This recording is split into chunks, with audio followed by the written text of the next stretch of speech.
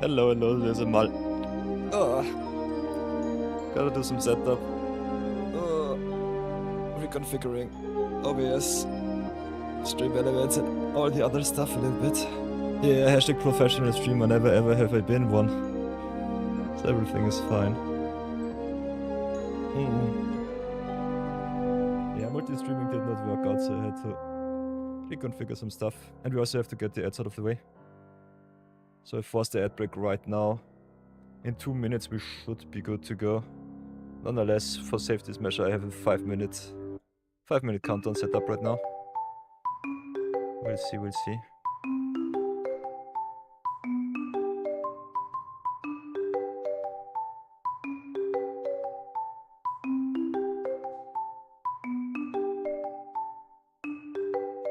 He literally came back to your coffee, your PC with the coffee. Nice. Timing is definitely a thing, sweet. I love to see it.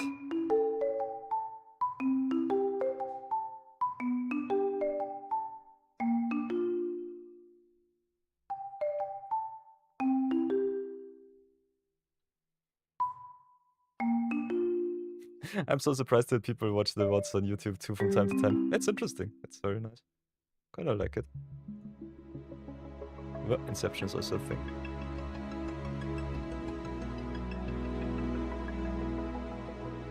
Interesting, interesting. YouTube is such a strange place. Yeah, welcome. Welcome, Georgia. Channel rebranding is a thing. I'm never ever happy with what I'm doing. At least not with the stream branding. We'll have to change some things up. This is the first step. Still not truly happy.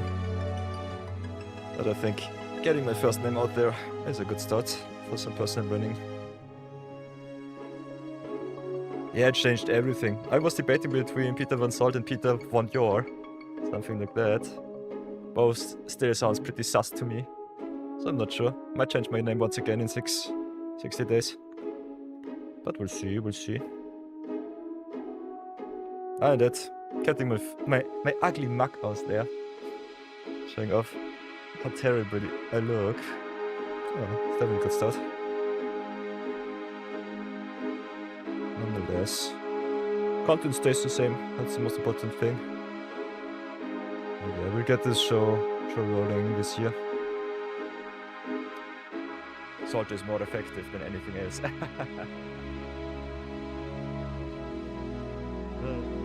Yeah, I don't really want to connotate my channel with something negatively connoted like salt. Oh, that's fine. I'm definitely not the saltiest person in the world, so. But I'm from Salzburg, so it fits somehow. Doxing myself even more. It's a gaming buzzword, yeah. I don't like it. I was debating with myself if I would just say Peter from Salzburg, but that's a little bit of a mouthful. And I kind of wanted to short down my name, not make it even longer. Another thing that I thought about was also your underscore, but that sounds a little bit innuendo. So I'm not sure about that. Real name shows on YouTube, listen mal. Interesting. Magic is not a salty game. Not if your spirit is strong. I will heavily debate that.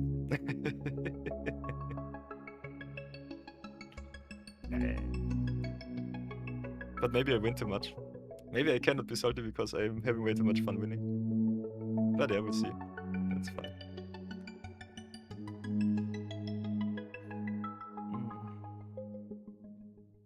The price of success. Yeah, never having friends.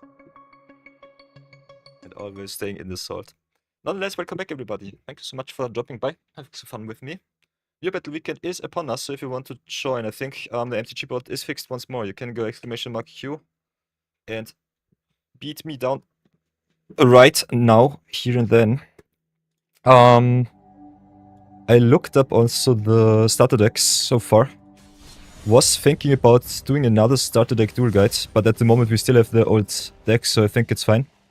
By the way, content-wise on YouTube, for whatever reason, my beginner guides and all of the other videos are doing the best for for unknown purposes. They seem to be going quite well. So quite happy with that. Over 500 views and 700 views there. So big kudos to my YouTube viewers. Really happy. Over 150 hours alone in the Arena starter deck tools.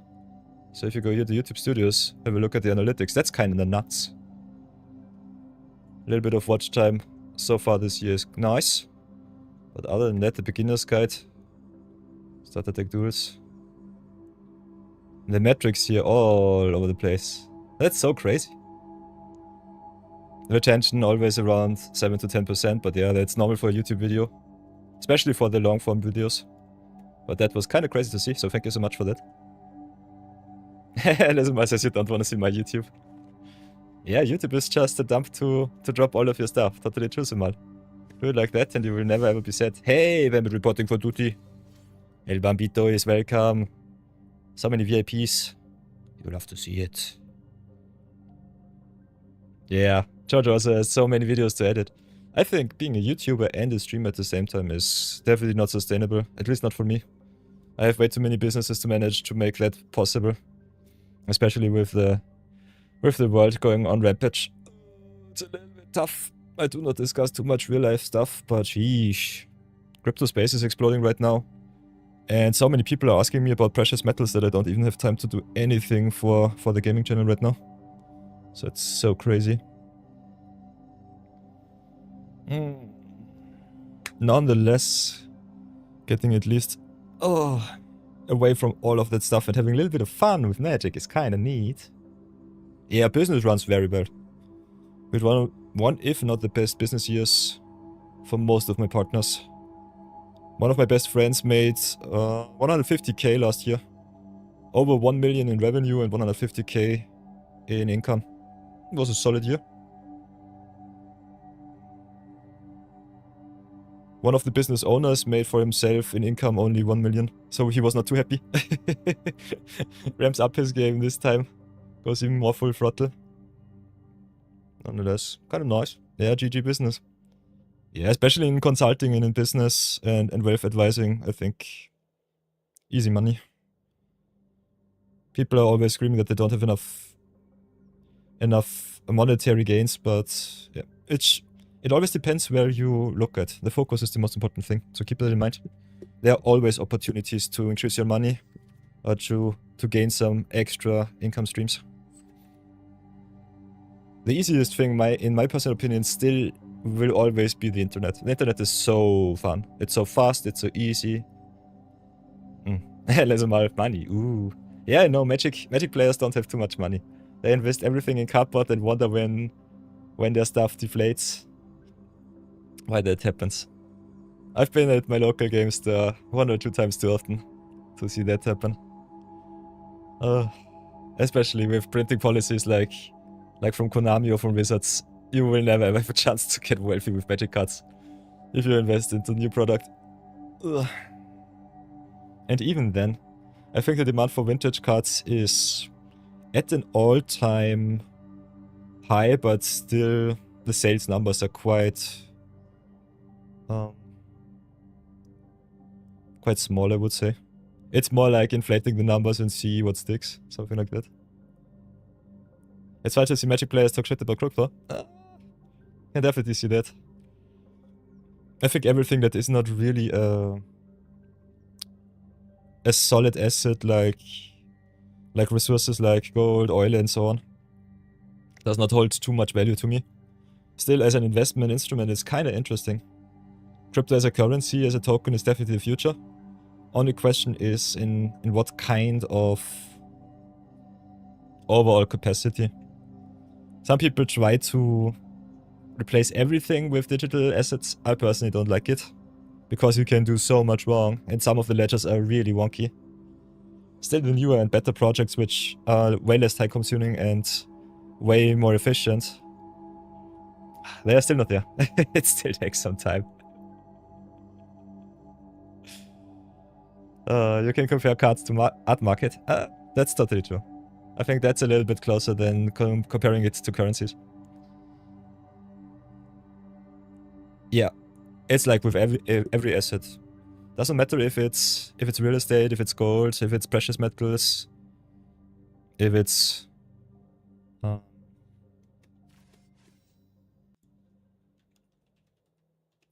always forget the words. If it's shares. Value always depends on how the masses perceive the individual value of certain assets. It's very interesting. It's one of the reasons why I went into financial advising. Because you can never learn enough. You always will learn something new. 5 years ago I said crypto was a total scam. And it was definitely in 99% of all of the cases.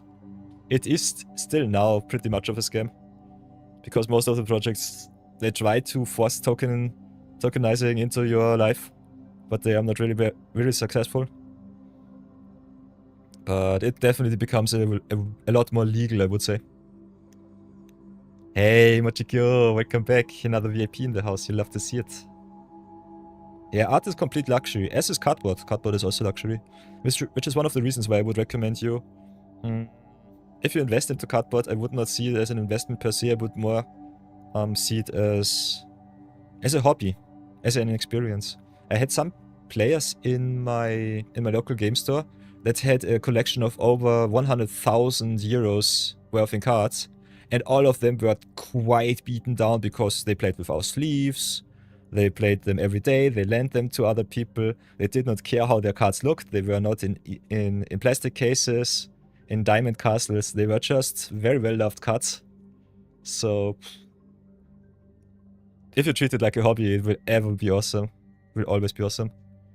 If you treat it like an investment, you will always be sad. I can guarantee you that. Hey, Ramen Fella in the house. Another VIP. You'll have to see it. All of the diamonds. All of the diamonds in the house. Nice, nice, nice. You buy cards because you think it gives you an edge on players, unless you're just a collectionist, but that you don't invest. In every collectible, I think that is the case. Will never ever change. Pay to win in trading card games is a thing. But I personally think if a card game is well balanced and the rarity is not too diverse, you can still have a lot of fun. Look at Magic, for example. Magic is one of the better examples for pauper players, for example. You have some really, really busted decks like Delver, which were Menace in Modern and Vintage and Legacy 15 years ago, and are still awesome also in pauper, and they don't nearly cost as much as a tier 1 standard deck or modern deck right now. If you want to get a strong and powerful pauper burn deck, I think you can definitely crack a budget between $100 and $120 maybe for some spicy lightning bolts or some brainstorms and some ponders. But yeah, does not really matter. And that is one of the beauties of Magic in my personal experience. You don't have to play the game that some people say you have to. If you want to play competitive, you're a little bit more narrow-minded, but that is the name of the game. Magic targets as a customer base, I would personally say more the whales. That's definitely a thing.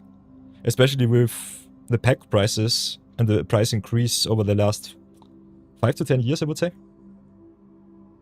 And otherwise, if you are a very creative person, the common slot still had so much power, holds so much power that you don't really have to go for the mythics and rares. That's one of the beauties. You can play the game however you want. This is one of the reasons why Magic will always be the best trading card game of all time. Will never ever change. There is so much diversity. They change up the rules so often. Every new set has a new exact mechanic, which shows that the game can still adapt and become even more awesome. Lese mal, ich bin German. Ich bin Germane. Ich spreche Deutsch. Non parle français. Parlo un poco di italiano too. Not too much, but a little bit. Ooh, Mochikyo went 0-6 today. That's nasty. You need to have opponents that are like-minded. Oh. In your LGS it was like standard right now and Aurelia. Yeah, I've learned Italian during school days, but it's been quite quite a while since I practiced it in real life. My grandfather taught me Italian and a little bit of Russian but never ever speak Russian. That's such a weird language to me.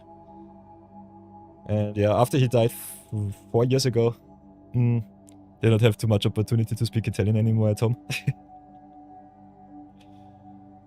Ich bin ein Berliner, no caps. Does that mean I am a sausage? Das wäre der Frankfurter. Frankfurter und Wiener Schnitzel. Wiener Schnitzel, funnily enough, not from Austria, but it's Milanese, it's from Italy. And the Frankfurter are not originally from Germany, Frankfurt, it's originally from Vienna. So culturally totally diverse from totally different places. It's so stupid.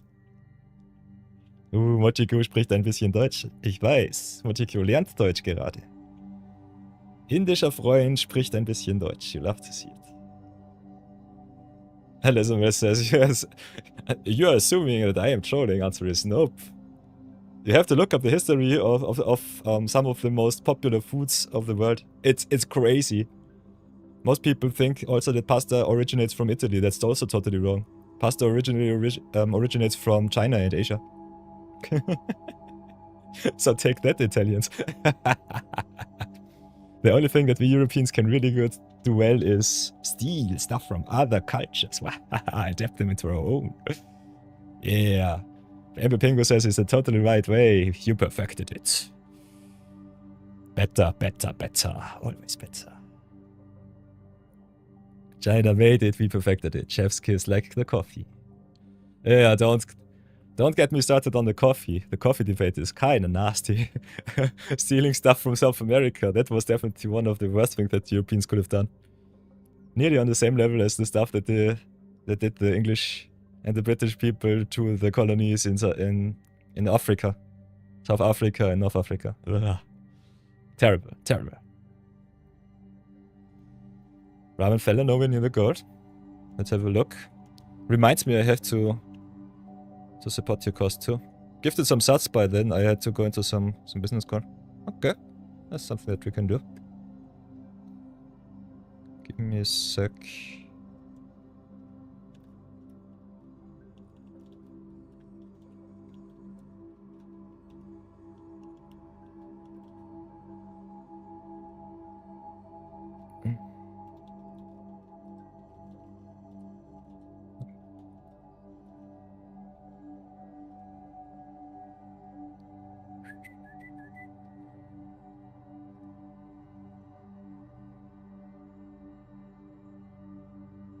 I have to check it out with my other browser, come on.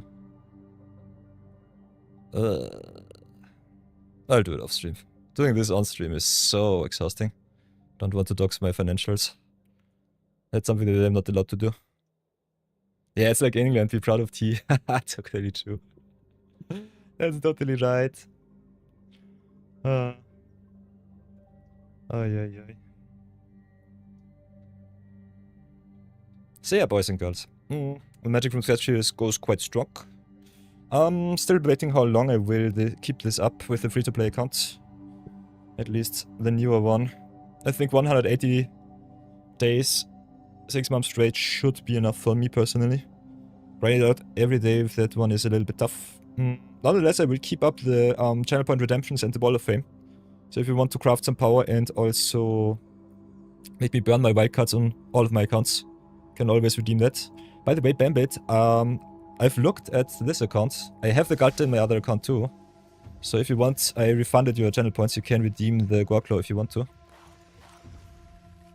But you were not in stream yesterday when I ended, so I thought it was kinda better to inform you of that when you come back.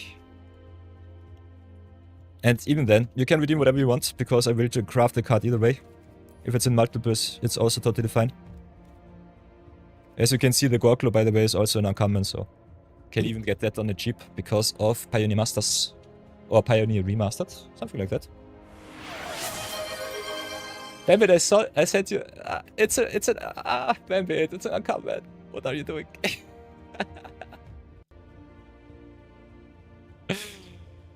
Yeah, I refound it, give me a sec. I told it to you right away, right now. You still redeem the rare. So yeah, here the channel point redemptions, Bambit reject. Take back your money, don't throw it in the wrong way at me. I love you so much. You already hit cents. Nonetheless, I'll craft the Gorklo for you. So, big shoutouts to Bambit. Wants to see me play the Gorklo in his name. So that's kind of fun. Go to Twitchy, go to Wall of Fame.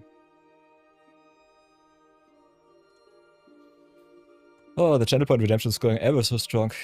Definitely have to get them online on the Twitch too. Not on the Twitch, on the Discord too. Oh, we have way too many redemptions. I will go crazy rather soonish. Also, LibreOffice kind of trolls me right now. Don't know how to get rid of the page breaks here. Normally you should just be able to delete them because the tables here kind of broken. It's a little stupid. Ooh. Gorklo for FFS. Bambit aus. Big shoutouts to my Australian friend. Bambit always makes me craft the most fun of cards. So Gorklo, Terror of Kalsisma. Such a mouthful to write out. So yeah, if you want to challenge me for some awesome viewer battles today, the viewer battle queue is open, just go !queue join. And fight it out for me. If you're new to the channel and don't have a VIP slot, you can earn yourself one if you get a winning record against me. Otherwise, we'll be having a little bit of fun with some deck brewing and some zero budget brawling. Could also do some Brawl Deluxe for you, depending on what you want to see. I think Mochikyo loves to see me play some Power Bambit too, so you can definitely just pull out my other account and go to town with some custom brews.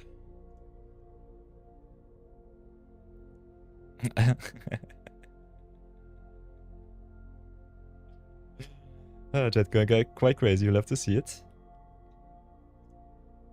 But yeah, now I think it should be fine. So yeah, now it works. Uncommon redeemed. Would love to connect this with Arena account, but yeah, it is what it is. Chuck. Oops. Kinda like that you can have a look at that. So Gorklo redeemed. There's the Galta, by the way. Just for safety measure that you can see the 2 Bambit. Can always just redeem another Galta if you want to see me shout your name whenever I play Galta 2. That's always a thing. So yeah, this is the challenge account. I think playing with only the rares and wildcards that my viewers let me craft is a good start. It becomes a little bit too powerful in my personal taste, so what I am thinking right now, maybe doing another experiment. When Wizards drops another starter deck batch, that will do another Magic from Scratch series, maybe Season 2, something like that. Getting the videos on YouTube is impossible for me, which is a little bit unfortunate. The boards are nice. The experiment itself is kinda crazy, but as you can see, I'm an experienced player. After 3 months of playing, we already broke the bank, I would say. Had so many good rares and mythics that, yeah, we're ever so close to just playing, like my other account, playing full on power in every Brawl format. Feed Fetish Commander is here, I see. Yeah! Markant is definitely a thing. Also a pretty strong commander. We played some Zero Budget Brawl, yes, 2 days ago with her. Unfortunately, my free-to-play, my from scratch account does not support elves too well, because the most busted elves are in rare and from sets that are 10 years old or something like that. Nonetheless, pretty fun. But yeah, I think the most fun way to commemorate 13 weeks of awesome viewer battles is you can challenge me in whatever format you want. Can also do a builder challenge, so because it's battle weekend number 13, I think the unlucky number is kinda neat. Can curse me with whatever challenge you want, and I'll craft it for you on my other account. As long as I have wildcards, we can curse ourselves as much as possible. Lesser Mal will pass on Galta, to be honest. Nice. So yeah, sweet with that. Lorwyn Eclipsed dropped, yes.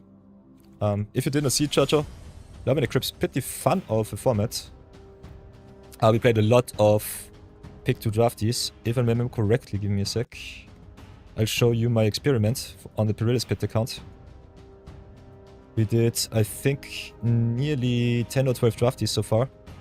1, 2, 3, 4, 5, 6, 7, 8, 9, 10, 11, 12, 13, 14, 15.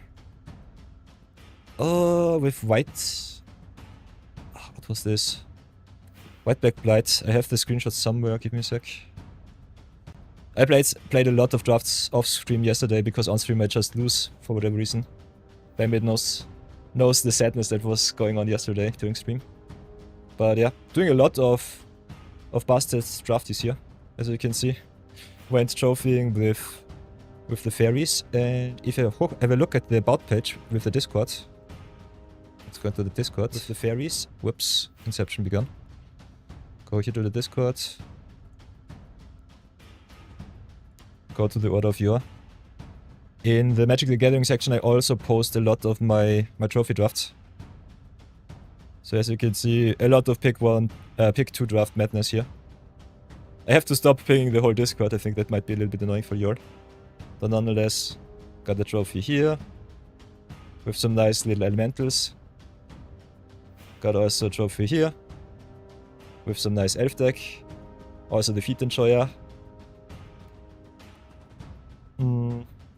Then trophied also with some blue-black tempo. Thunderflock was terrible, but still kind of fine.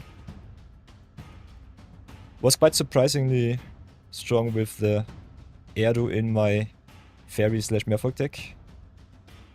And other than that, also show off some of the pick ones in the pack 1. I think especially pick 2 draft kinda interesting to draft. Kenji Goshira aka New Montanami is finishing out his 24-hour stream to celebrate his 100 subscribers on YouTube, and she drafted a lot of premier drafts. I think his overall record right now is over 70 to 30 or 40, something like that. It's so crazy. So that's really nasty. So if you want to see some winning deck lists, definitely check out the Magic the Gathering section on our Discord. The Order of Yore awaits you. If you have some questions about picking orders and so on, you can definitely check out the screenshots or ask me some questions. But other than that, yeah. I think I also got myself on untapped.gg, we have untapped, I mean 17 lands. So if you want to track your records on Arena, you can also do it like this. Set the tracking here, register, or go into an account. You can go start tracking. Just connect untapped, keep it up, untapped, connect 70 lands. Then you can go here to your data, event history. I'll log out and go to my other account, give me a sec, then I'll show it to you.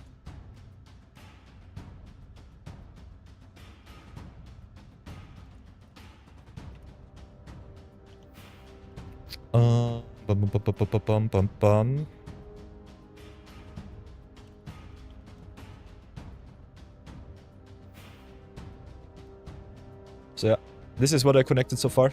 These were the drafts from yesterday. So if you want to see a little bit of win records, you can also go here and go to card data, check out what cards performed how. So that's pretty interesting. Especially Thunderflock and Champions of the Shoulder overperformers. Kin Binding is busted. Gloom Ripper is strong. Erdu is nuts. So yeah, definitely recommend 17lands.com if you want to improve your draft game. It's really, really good. Otherwise, we'll implement also a record button so that you can have a look at that too. Yeah, untapped.gg as a stream application is really good for Magic players. And otherwise also, I would say the 17 lands is really nice. Kenji has a Twitch stream command with !! records, and you can have a look at that. I think the MTG bot does not support it. Hey Marathon.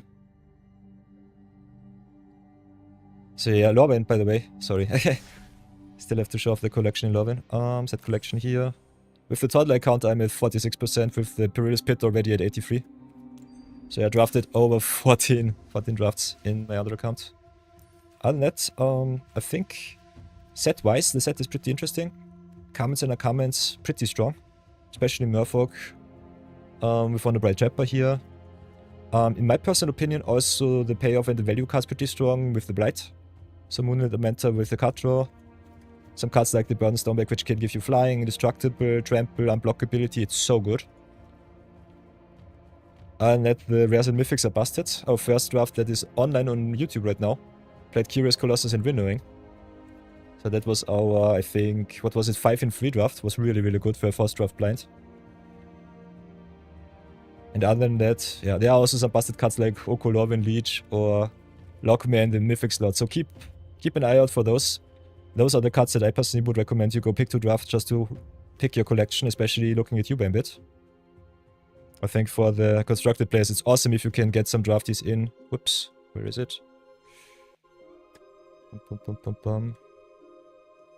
We will look here. I will go in and draft in one draft for 900 gems, 7 rares, 10 rares, 11 rares and mythics. This is so busted. This is so much more than you would normally pick up in a premium draft. And you also only have the risk of losing 900 gems instead of the whole 1,500. So that's busted. Marathon himself has adapted the strategy of going into Jumpstart Infinity. So that's also a possibility. But yeah, like this you can go infinite because you can redeem your gems quite easily with a 2-in-2. So that's nuts. Yeah, I got 11 rares and mythics in one draft. Pick 2 draft is busted. Lorwyn has some draft packs where you can open up to... What the most that I've seen so far was 3 mythics in one pack. That was crazy. That's simply stupid. The pick 2 decks also a little bit more impactful and power level way higher in my personal experience. But if you know what cards perform well in synergy and combination, you can definitely master pick 2 draft. I think we have... How much do we have? 1, 2, 3, 5, 9, 10, 14, 18, 22, 26, 27, 28. Did not record the blight deck, you have to look at that. We also did another Elementals win, which was 4-0. And I think that was also 7 rares or something like that. So if we look at that, I think with the blight I also went 4-0. So if you have a look at that, these are, for example, 2 drafts, and in 2 drafts for 1,800 gems you can pick up 12 rares. And get, if you go trophying like me, also another 6 packs, so which is definitely at least another 6 to 8 rares in mythics. So yeah, pick 2 draft is busted. Was draft busted in Through the Omen Paths and still pretty good in Lorwyn Eclipsed. So if you want to grind, do that. That's definitely appreciative of your time and your monies. Hey, Bambit's record is 14 rares and 3 mythics in an Avatar Premier Draft. Nice. So in Premier Draft you can also do it, but it's definitely not so common. And normally the bad rares and mythics go around way more. And the cool thing in Pick 2 Draft also on the wheel you can pick up some of the not so good rares and mythics to get yourself some extra gems if you're already maxed out. Where are the A cards? They come Wednesday. Ooh. Yeah, back in the day it was 1 rare per pack. I think that was way more fun. Now it's a little bit too convoluted and bloated.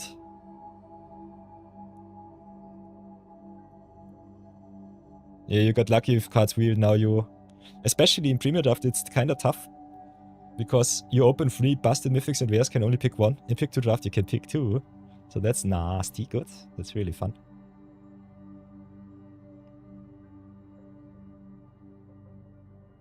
Yeah, meeting of the file wheeling. The good old times. Marathon bringing out the old guns. Kinda nice. So yeah. Oh. Okay. Ad roll timer is off for another hour. So yeah, boys and girls, depending on what you want to do, can challenge me to some challenge runs in the viewer battle queue. Otherwise, we'll be doing a little bit of brawling, a little bit of brewing, having a little bit of fun. Should be already day 168 if I remember correctly.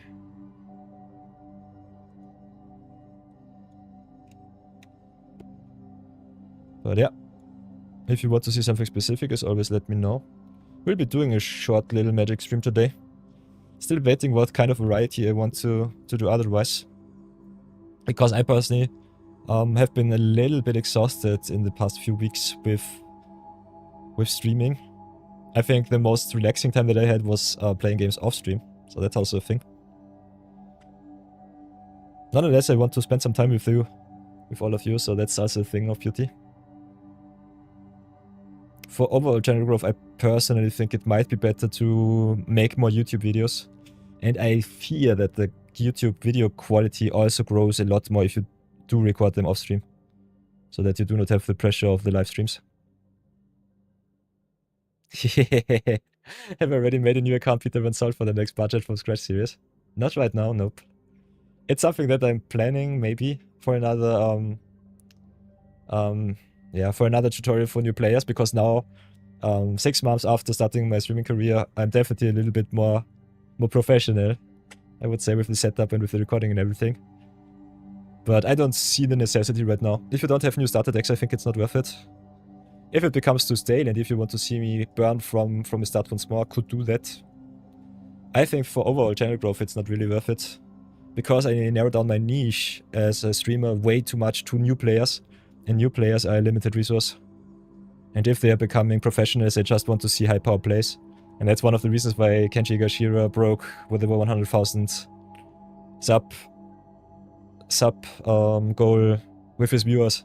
He's been a streamer for over 13 years. Started when Twitch was still just in TV. And also, yeah, he does only limited content. And that at the highest level. Does professional events. Was also a pro player for some time, but not too long. And otherwise just streams a lot of drafts, posts a lot of drafts, does some arena directs, plays some sealed. And is one of the biggest Magic streamers out there. If you look at the pro scene, for example, in Constructed, some big players like Luis Scott Vargas, or like, who else is there? Brian Kibler, for example. Brian Kibler is a very special unicorn. He played a lot of Magic, did also some social media presence stuff for Magic 2, then was exhausted and annoyed by the game, then changed to Hearthstone, and there was his real big growth as a streamer and as a YouTube creator. So that's the thing. Hey, Ramfella had his account since 2012. Nice, sweet. Registering just for securing the brand name? Ah, I don't really care. I think my name right now is a placeholder as well. Twitch only allows you to change your name every 60 days, which sucks. YouTube, for example, does allow it twice every 2 weeks, so that's nice. But yeah, it's what it is. Don't really care. This is why I just link everything from me. Get all of my socials, my private ones, my business ones, my gaming ones. Doesn't really matter to me. If you can see me, you will definitely see me, because I think visibility on the net is really important. And yeah, if you do not want to be seen, you can do it like Distortion 2, for example. Be a soul speedrunner and never ever show your face in 10 years of streaming. And after the viewers asked him to show his lovely mug, yeah, now he's going online with the facecam from time to time too. But that's more of a cherry on top. Not a regular thing. Magic Arena came out in 2018. So it's 8 years old right now. On Steam it came out, I think, in 2021, if I remember correctly. I looked it up once. MTGA release. If you have a look here, on Windows it was September 9, 2019. And on mobile 2021. And if you look at Steam, I downloaded Steam Client 2. Yeah, on 2023. So with a 2-year step, 2-year plan, they started in 2019, then 2021 came mobile, and 2023 came Steam. Kinda surprised that they even got on Steam, but maybe Steam has so much reach that it's worth it. I personally find Steam kinda interesting, especially as a platform, because of the system that works a little bit like PlayStation and Xbox achievements. So Steam achievements are kinda fun. I think Magic does not have them, but if you have a look at Clair Obscur, for example, I'm still so mad that they did not give us a multiple of 33. So 55 achievements right now. So I think that is kind of fun. If you're an achievement hunter, Steam definitely replaced Xbox and PlayStation for me. Because I think computers are way superior to the consoles. Same experience and so much more fun. Also, you have the store here where you can buy everything and get it digitally right away. So don't ever have to feel bad about that. Look at him. He's so buffed up. Ugh.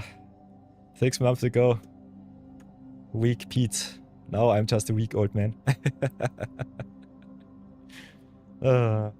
Godly. Simply godly. Yeah, Alpha I think started a little bit earlier, November 3rd, 2017. That's definitely true because I went back into paper play after a longer break. I think in 2015, 2016 when Duels of the Planeswalkers was discontinued on Steam. And then played paper for 2 or 3 years once more. Then came Arena out and I said just screw paper because paper cost me so much money.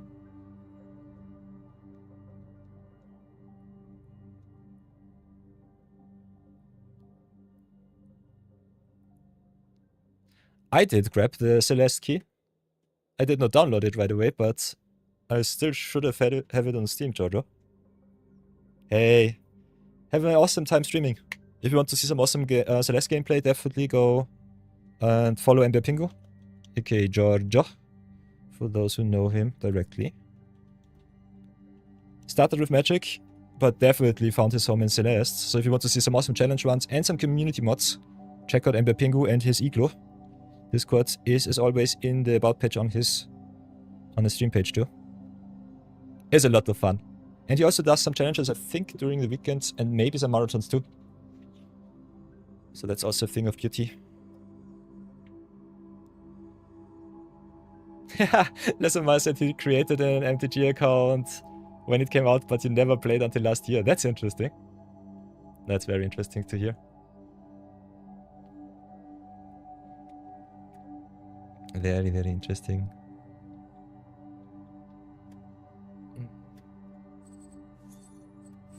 So yeah, we could do some zero budget Brawl, otherwise...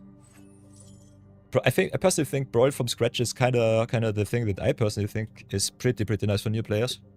But yeah, we did already 2 Foundations videos. I have to update them too for starters. I think that might be interesting for new players. Otherwise, just making a new account to show them off how to build from scratch with all of the packs that you open new could be interesting. But I think Wizards will haunt me if I make 10,000 new accounts just to show off how to build a new deck every new time. So that might be a little bit strange. Marathon 42 is also a branded name. Nice. Corporate trademark. The Marathon 42. Sweet, sweet. So yeah, exclamation mark Q join is the MTG bot command. For those of you who do not know how it works on Twitch. On YouTube I unfortunately cannot connect it. Have to look it up if it's possible, but otherwise we've got the extension on Twitch, so I can join here. Go exclamation mark Q leave if you have to do something else. And if you want to see where you are in the queue, you can also always go exclamation mark Q. And because we are still at a very small stream capacity, you can always just write in chat, let me know your challenge, and challenge me directly. Otherwise, we'll be doing a little bit of Brawl today. I've played enough limited. I think 4 hours on stream yesterday. And then another 4 hours off stream. And went, at 4 AM today to bed. And got up at 9 AM once more. So I'm a little bit fed up with limited for today. So we're doing a little bit constructed, having a little bit of fun with Brawl. And otherwise, you can challenge me whenever you want for some VIP slots. Get the funky little diamonds. So these are the pink diamonds with the PAPs, like Ember Pingu here. Can also go into the roles manager and have a look at that. Yeah, and we also have to reroll the 500, it's totally true. So boys and girls, I think we'll do some zero budget Brawl to wake us up from a nice 45 minutes of awesome just chatting. So let's see if we are lucky today. As you can see, if you're a new player, reroll your 500s into 750s to get all of the juicy golds. Also, Viewer Battle Weekend is upon us. So if you want to challenge me for some diamonds on stream, get the coveted VIP slots and some nice little benefits, just drop by on Twitch and say hi. Fight it out with me, and if you get a winning record, you earn yourself the diamond, all of the honor, and some giveaways in the future. Also, you have to push some of our VIPs from their throne. Our slots are limited, so if you want to see the others burn, definitely come by and hop in too. Nonetheless, Lorwyn Eclipsed is upon us, and our free-to-play account goes quite strong. We've been a little bit lazy with our craft so far, so never mind that. Send Ruby as the last deck to the stars, as is custom on this stream, to make place for something more awesome. And kinda like the set so far. We did not draft too much with our free-to-play account here. It's already 6 months young, but still has a lot of power to be gained. If you have a look here, collected section is still pretty weak. We have a lot of awesome legends to brew around with. Last time we played a little bit with more cards, but I personally think this one is really good only if you have enough elves in your list. If you pick up Marilyn, it becomes way easier because you can play also elves and fairies and get a third color. And as you might know so far, oh, our green and black pool is busted, our blue pool ever so growing. So that's a thing of beauty. Nonetheless, never ever have to craft this with your channel points, because I will definitely draft some more also on this account. So for now, we'll see what draft chef we can play with. Go from the collecteds, from the not collecteds into the collecteds and have a look. One of the best things that you can do in Lorwyn, by the way, or in Brawl overall, is place planeswalkers in your command slot. Because we are blessed with 750s in all of our colors, I can play without any color restrictions. And I'm kind of interested to see how good Oko Lorwyn Leech is in Historic Brawl. It's 100 card format. And normally really busted if you play planeswalkers in your command zone. Nonetheless, Oko a very fair commander, so we'll have to see how far we come with that one. Still pretty nice to make a lot of elves milieu, and if you emblem him right away, kinda busted with creatures you control with +3/+3 in their vigilance and hexproof. Wants to be a tribal commander, so we'll see if we play some changelings. Other than that, is still a very nice tempo piece. Not too busted, but still very okay-ish. So first things that I would say is get your landfall in, because landfall is normally your win condition in the green-based decks. So get Lorwyn out of here. Have a look at our busted common pieces like Springheart Nantuko. I love the card draw of Royal Cartographer too, so get that one in. Tifa Lockhart could be good if you had some +1/+1 counter shenanigans. With card like Earthband Ascension, that's easy to enable. Got also the Tireless Provisioner craft here from... Whoops. Who was it who made me craft that one? Oh no, did I not write it down? I think it was Marathon? Was it Brownie Man? I don't know. Remind me, chat, remind me. Nonetheless, Tireless Provisioner is awesome in every landfall deck, really good in tokens too. Ice Still Explorer really good with fetches, which we will include because we play 2-colored. All of our common fetch lets also give us a lot of value. Tough Earthbending Master from Rysasa is also sweet. Primeval Bounty Rampaging Belos from your starter decks, so that's also something that you can do right away. And yeah, if you want to play some really busted power, go into the Alchemy slots and play cards like Ambassador of Evendo from Edge of Eternities. This card is simply busted, really awesome with fetch lands, transforms all of your lands into a card draw, forces you to draw yourself out of the game. And yeah, you can also play from Foundation some stuff like a Tatovia Benthic Druid here. So that's pretty neat. Otherwise, got also some seed cards. So if you're speaking of busted alchemy cards, can play some really good tempo pieces like Cunning Scale. Cloudsculpt Armorer, for example, a really good synergy piece for all of the Planeswalker based decks. Because when Planeswalkers gain or lose some counters, it counts for the Armorer to draw you more cards, seek you more stuff. So that's awesome. Other than that, you know the drill. In green, get yourself the land fetches. Play maybe some seek cards like the Radvi Moose. Courtesy to Marathon 42 for the craft. Can also play some busted cards like the Worldweave if you have some mythics running around. In my personal opinion, by the way, the most busted ramp spell that you can play in Brawl right now. So that's a thing of beauty. Otherwise, what else will we do? Everything that searches is normally really good in Brawl, so get that one in. Could play some cards like Transit Mage, maybe play some Wombo Combo. Could also play some solid hate pieces like the One-Shot here. So that's pretty nice. Got also some really good land fetching here with the crop rotation. Yeah, Uzru says Worldweave is just okay in a lot of decks. I think in landfall that deck it's so busted. Getting a land for every creature that you play is so strong. I love it so much. Good to see you once more again, Uzru, by the way. Thanks for joining us once more. So yeah, love me also that ends of the tumbleweeds to search us for more lands. Bloomkin can also become pretty big if you get some forests. Shared Roots, one of the better fetches in the spell slot. Nonetheless, I personally like me more of the 2-for-1 cards. Like Summon Fenrir gives you counter, searches your deck, draws you also a card. is also a creature, so that's really nice. Yeah, Marjan also says it's crazy for thinning your deck, the World Weave. Yeah. If you play creature to deck, it's definitely worth it. And I think blue-green normally wants to be mid-range, so that's a thing. Other than that, having some stuff that has flash is really good against control. Map the Frontier is a really good ramp spell too, because it can fetch you any deserts, and we have some utility deserts in our list.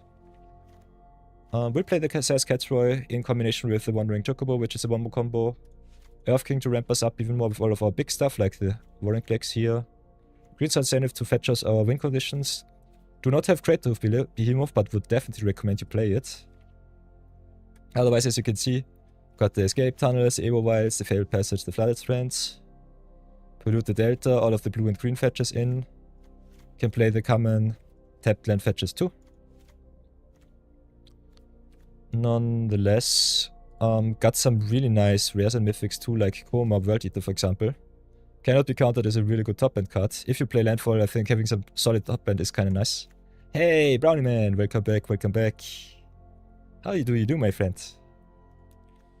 Other than that, important things are as always the removals before anything else. I always forget about getting that one in. So play, especially in blue, I think, the lose all abilities cards against the opponent's commanders. This is my personal way of tackling the meta game. Not so good against control and planeswalker based decks, otherwise pretty nice. Have to play Imprisoned in the Moon, the Lilsumal special. Making your opponent's card a land is kinda nice. Makes it way tougher for the opponent to get it back. With some flicker and bounce effects. Otherwise, got some really nice 2-for-1 cards like the King of Cold Blood Curse, which can also make your stuff bigger, so that's nice. I have to play the Bambit special in 1 ring. For more GQ crafted. For us to enjoy. Otherwise, destroying artifacts and enchantments is important, so get to the destroy part too.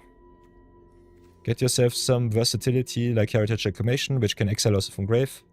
Draw a few more cards. Otherwise, Insidious Fungus if you want to get more creatures in the deck. To support your Planeswalker and protect it. Can play nearly everything. I like the removal spells tagged on creatures, so Jumping Changeling and the Reclamation Stage is nice. Oko also wants to be kind of a tribal commander, so having a look at your tribal synergies might be the way. I think the easiest way to enable that might be in green humans or maybe green elves. Elf Bolter deck is normally good. Otherwise, playing some power and some cookie cutter lists is always solid too.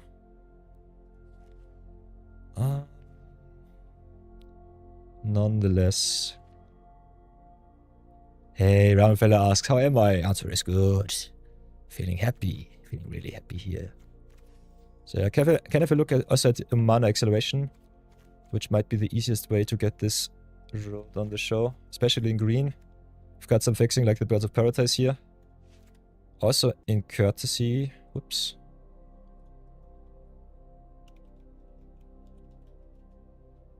To Bambit aus. So yeah. Bambit knows the way. Crafting all of the power. Could play cards like the Median Life Seed, kind of like all of the fast acceleration like the Vanova Elves. Badgermole Cups, which gives our mana dogs also a boost in mana. Blue Astronomer is solid, fixes you. Fuel Tank Feaster making your stuff cheaper is nice. Great Divine Guide also giving your allies a boost, which is kind of nice if you have some shapeshifters running around. Oko for whatever reason makes elk tokens, so that's also a thing. Otherwise, if you play Planeswalkers, another thing that you could do is definitely get yourself Proliferate into the deck. So you could play definitely also Proliferate Shells. Proliferate can give you another counter of every sort. Can be negative counter for the opponent, can be positive counter for you. So Proliferate your deck normally really good. Cards like Flux Channeler to make your commander go infinite, not infinite, ultimate as soon as possible. So this is what I personally would recommend if you want to play the most competitive Planeswalker list. Otherwise, playing Planeswalker midrange is also always fun, so never ever feel bad about that. Nonetheless, acceleration-wise, I think we're well set up. Removal looks good. The other thing that you should consider into your decks is normally also a little bit of card draw. So keep that in mind. Card advantage, removal, and acceleration is normally the way of the game. The name of the game. Having a solid amount of creatures, non-creatures also important. If you have a look at Oko himself, he's a little bit cookie cutter. Giving all of your creatures, one of your creatures, all creature types is kind of nice. So for tribal synergy is quite well set up. Targeting only one creature is a little bit weak. Mailing yourself is kind of interesting. And the elk tokens are definitely the most impactful ability, I would say. Also having the ability to flip him at the beginning of every first main step of your turn is kind of sweet. So you can decide what of the 5 loyalty abilities you want to play. Ooh. Chronicle of Victory is a question from Lesamal. Let's have a look. Chronicle of Victory have. Choose a creature type and then the creatures get first strike trample. Whenever you cast a spell of the chosen type, draw a card. That's busted. Pretty busted. So we could try to play some Elf Brawl deck, otherwise I think we're a little bit too far in many different directions. Interesting thing with Oko himself is also you have to choose a creature type, so going a little bit more streamlined with your elves, for example, might be the way. So you could play Elf Tribal deck if you really feel fancy. Which could be kind of interesting. Play a little bit of Elf Brawl. Don't have too much top end right now, so would love to get more top end in. But as you can see, I think our elf pool looks quite solid. So you could play some Oko elves with cards like Champions of the Perfect, giving us also some card advantage. Elvish Regrow giving something back. Disciple of Fries also being one of the land creatures from Modern Horizons 3. So if you go here, set double point image 3. This is what I personally always love to get in. All of these dual land cards. So Sinking to Stupor, Disciple of Fridays, Bridgeworks Battle, that double up as creature spells and also as potential spells that you can play. So that's pretty nice. Otherwise, if you have a look at the lands, you can put in your stuff like the command tower here, get all of the fixing in. Get all of the good dual lands in, like the breeding pool, the hedge maze. In dual colored list, I think you can play nearly all of the tap lands too, because you play 40 lands. It's always a little bit tough. Otherwise, having a look at the support lands, we've got the Alt Aquifer Desert. Not sure if we need the extra ramp because we play also creature ramp here. The extra haste for your creatures is definitely nice. Could play Edgewood Inn just because we have some adventure cards in the deck. Multiverse Passage is nice, Pit of Offerings for Graveyard Hate, Nixforce to ramp us up into infinity. Thanks to Mochikyo. Otherwise, we'll only play some fixing lands. I think the utility lands are not so important in landfall deck. Then because we play 4 flip cards, we just cut 4 lands and then we're ready and set. So let's go into some games, have some fun. And then see how far we come.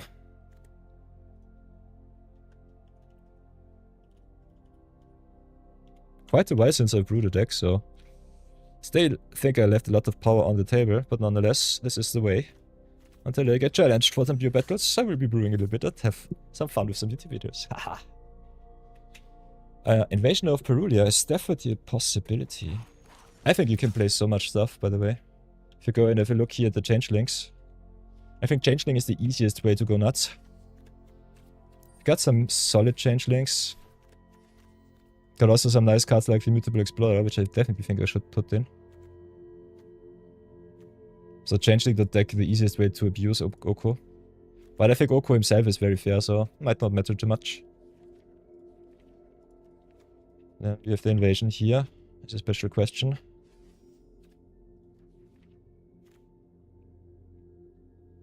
Reveal the top card of your library. Whoops. If it's a land, double face card, draw a card. That's nice. Not impactful, but still pretty solid, I would say. So yeah, the only thing that I personally think might be a little bit tough is our late game.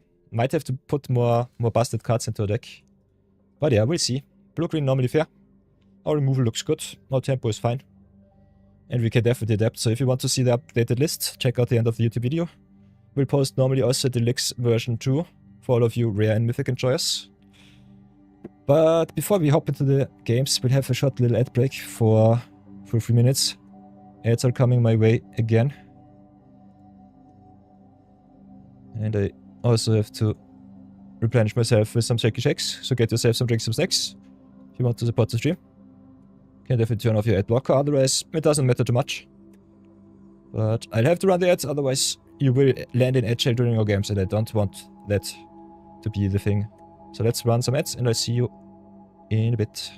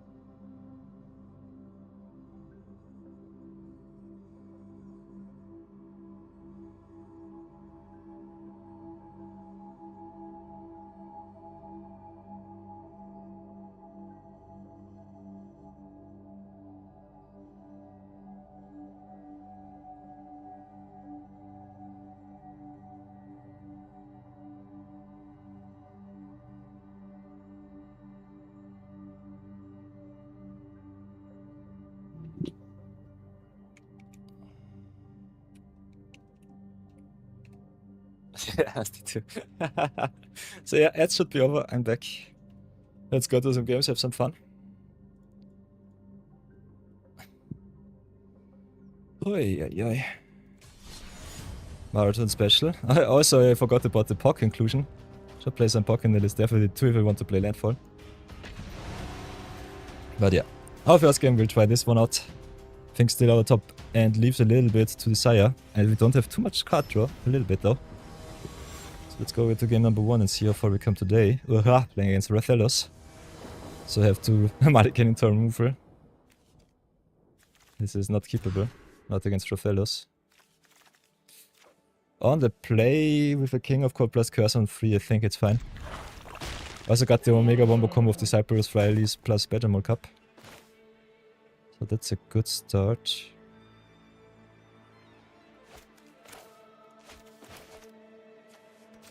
So play tap then pass. King of the Cold Blood Curse, one of the better removal spells for Rathalos, keeping him around. The big problem for Rathalos and Mono Green Ramp in a nutshell is the deck always ramps up into big spells, so even if you get rid of the mana acceleration, it does not matter. This is just one of the most annoying pieces that you can play our opponent. Our deck also needs a little bit of life gain, so might have to include some of that too. Big problem with the Frailes here is she comes back as a creature, so might not be too good to play her with some Earthband. Still need all of my lands. So get the breeding pool untapped, fix us into blue. Play Badgermole Cup, animate the pool. Still need to hit our 4th land for the king, otherwise I will be pretty sad. Can fetch with it with the Cunning as a skill, but they will get 1 turn off. If I don't draw it naturally.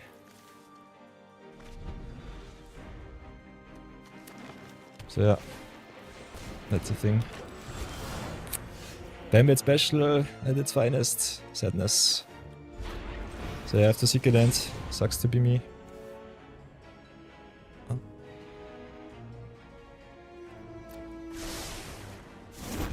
Also with the tapped land.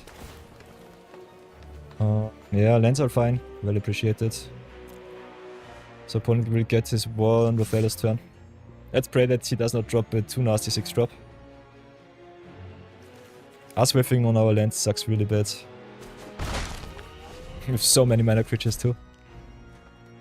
Unfortunate.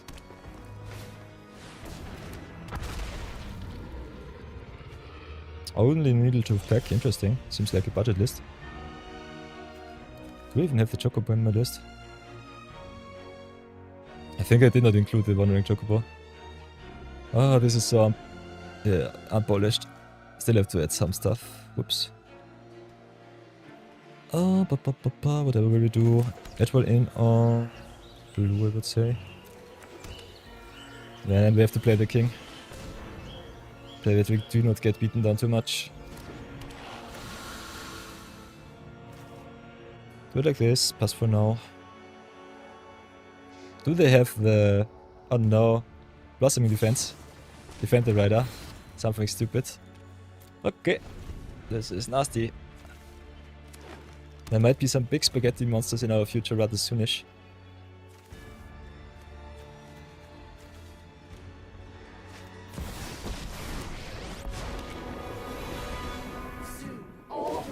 Or even worse, Anissa.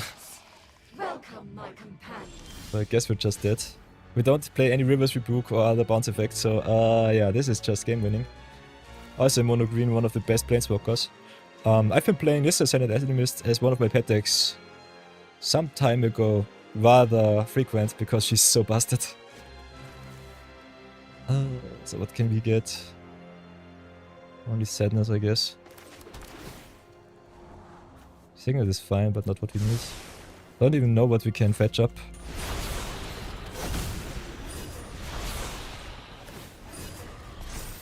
Can at least protect us for 1 turn, but I think it's not good enough. They pump out so many big creatures. Without any bounce effects, you're just dead. So that's the thing.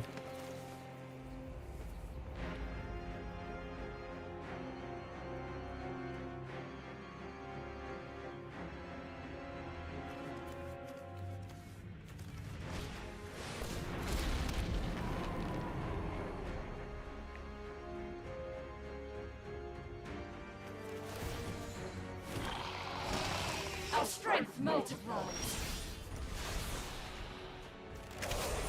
Okay, Witness Protection would have been fun earlier. Now opponent just brings out the big guns and I'm sad. Can draw another 2 cards. But yeah, this looks pretty grim. Yeah, I think we're just dead to the Nissa ultimate. I will concede here. Doesn't matter. Cannot win against this. So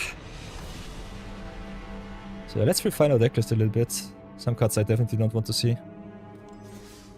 And some cards we definitely need to include to have some better chances. Especially with this toddler card, I think our Rares and Mythics should give us a better win chance. Personally think might not need some cards like Tumbleweed. If you want to play it more Oko-faced, getting more Elves in might be the way. And that some cards like Imprisoning Moon that also target Planeswalkers are so important. So maybe go look like Planeswalkers here.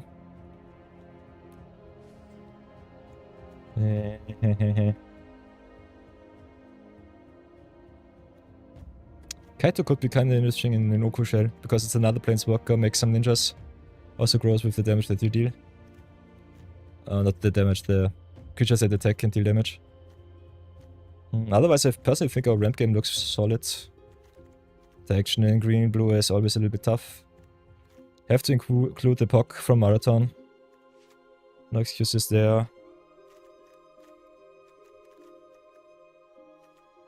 Not hitting our land drops made me a little bit sad. Otherwise, if we have a look at our busted rares and mythics, whatever would I include?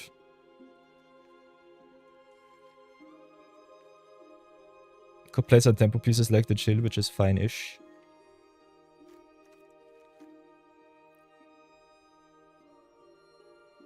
Otherwise, Intruder Alert is kinda interesting.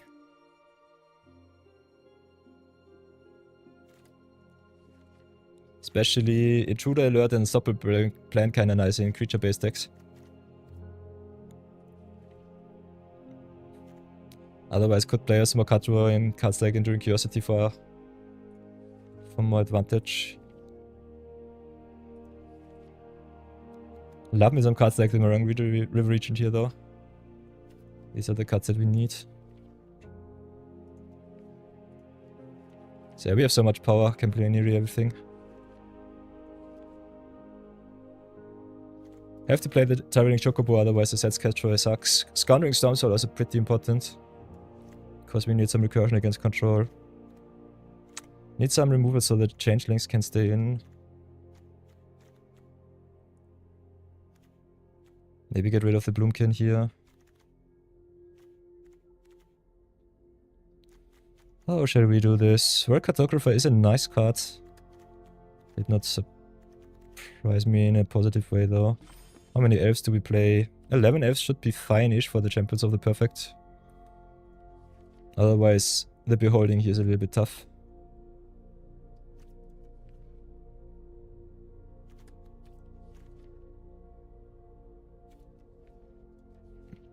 I'd also have to play some stuff like the Roboroid, just get some busted stuff into. As I said before, we can play nearly everything.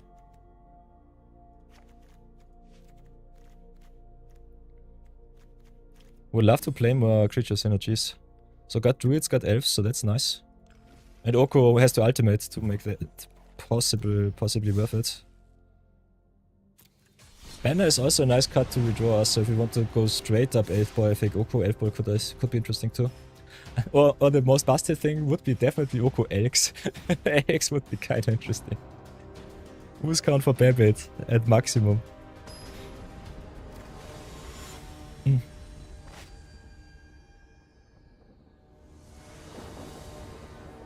Okay, let's go into another game, play against Tough.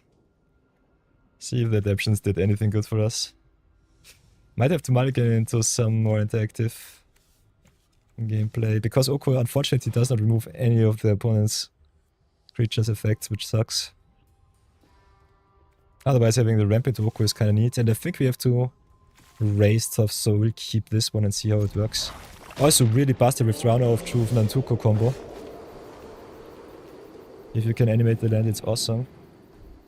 Otherwise, we'll just drop it and fix our mana right away.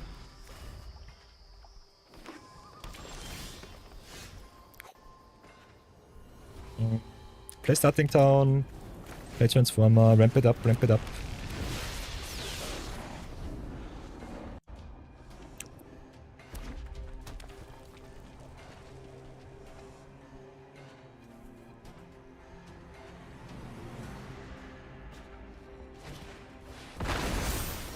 Okay, Earthbound right away. Still no basic for me.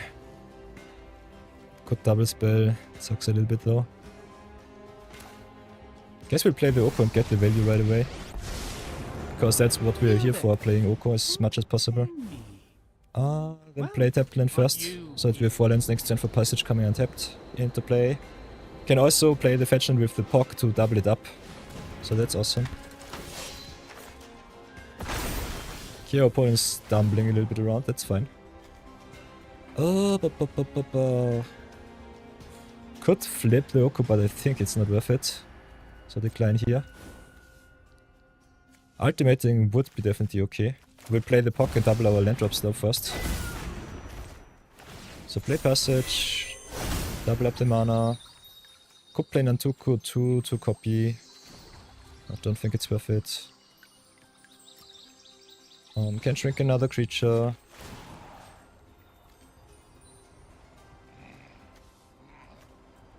So shrink down the mountain here. Would love to go in the direction of the ultimate, but the more aggression the opponent has, the less it will be possible to keep our Oku alive.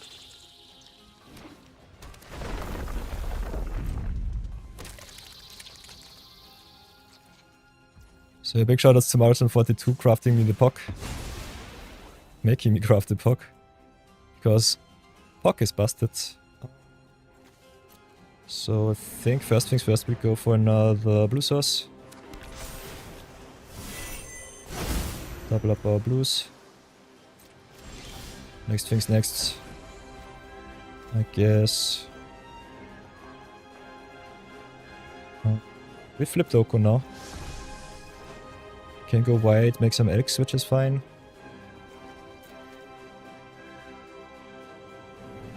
The question is, what do we want to double up?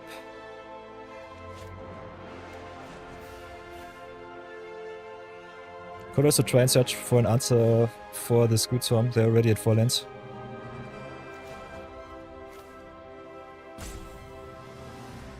But yeah, I think we have to go white a little bit more. So do like this.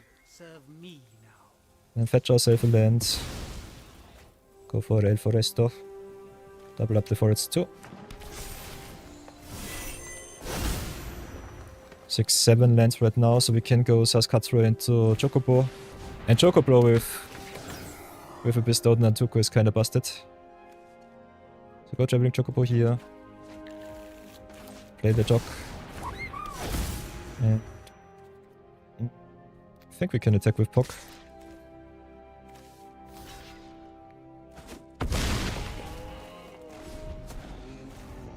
Ah, look at the egg tokens, they are so beautiful, I love it.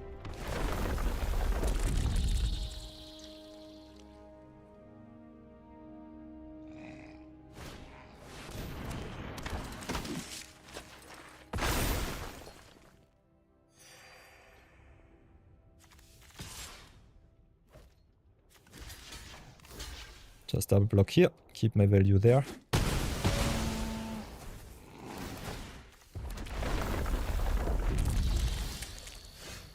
Okay, okay, that's nice. I think we'll flip Oko. Kinda want the land drop to enable my shenanigans with the Nantuko here. So might have to minus once more. Decline here. Keep the mana. Mill ourselves a land, hopefully. Ah, no lands for me. I've got the Ice Tail though with the Thatches, so that's awesome. And Ice Tail Explorer plus Springheart and Tuko also can go quite infinite. So play like this first. Ice Tail it up. Then bestow the Nantuko. Big question is on the Chocobo or on the Explorer. I think we'll go Explorer here. Double up all of my Explorers. Double up also my Fetchers.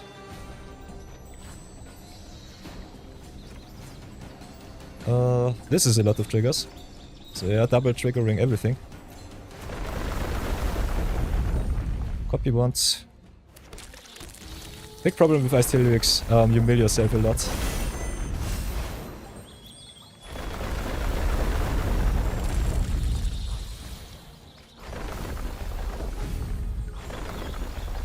So yeah, Chocobo might be better here.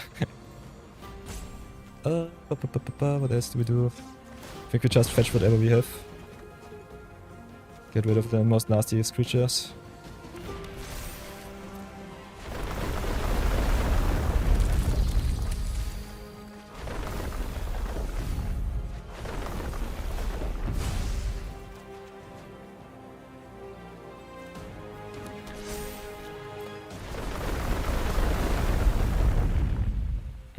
Can pay 2. Don't think it's worth it. Just make a lot of insects.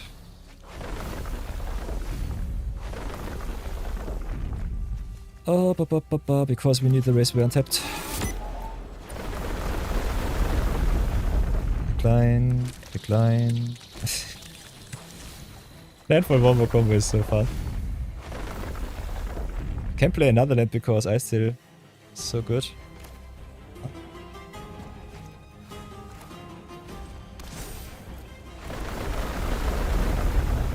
Yeah, I did definitely the thing. Can play even another Ice Tail if I feel fancy.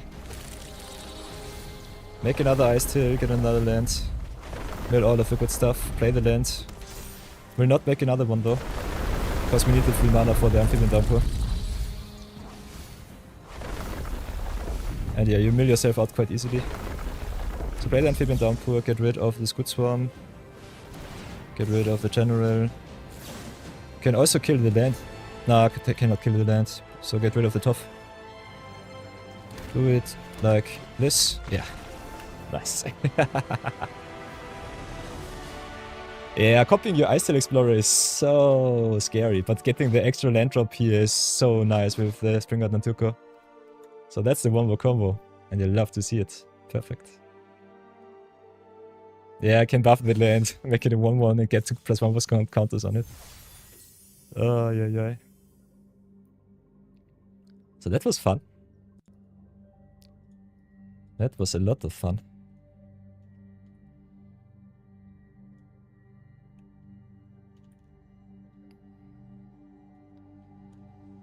Oko.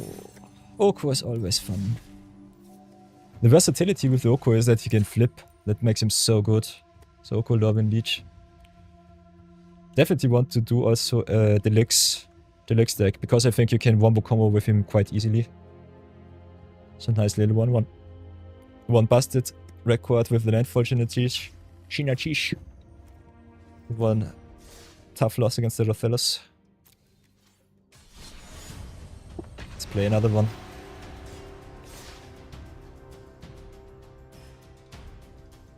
Oko only giving changing to stuff already on the battlefield kills it for you. Yeah, him being able to get back stuff with his flip side is what I think is so fine. You can always decide, do you want the front or the back side. If you play him first, you can just play him defensively. So this is one of the reasons why I recommend playing him in mid-range. And if you can just pump him up and flip him, it's really awesome. So I think he can be also quite effective in a Super Friends list. With some creatures running around. Especially in Elf Ball, I think Elf Ball Oko will be the place where he is the best at home. So playing against Earth King Mono Green. Who ramps better? We're on the draw too. Very solid start from the opponent. So start with Edge Mace, see what's on top. Transform is nice, we have so much ramp though. Kinda want an untapped source to go to town. So yeah, our opponent might be too fast for us this time. We'll see. Yeah, his front side is a little bit weak, his back side is pretty strong though.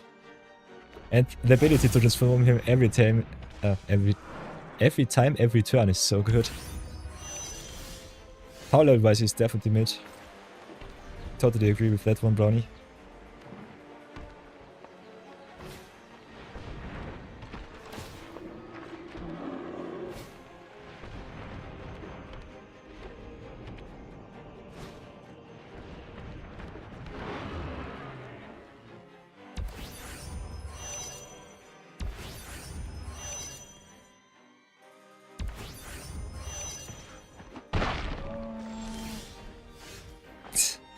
Ah, crying in tapped land deck.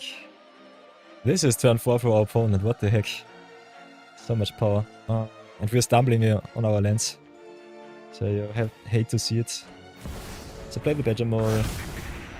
Animated this a little bit of stuff. Play the Lush Oasis and cry.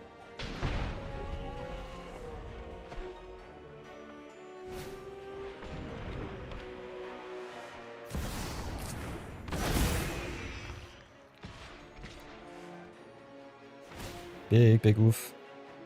I think we'll have to take this 7 here. Or 8.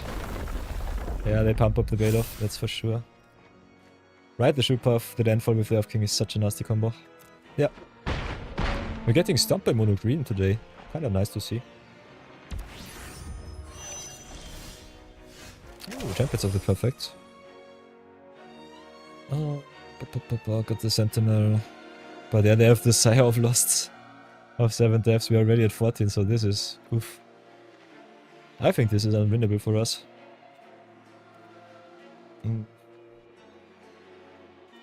Yeah, we'll take the L here. No opponent was too fast. Let's go again. It's fine where it is. Don't want to waste too much time though.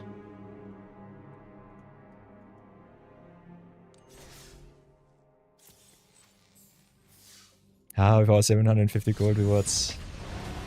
Otherwise, I think the deck list looks fine so far. Not playing your dual lands is a little bit strange though. In a competitive list, I personally would say play none of the common tapped lands. Just play all of your fetches from Modern Horizons and go to town. All of the fetches and the shocks. The basic land typing is also better for the land searches from deck. Another game against Rofellos. Will this be our redemption match? We have to fetch for some answers against Rofellos. We are on the play though. Got the king. Can I keep this? Answer might be yes. Got also Ambassador plus Windswept Thief. I think we'll keep this. This looks promising. Not too fast, but still good. Another fetch land. Still think we've dropped the fetch. Guess we'll keep. Let's see if they have Llanowar Elf into Rofellos once more. Okay, not this time. So drop the Ambassador. Next turn can play fetch and pray that we hit something that we can search. Otherwise not having the answer here sucks a little bit too much. So play Strand. Because we play more green than blue. Let's have a look which land gives us the redraws.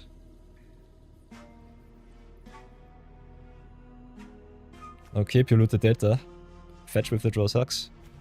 So go Breeding Pool here, untapped. Trigger once more. Could start with Oko, plussing. I think ramping up and filling the deck with World Weave is the way, especially with an Ambassador on play.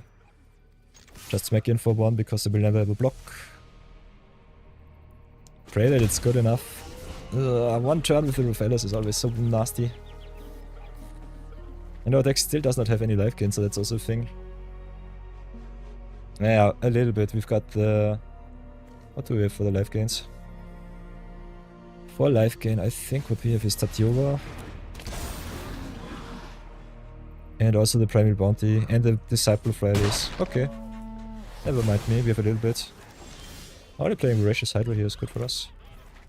So play Forest, play the King.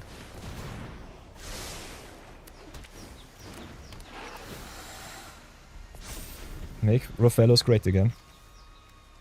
Oh, there's a big Hydra here.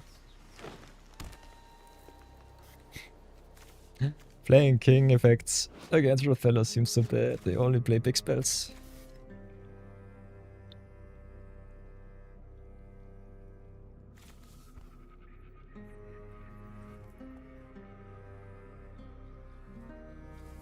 Nonetheless, I think it's fine-ish. We'll see how far we come. With budget from scratch. Budget to brawl from the scratch. They have all of the fight effects, that sucks. Cashing in the Rofellos though is nice. So we don't take too much damage. I personally would have just played the Primeval Mind, getting rid of my King of the Cold Blood Curse and attack in for 9 or 10. They've got everything, we'll have to see it. Okay, Run of Truth is a card, we can play it next turn. So yeah, bite the bullet here. Pay the 2. Double spell. Oko and Rexage. I'll be much more than a thorn in your We'll have to side. shrink the Hydra a little bit. Well, aren't you easily distracted? Yeah, but there is where Oko does not really shine too much. Next time we can fetch and maybe hit something that draws us more cuts. I hope that the Ambassador at least gave us a little bit of good stuff. Could also flip Oko and maybe hit some removal stuff. Can also go wide with the Elks here. Got some options. But we have to pay 1. Opponent, you may shut up, thank you very much. Can shrink once more, play that Run of Truth. The Rofellos is so bad though. Yeah, I think we have to flip. Have to minus and pray for some good answers from the top. Ooh, Tatioba is a nice one. Iceland Explorer is also sweet. But I think we need the life gain and the card draw. So play it like this, get the Tatioba online. Fetch with the Windswept Thief. Maybe gain another card draw spell. What lands draw cards? Evolving Wilds. Ugh, that sucks. Evolving Wilds, Polluted Delta. Unfortunate. Nonetheless, with the tattoo, I think we should be fine. Oko will not live, but it's okay. So smacking for 2. And pray that they don't play any spaghetti monsters. I love me spaghetti monsters, but not when they jump into my face, so that's a thing. Bye bye. Yeah, Walls of Passing Sea, nice. So yeah, let the Oko go, that's fine. Everything's indestructible. Get the boy back. Start with the Balefs. Balefs, draw. Gain some life. Ooh, our Dark Way is nice. So play Astronomer here. Sacrifice Forest, I guess. Could also sacrifice Passage. Cavaron is interesting. Also, Susi continue to draw even more cards. Might be... Oh, that's strange. It's either the Cavaron or the Susi Kundi. What would you pick, chat? I think the haste is good. Don't need the sacrifice draw because we got the value here already. Key Imprisoned in the Moon is nice. So I can station up here. Can station up there. Just enable the good stuff right away. Then smacking for a little bit of damage.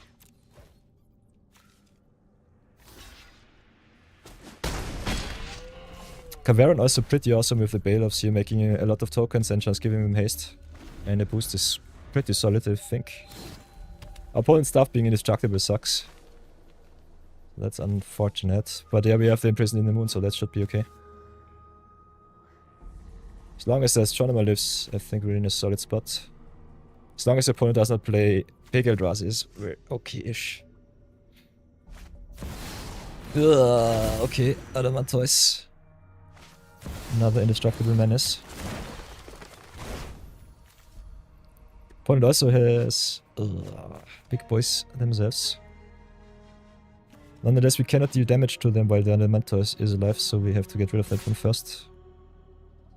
Them smacking in is fine. I will gladly punish them next turn.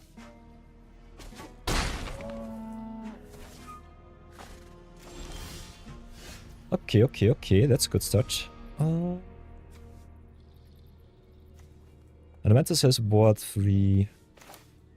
We can play it like this. Imprison in the Moon. Target Adamantoise. Yes, that's fine.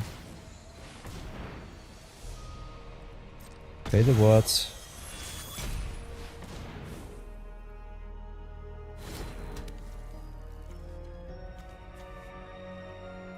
Creature, Land or Planeswalker. Yeah, I'm doing also Brawl Battles, Persuasive King. Can always challenge me with exclamation mark Q join command in the MTG bot. So if you want to fight it out and earn yourself a VP slot in my stream, definitely do so. If you have to leave, can go exclamation mark Q leave. That's also a thing. Persuasive King joined the order. Welcome to the order. We have a lot of fun with the community. Other than that, what else can we do? We've got so many options. Getting rid of the walls is good. Back questions, do we have lethal here? We have triple red. We need for the Cavaron to come online. 3 mana. So that should work out. So play it like this. Play the Dark Wave first. Gain more creatures. Bounce, bounce, bounce. Enable all land drop shenanigans. We also have the Birds of Paradise. Fresh Start only gets rid of the ability, which is fine. Guess we'll bounce the forest. Don't need too many land drops here.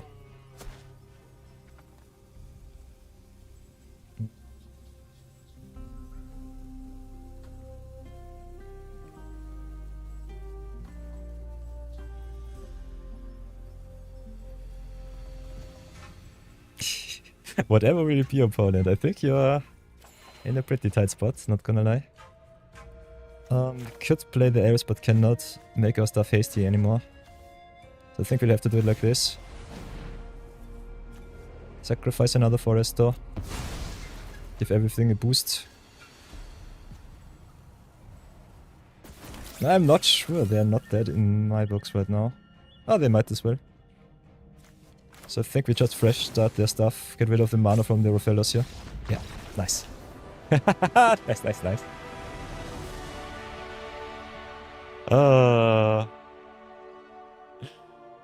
Brawl is fun. Oi.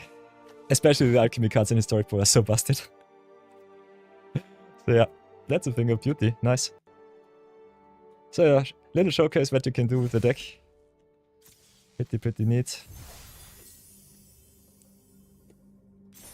So if we have a short little discussion about the Oko list. As you can see, this was more cookie cutter than anything. I personally will brew with Oko in my other account, Perilla's Pit, which has gone infinite, I think 3 years or 4 years ago. So we have a lot of wildcards running rampant there.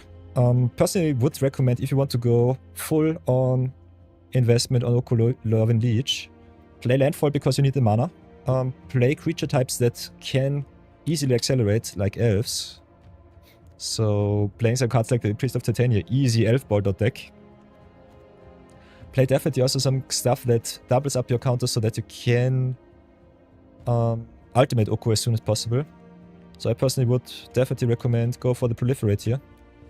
Get yourself some good proliferation in. It's really good in Super Friends, otherwise pretty solid in Planeswalker deck. That plays a little bit more mid-range. We'll definitely do a non-budget list too. But yeah, we'll see about that. So elves, as you can see, there are a lot in Magic. One of the best supported types. Oops. Got some very versatile elves too. Some very good one-drops like the Elvish Mystic and Allosaurus Shepherd, so that's awesome. Got the Llanowar elves too. So you can go and accelerate quite easily. Have some very good card draw elves. Like, for example, Elvish Clancaller here, searching. Yeah, Elvish Clancaller is only good in Constructed, but card draw elf, where do we have it? There it is. Leafground Visionary, reprinted also in Love and Eclipsed. Pay green and also draw another card for every elf that you play, so that's really good. Got also in our list so far the Champion of the Parrot, which I personally like. So, Champions of the Perfect, easy card draw. Whoops. Maybe get my face out of the way so that you can see the card. So yeah, easy elf ball deck. Maybe with some Kratos of top band. Otherwise, Oko will be definitely a very good inclusion to that. Doubling up your counters is also good, so if you go double here, maybe play some cards like Doubling Season in the 5-drop slot. Oops. Is normally with Planeswalkers the ultimate wombo combo. Oko has to flip though, so he's more of a value commander in my personal books. Lutz a little bit mid so far. We'll see how far we can break him. Other than that, yeah, just go play Landfall. Play the busted Landfall payoffs in the common slot, uncommon slot, rare slot. Go to town with a little bit of Landfall and Earth Bending in green, I would say. But yeah, deck is what it is. It's a lot of fun. Hey, Board Vibe stream. Welcome. Oops. I salute you. So yeah, this is a zero budget brawl episode with this one. Made from scratch with love. A little bit of madness from time to time. Brewing some decks. Fighting it out with the viewers. So a lot of new viewers. Love to see that. Other than that, everybody, if you want to see some of the brews, some of the stuff, want to support the stream, can always drop by, as you can see. Whoops. Whoop. Stream goes quite well so far. Community is quite active. Can leave a follow if you want to get announced whenever I'm online. Other than that, we also have here in the About page, the YouTube link. Can join us live or have a look at the VODs if you missed something. So that's a thing of beauty. Post also from time to time some zero budget lists with a challenge where we build stuff from scratch. I'm not allowed to craft anything, so that's a lot of fun. Otherwise, also post a little bit of my limited experience. I've been a Magic player for over 20 years, so know one thing or two about it. Nonetheless, if you want to stay up to date with the community too, so you can also go here to the link section on Twitch and also on the YouTubes. Join our Discord server, which consists of a lot of Magic streamers, so that's also kind of good. If you want to get into this sphere, think about content creation, or just want to ask all of your questions, to people that know the thing, one a thing or two. I've been posting lots in the Magic the Gathering section with my pick 2 draft experiences and success from time to time, so that's also a thing of beauty. And that's the Magic from Scratch series goes strong. A new account has been built 6 months ago and goes pretty close to infinite already, so that's nice. And if you have the questions, can leave them in a thread also here in the forum, so that's pretty fun. Otherwise, the YouTube videos as always have some playlists running around, so if you want to check them out, can definitely do that. But we will continue the view battling and have some fun, so let's go join the queue everybody and then fight it out. I'm hungry for some good games.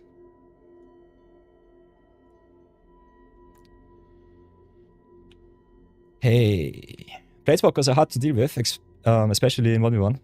Forces folks to play a ton of removal, but all love. Yeah, Planeswalkers in Brawl is one of the interesting things that I personally think is awesome for Arena, because it makes it a little bit more unique in comparison to the Commander games that you might know from paper play. So that's kind of interesting. It's the only place where you can play Brawl in a 1v1 setting with Planeswalkers as your commander. Don't know if they implemented Brawl on MTG Online, but I think not, because you normally have the casual commander queue where you can queue up with 4 players. And otherwise everything else is constructed or limited. Ooh, Bambit joined the queue and play some Crayon Eater the deck. Nice, nice. So yeah, let's play some view battles. I'm kinda in for some view battle fun. So go queue next. Let's play it out with Bambit and show all of the new peoples in the stream how this works. How you can earn yourself a VIP slot on the stream too. Wahahaha.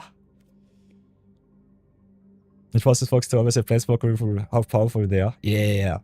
Especially with the 5 extra life in a 1v1 setting. I think control decks and midrange decks definitely got an edge over aggro. Nonetheless, I think you can also play some good aggro decks too if you want to.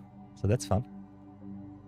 So Bambit, Crayon Eater deck it is. I guess you will be giving me a challenge. By the way, everybody, for those of you who do not know how the friendly queue system works on Arena, you've got here the friends list down there. You can go here to plus add some friends. If you're on Twitch, in the chat, you can also go !tech here. There's my gamer tag. You can add me as a friend, and then we can fight it out. Can challenge, for example, Bambit, like he did.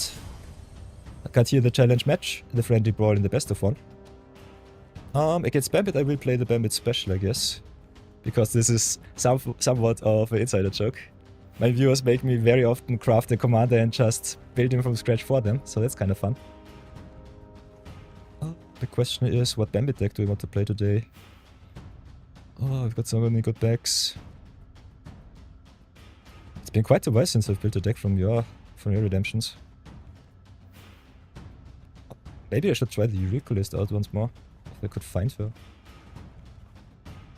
Bambit, where is my Eureka list? As you can see, we build a lot of new commanders, so that's definitely a thing of beauty. Otherwise...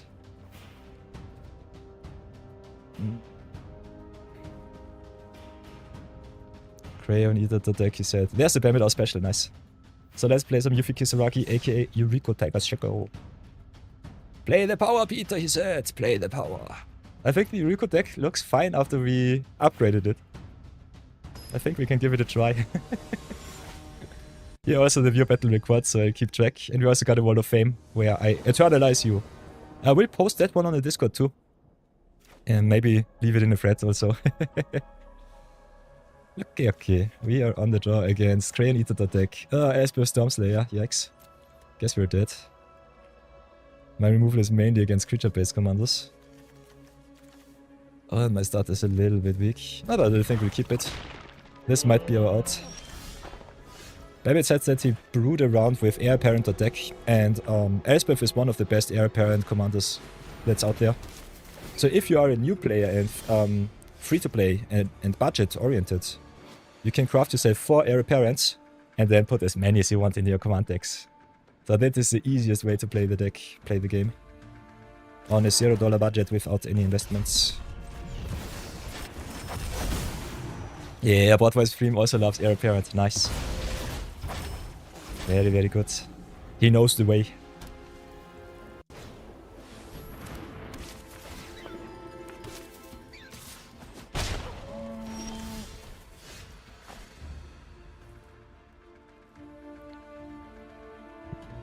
So, what else will we do but cry in Heir Apparent? As long as Elspeth does not hit the field, we're fine. Otherwise, I think this is our out.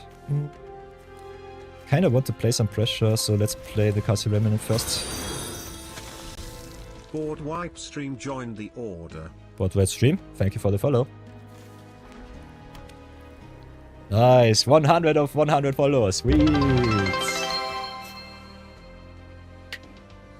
Thank you so much, everybody. Nice, nice, nice. So yeah, that's definitely Crayon Eater deck. Sheesh. Also with the Abandoned Air Temple on turn 2. Pure sadness. So I guess we have to pull the trigger right now before this becomes a little bit too stupid. And this, boys and girls, is why you should ever play sweepers in your deck. Even if you play aggro, you need at least 5 to 6 sweepers, otherwise this is just pure brain rot. Pure madness. Do not despair. Together we will win. Yeah, the best thing is Heir Apparent does not really care, because Bambat invested 3 Heir Apparents, so it's also 3 for 1, and he plays only Heir Apparents in his deck, so he can just rebuild. But I have to say Heir Apparent definitely struggles a little bit against control. We play mid-range, so it's not too bad for Bambat. And Elspeth also is really annoying with her loyalty. Nonetheless, we'll give it our best. So shock ourselves a little bit. Go for another blue source, I guess. Would love to get more flying pressure on the board, so I think just smack in, get the Elspeth down to size. Then riddle it up, get the big boys. Draw more cards, pass the turn for now.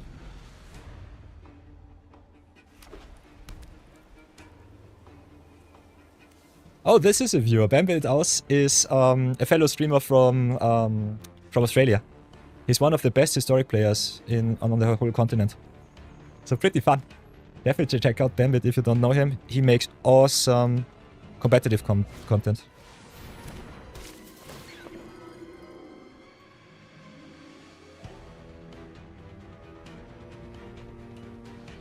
But yeah, if you want to challenge me, the fun thing with the viewer battles is you can ask whatever challenge you want. If you think my decks are too powerful, and for example just say, Peter, make a common and uncommon challenge. So that's also a thing of beauty. I said you don't want to check out anyone that plays that. Oh, it's totally fine. I'm here for the casual and fun stuff. So if you want to see me play something specific or have some questions, ask them right away. Our community is definitely well set up in any direction.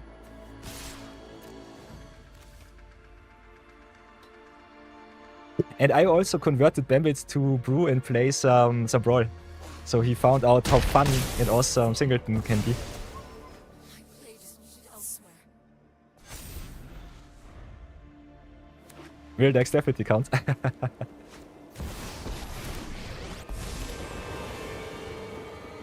My blade descends. So yeah, Bambat said I should bring the power, I think. Does not look too bad so far. One fewer foe. Not sure why the soundtrack for Elspeth is so strange. But we'll accept. So I can get rid of the Elspeth. Kinda want to commit a little bit more to board. So I think we do it like this. Smack in for free. And then I show you one of the most busted cards in all of the alchemy. Watch for my return. Very angelic. Mono Scrappliner. Gives your stuff lifelink death touch. And also can give your commanders permanent lifelink in death touch too. So this is one of my favorite cards in all of the black decks. It's so fun. And because it can station, and whenever it's stationed it gives the effect, you can give your whole board lifelink in death touch. And it's really nice with trample too, and with first strike. Other than that, let's commit a little bit more. Play the Changeling Outcast too. Yeah, alchemy is so fun. If you want the power level a little bit lower, by the way, I would definitely recommend you going to Standard Brawl, because there does not exist something like this. In Standard Brawl there are only standard legal cards, so you will never ever have the problem with alchemy cards, with all of the extra shenanigans like Seek and Conjure and all of the fancy alchemy stuff that Arena prints only on the client. So what does Bambit say? Crayon Eater the deck, 3 lands in hand, GG's. Ooh, GG's. Nice, nice. Take all of my hearts and you are the star, my dear Bambito. So let's go again. Here's the view battle record, by the way. So if you ask for the record, can always show it to you on stream. It's all a little bit old school, I would say, because it's directly from OBS, but it's fine. And other than that, I also have the spreadsheet here with all of the view battle records. So this is Wall of Fame, by the way, for everyone who redeems their channel points. Can craft some cards, and whenever I have to, and whenever I play the card, I shout it out for them. So this was Yuriko Taigo's Shadow, aka Yuffie, which Bambit redeemed ages ago, I guess. He said I have to play ninjas. Whoops.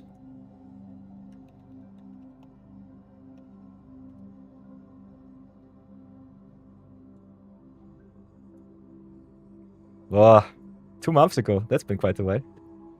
Other than that, we also have our view battle records here. So I keep track, winning record-wise. If you get a winning record against me, you earn yourself a VIP slot in my chat, which gives you special privileges while we are having high time. You can chat, for example, as much and as fast as you want.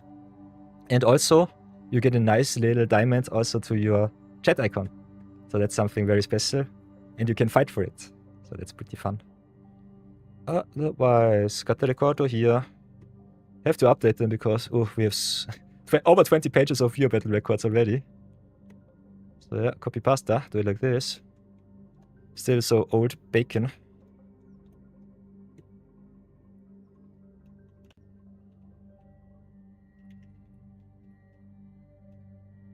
And normally I also keep track of the days. So this is day 2.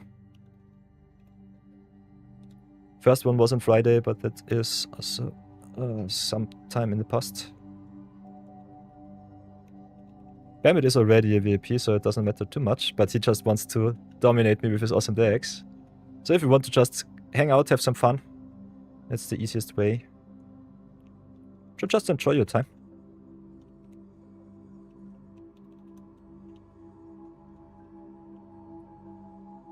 And you played against Elspeth. Oy, oy, oy. 34 lands is very low. Yeah, that's a little bit low, Bambit. I think you should definitely play the recommended 40 lands at the very least. 40 lands with some mana ramp, if you play a big planeswalker, for example, is definitely good. Especially in mono white, which struggles if you don't hit your land drops on time.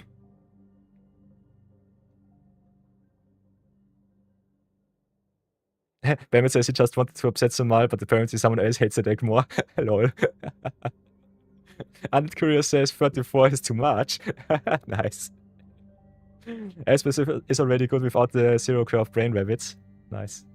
Yeah, Elspeth is just busted. She's so good. Because she doubles all of your tokens. I think in non-budget tokens list she's even more powerful. She's really, really good. Yeah, and it is, and yet still 3 lands in hand at the end. It's just variance for you. Yeah, totally true. So yeah, if you want to challenge me, as always, the queue's open. I had to do some stream elements adjustments. Ooh, Brownie Man also in the queue, sweet. I love it. You can have riches in your brain and play her still. Lol. So yeah, Brownie Man is the next one. Brownie, whatever will you bring to the table today? Brownie Man also a fellow Brawl enjoyer, so I think he says he only plays Brawl. It's his favorite format. Posts also some of the most hilarious deck lists that you have ever seen, so if you want to get some inspiration, definitely join the Discord and have a look at the screenshots. He knows his way quite well around the internet.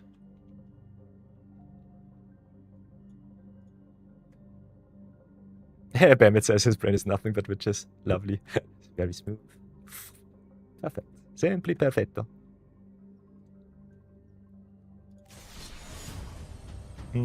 Against Brownie we bring the Brownie Man special. But whatever will we bring? I think a Blast from the Past. We'll throw something more aggressive for a few aggro enjoyers.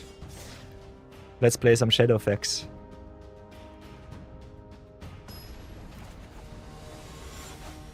Slime, Foot and Squee against the Shadowfax. So I maybe get my cheat sheet out of the way. Whoops, that it does not stay too much on the screen. Oh, we're on the play with a solid keep. Also one of our better payoffs in the whole deck. Only thing that this deck, in my personal opinion, still needs... yeah, our card advantage sucks. So we normally curve out with Shadowfax and cannot cheat anything into play. So that's a little bit unfortunate.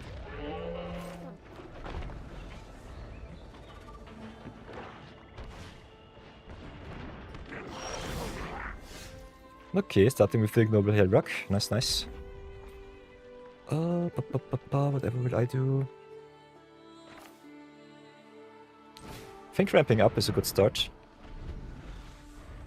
Shadowfax also cheating something into play that is flying is pretty nice.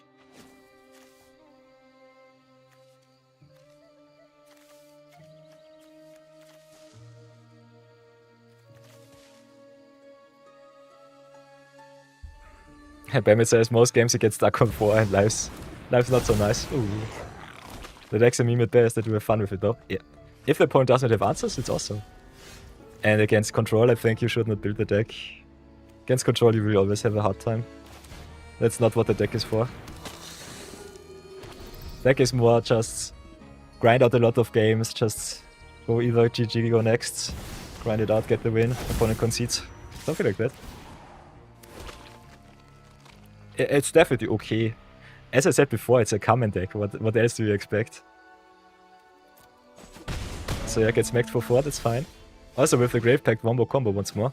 Brownie also plays a lot of sacrifice shenanigans in his deck list, so have to be careful about that. Otherwise we've got some outs that might come in handy rather soonish. But yeah, we'll wait 1 extra turn. Try it like this. Assert a little bit of dominance. Pray that it's good enough.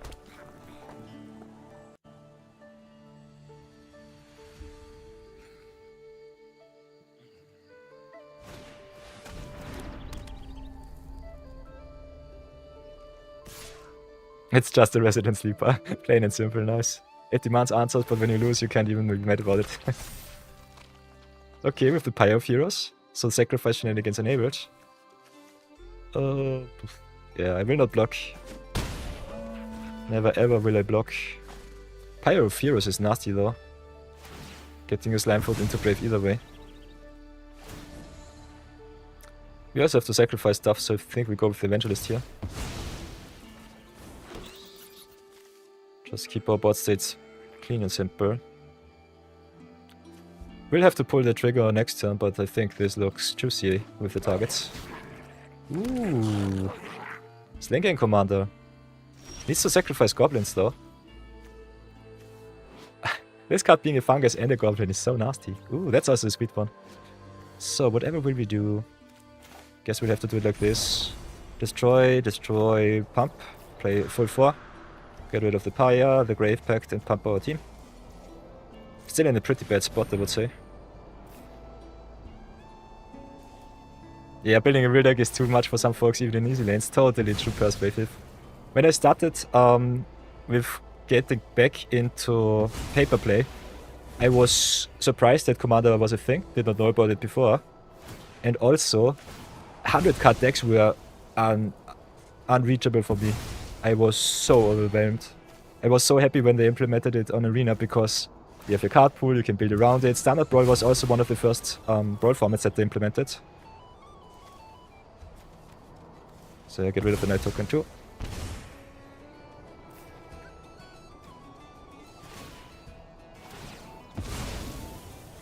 Oh no. He wraps multiple boards, sadness.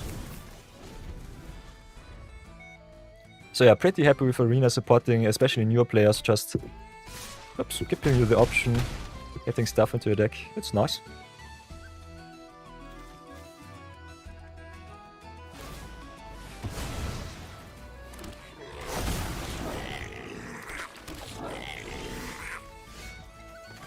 So that's a juicy meatball.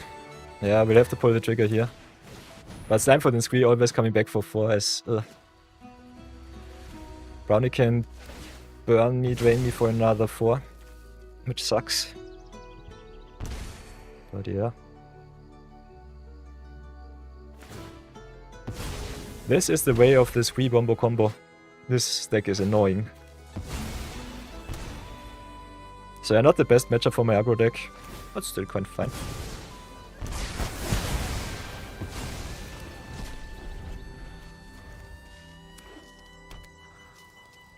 Yeah, it's ride or die with the airs. Totally true, Bambito. Totally true.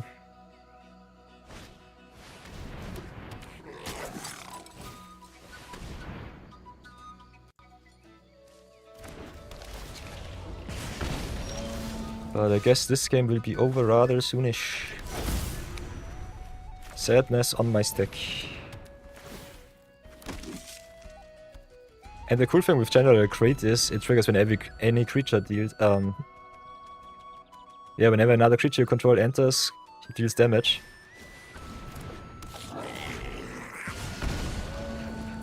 So oof, big oof.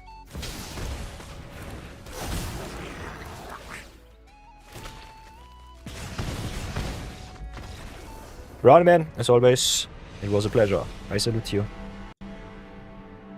So I take the L here. Whoops.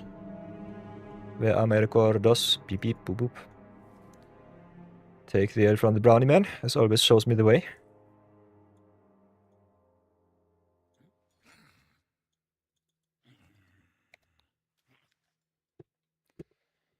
And we've got ads upcoming. For those of you who are new to the stream, don't know how I handle ads on Twitch. I'm not the biggest fan of ads overall. I've been an entrepreneur for over 10 years right now. And I think advertisement sucks in most cases. I don't know if it was Brownie or someone else yesterday, but they said they had a gambling ad, a credit card ad, and something else in a row. So normally while ads are playing, if I can, I pause the stream so you don't miss any of the content. If you want to support the stream, you can enable the ad blocker. We normally are ad-free, pre-roll and mid-roll, because we are Twitch affiliates. So that means I can turn the ads off for 60 minutes when I run 3 minutes of ads in between. And I normally give you a head up, so you can get yourself some snacks, some drinks. You can replenish yourself. You can also mute the ads if you want to support the stream. Otherwise, ad revenue for streamers on Twitch sucks, so it doesn't really matter too much. So the way of the ad blocker is something that I know. Cannot say that it's a good thing, but it is what it is. Otherwise you will not survive on the internet, in my opinion. So yeah, we'll have a short little 3-minute ad break. And then I'll see you all and we continue the awesome bio battles. So stay tuned and have a lot of fun. If you dodge the ads, let the chat know. Otherwise, can always hang out. I will be back rather soon. Just have to get myself a short little breath of fresh air too.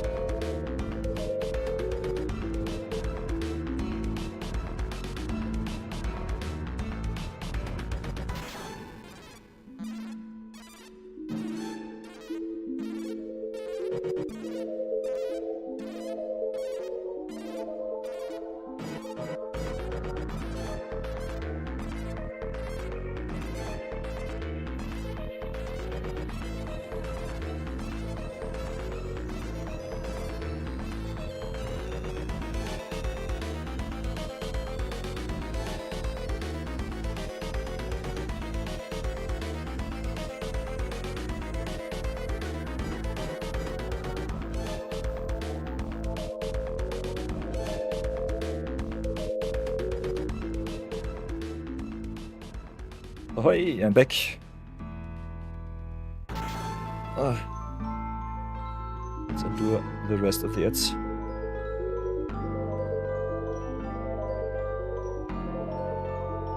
Is it just me? Or is the music exceptionally loud today? Strange. Very strange.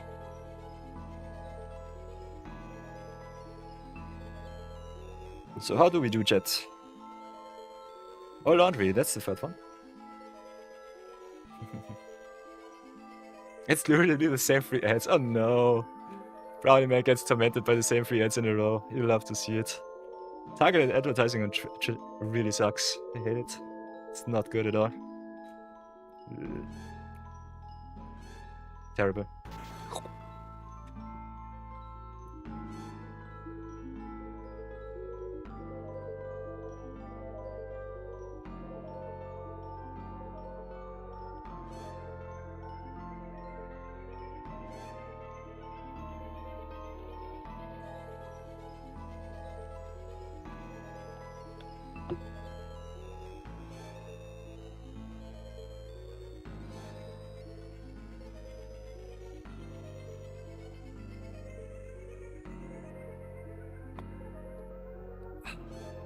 Nice, nice. Okay. It should be over. So get the banners out of here. Whoops. Get me back in here. Activate back our arena volley and let's continue, everybody. Ads are over. I think 3 minutes of ads sucks, to be really honest. So normally I have them automatically on every 30 minutes. Which isn't optimal, but it's still something. Nonetheless, I think during the viewer battles, it's kind of nice that you all get yourself a little bit of motion, get a little bit of reprieve. So ads are over right now. Who's the next in the queue? I think Bambit wants to get his revenge. So Bambito, here we go. Give me a second before that. I have to get my cheat sheet ready. Because as you can see, way too much stuff.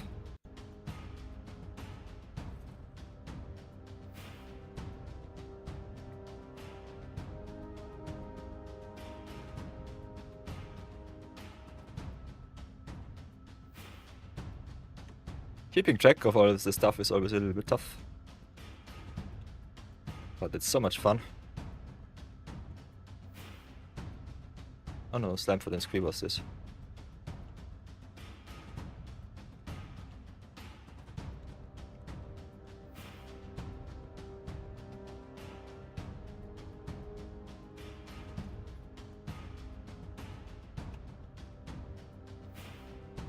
Been quite a while since I had to type so much. So welcome back, everybody, from that break.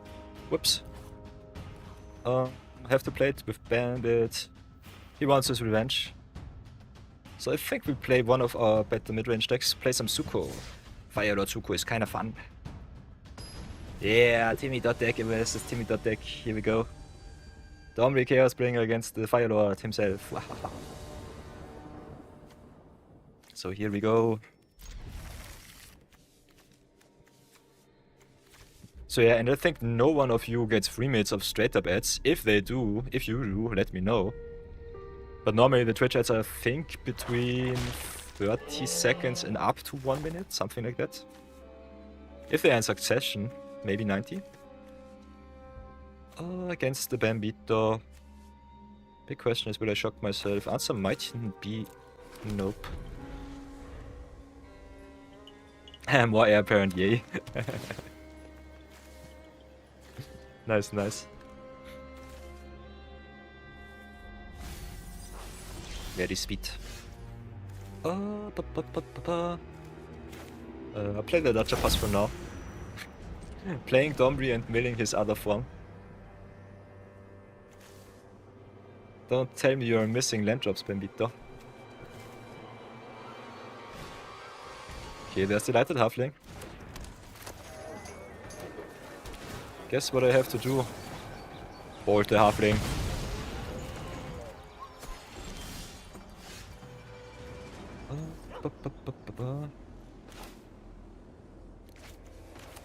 Can play swamp.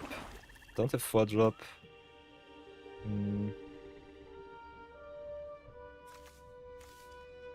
Yeah, I guess I will drop Zuko first. Station up a little bit, see how that works. I've got some nice little through the Omen Paths comments and uncommons which synergize well with the exile-based effect of Zuko. Got also some nice little viewer redemptions, like the Nalfeshni here.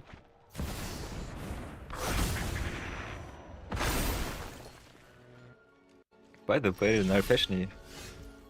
Who made me craft the Nalfeshni? I think it was Marathon. No, it was someone else. It was a Mono Musa special. Ooh, a very rare redemption for Mono Musa. Nice. So a Badger Mall Cup is a thing of beauty. I think I'll have to get rid of that one. Ay. Otherwise, could also go and get the Highlands out of here. Other than that, we have already 5 lands. Kind of want to ramp up nonetheless. Station up once more.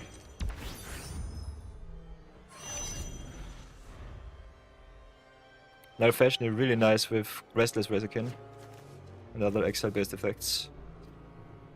But yeah, we do have a little bit too much to run, so we'll see how far we come. This looks still pretty grim.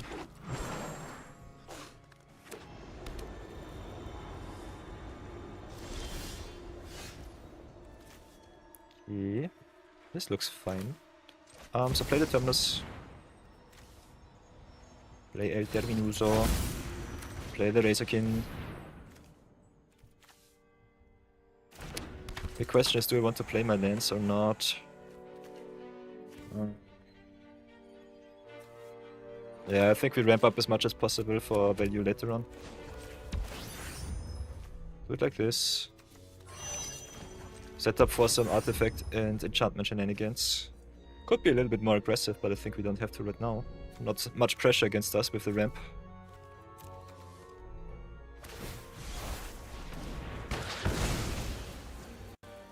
Yeah, Lesamal always with the best decks too. 65 Heir Parents, nice. 1 Rare is a parent. Wraith the Past, Chronicle of Victory in the banners. Sweet.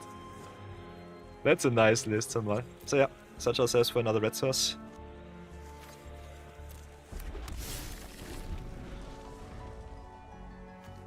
So no Dutch shenanigans for me. Against the red-green base decks, the Terminus is also pretty neat. There are not too many exile-based effects in green. The target, so that's a solid win condition.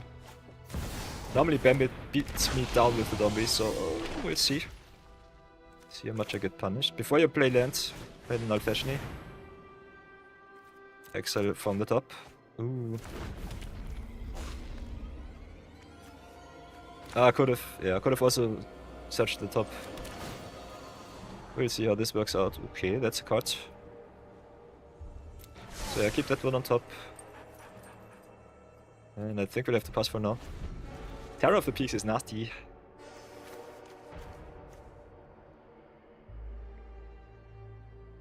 But yeah, upper one of our better players in the whole deck. No. No copying for me. Pure sadness. Pure sadness. We can get the Nalfeshni back though. Let's play the Rainstone Roundup. Could save the upper, but I think we have to play him. Tap the red here. Kinda want to keep the white too, but we don't. We only have 2 whites, so it doesn't work like this. So make a token, exile from top. Get a little bit of boosty boosts. Don't have anything else to do. So I think we just... How should we do this? Yeah, we just get the roundup back into rotation. We have the land drop too, so we could have tapped on Terminus. Play roundup once more. Already played our stuff though. So just do it like this.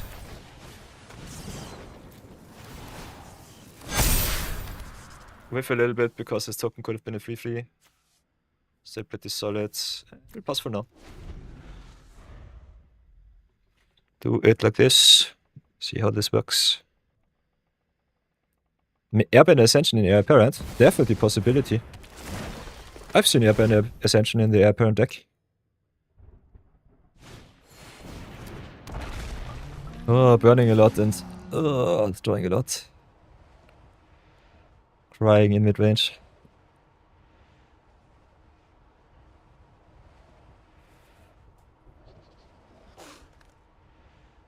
Dealing 5. My stuff is big, which is my win condition against the red decks. So yeah, I could have gotten one more counter. Bambit goes for my face now, so sadness. Pure sadness. Yeah, I should have tapped the terminus before exiling my stuff. Unless I think it's okay-ish. So yeah, we've got nothing else to do. So do it like that, exile the token here. Get myself back the non-fashiony. Might die to Terror of the Peaks, just burn me out of the game. So yeah, drop the mountain, because land drops are important with the exile based effects. I think we pass now.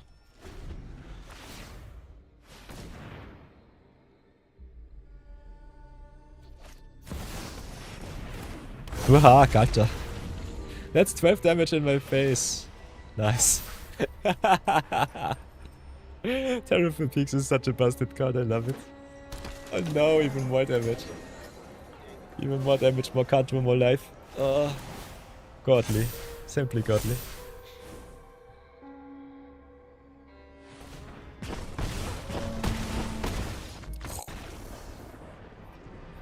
Burns me out of existence.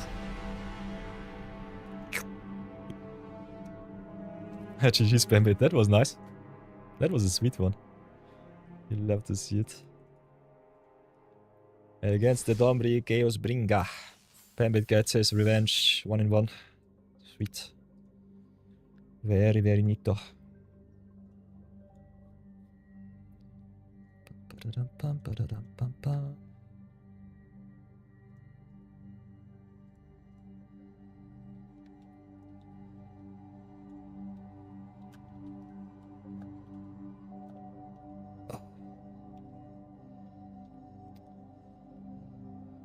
Domri Chaos Bringa it was.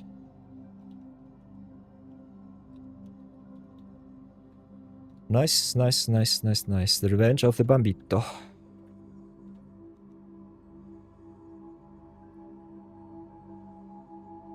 Oh, it's totally fine. Boys and girls, you can all be chill. I know chatting sometimes is a little bit tough. Expressing yourself on the internet is something tough. I would never ever feel bad.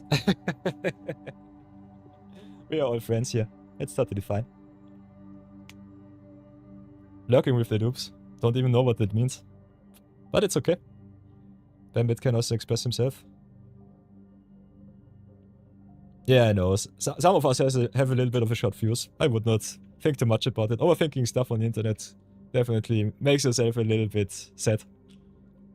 Let's just all be cool and fun instead. It's okay that I don't like you.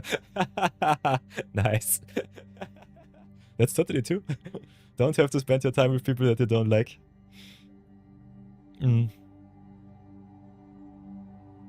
It's totally fine.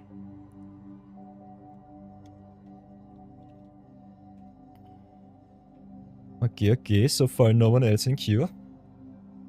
Bum ba-da-dum bum ba-da-dum bum bum.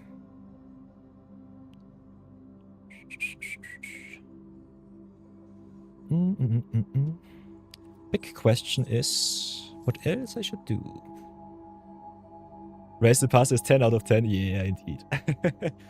That's your comeback against all of the sweepers. I think raise the pass in Air Parent is definitely fun.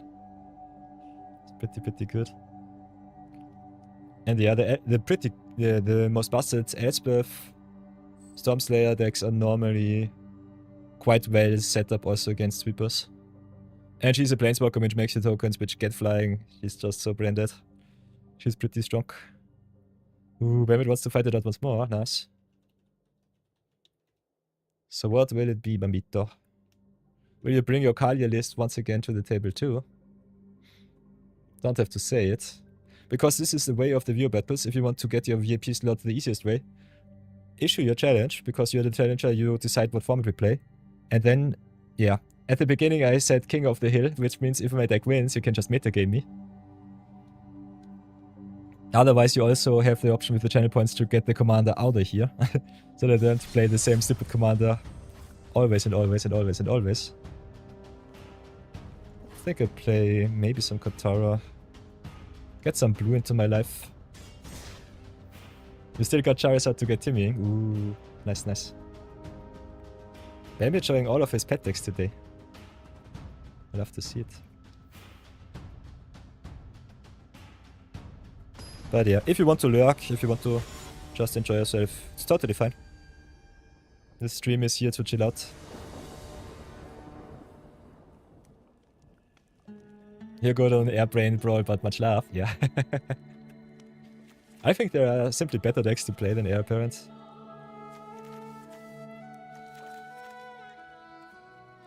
Playing against the second deck with such a hand, I think left mulligan. Okay, never mind me. I want my other hand back. The other one I could at least play. So I have the Malta 6. Keep that one. Get the guided air down. Don't look back. Don't look back.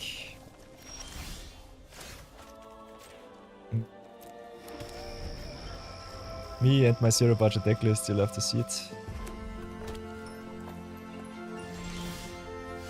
You're changing it live as you play it. Oi, listen mal. Yeah, no 2-drop is sadness. Play the pit. Click kind of fast on the elk. Nice. Oh. Moose count is at 1, Bambito. Moose count is always at 1. If you did not see it, my lovely, bubbly pet shows you the way. So against Sakan on turn 3, against big 5-drop dragon, I might just die next turn. Nonetheless, we'll give it our best. As long as we can go at least a little bit wide, it should be possible to win somehow. Otherwise, my budget list definitely struggle against Bambit's rare mythic deck. He plays every mythic dragon under the sun. Might demands power. Yeah.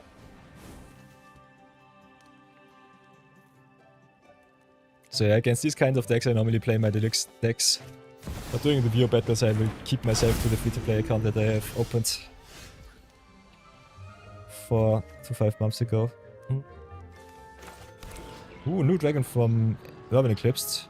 Whenever you cast an instant or sorcery with single target you may copy it. And those players also gain Wither. That's nasty. So -1/-1 counter shenanigans. So we cannot get rid of Sakan, which sucks. Can still go a little bit wider, which I think is necessary. So do it like this, enchant the island here. Make more tokens. Cry ourselves a little bit to sleep and pass for now.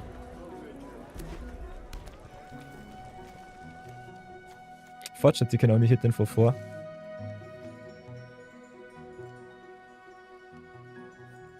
Might demands power and power demands wildcards.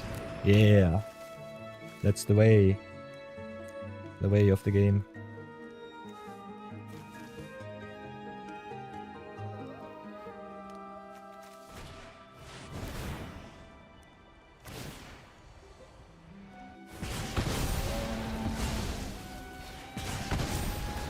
Oh boy. Also doubling up your cost reduction for your dragons. This is nasty. Alchemy cards are so busted. Bolus told me I should do this.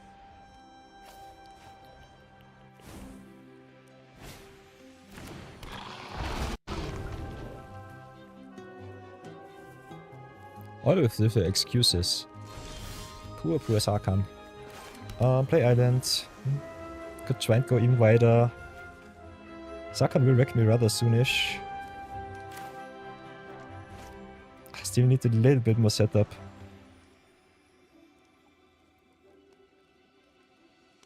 How can we do this? Got only 5 mana. This sucks. I'm 1 turn too slow.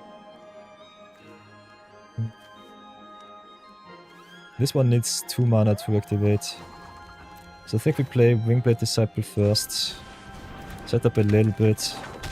Then give pump to our flyer.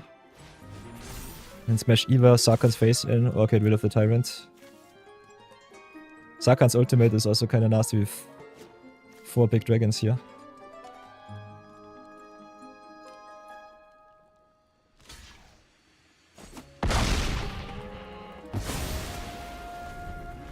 Okay, crisis number 1 averted.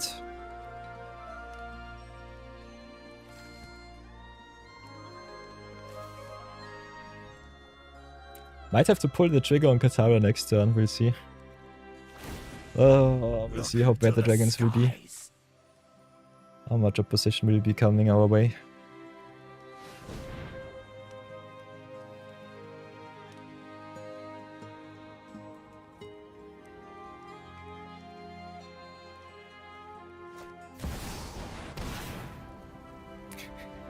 Brownieman says, speaking of which, you just opened Mutable Explorer, which makes a mutable token. And that definitely should play well in your Goblin Tribal deck. Answer is yes. All of the changelings are such awesome inclusions for all of the tribal decks out there. It's so good. So get all of the colored mana before anything else. With the Skark and Hellkite now. Okay, interesting. We'll go...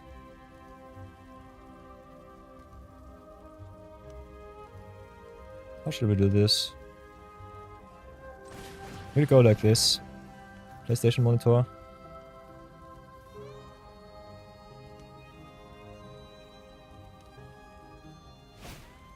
Oh no, Disciple down, unfortunate.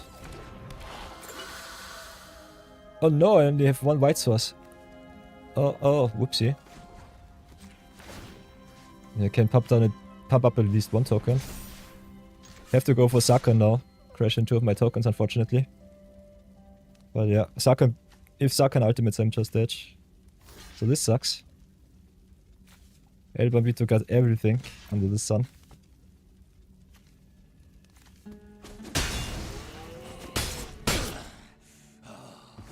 You want to fight? Would have loved to play this a little bit different. Madness? What madness? Ay. Whenever Bamit pulls the Sarkhan, I'm just so dead. He always draws his mythic and rare dragons exactly how he needs them to. Ay. And me always coming up with the fair decks. So yeah, gets back to 4, that's fine.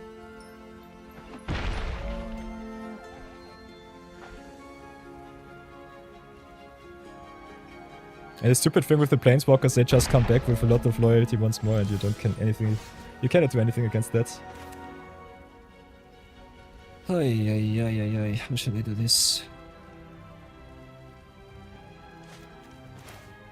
Play the Nykthos, I guess.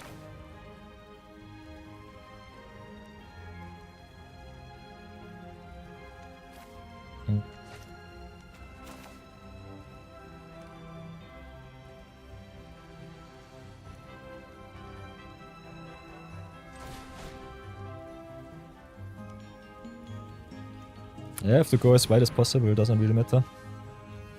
Sarkhan also with the Rummage to go even wider. Can give one of my tokens a boost.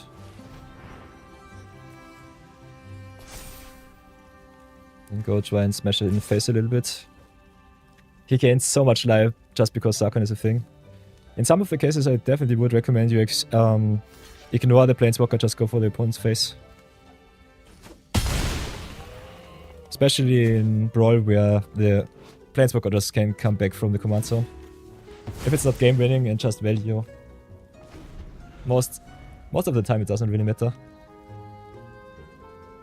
Brawl sucks, but Lamau. Oh. This stream is freedom of speech. Friendly, so yeah. Get your opinion in, Persuasive Kin. I think Brawl is awesome. I think Brawl is really fun. way funnier than constructed.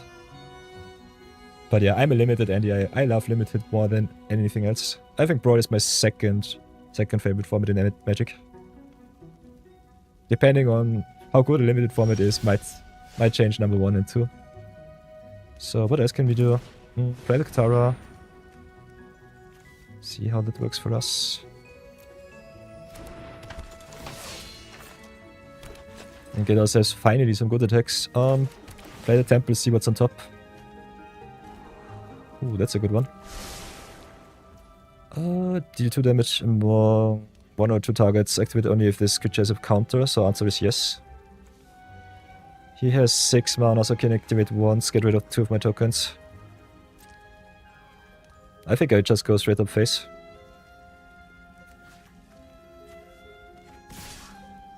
Do it like this. This is 4 right now. You have to keep 1 back.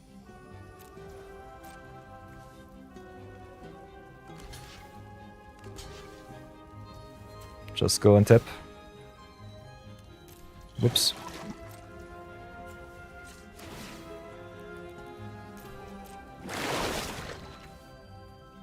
Ay.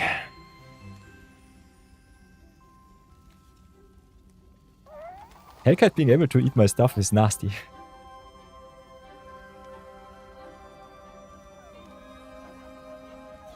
Yeah, Planeswalkers as commanders is definitely a choice, I would say. Yeah, could say it's a flawed format, but it's still the best constructed format that we have in Arena.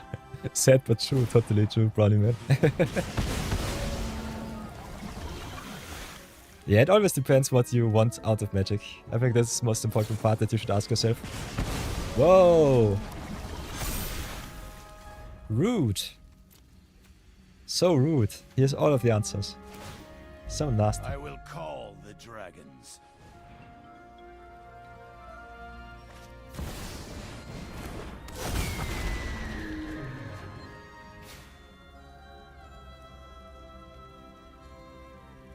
Yeah, will you give Wizards of the Coast credit for banning Strip Mine? Answer is yes.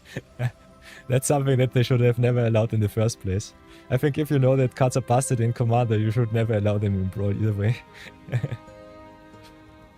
Such a stupid decision of them. Mono Green Land Destruction was terrible. It was a really terrible time to be a brawler. But nonetheless, it's like with all of the other constructed formats that you don't really have to invest anything else in. Just concede GG, go next. If it's unplayable, drop it, play something else. This is the freedom that we gamers overall have. If we don't like a game, we just drop it and go to another one. It's totally fine. So, this is not nearly strong enough, but it's still fine-ish.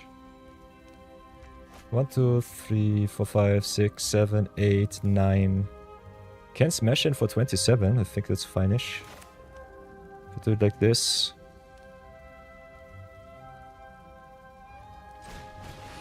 Still should be kinda good.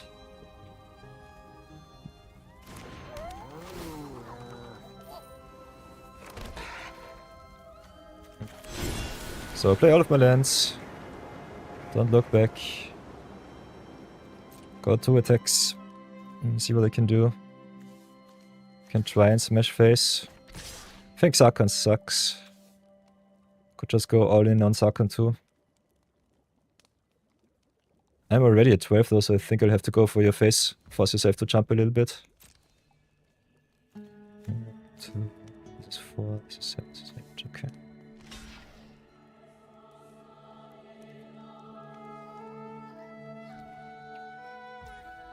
Yeah, I think that's good enough. Unfortunately, you can also do damage to my face, which sucks.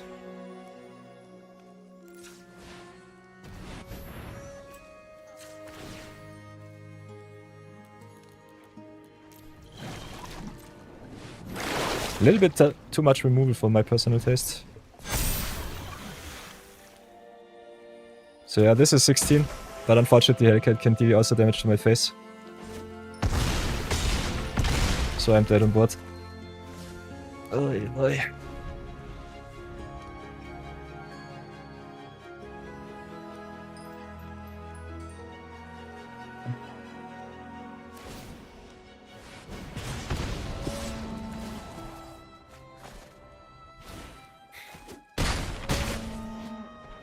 Whoa. Playing the Collective Inferno too.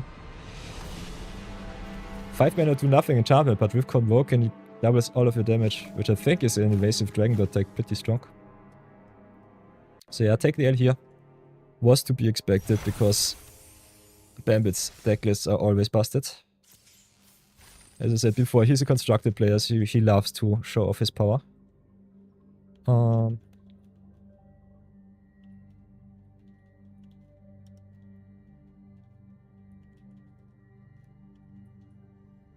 Yeah, I personally think, especially if you want to show off some good stuff, have some fun with friends. Friendly Brawl, easiest, one of the best things that you can do in Arena.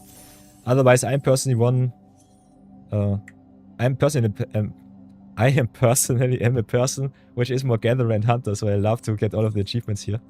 If there were no achievements on Arena, I personally would not play it because I think Magic is fun as a game, but I kind of want to achieve something in my life.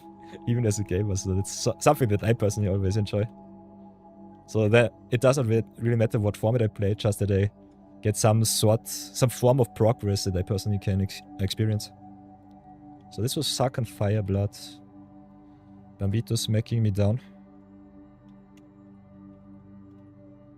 Nice, nice, nice. 1 and 2 against the Bambito. Perfect.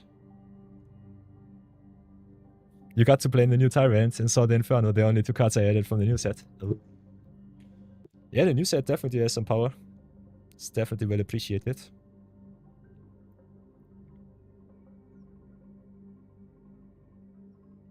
Yeah, Alchemy in Historic Brawl makes it definitely way more swingy, but I think also pretty fun because you can do some really, really broken stuff that you would not be able to do in paper.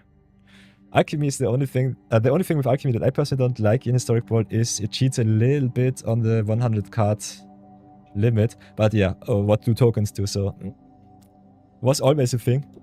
I think with Alchemy cards it's a little bit different because you always conjure also cards that are not only tokens but also just straight up permanents that you can get back. So you start with a 100 card deck, but it never ever will stay the same.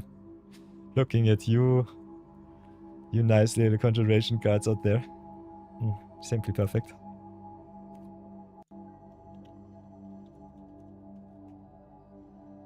Brownie Man wants to fight it out once more. Brownie. What else will it be today? I will definitely have to brew up more new lists. Playing a lot of brass from the past so far. I think it should be still fine. Could also definitely brew up a deluxe list with all of the power from my other account if you want to see that one. You think you defended your Sakan too long then? You could definitely have beaten me down with your flyers. But the big problem is, if I get a good attack in with Katara, you might be dead in one swing. I think you played pretty well. Your Sakan was very close to ultimating. And against Katara, I think you want to be the controlling player. So tempo-wise, I think that was a very good game. It was very good. Can pressure me, but if you raise me, I think Katara will win. Because it's very easy for her to make my tokens 5, 5, 6, 6 or even 8, 8. As you've seen in my last attack. And the longer you wait, the worse it will get because her ability is X. So, against the Brownie Man, whatever will I bring to the table? I think I want to play something powerful. Let's show off Brownie Man's Commander Redemption. Let's play some Inyas. Let's see what that will be. Inyas against Ashling, nice. So yeah, I did not craft too many new commanders, but luckily my viewers did, so big shout out to Brownie Man for showing us the truth. And I think this opener looks pretty sweet. Got some nice little inherent synergies already. Against mono red. Opener monkey. Stupid monkey, bye bye. Not with me. Ramping up the blue-red deck, not so nice, but yeah, it is what I have to endure. I will never ever accept the Ragavan on turn 1 on the play. No chance. Never ever.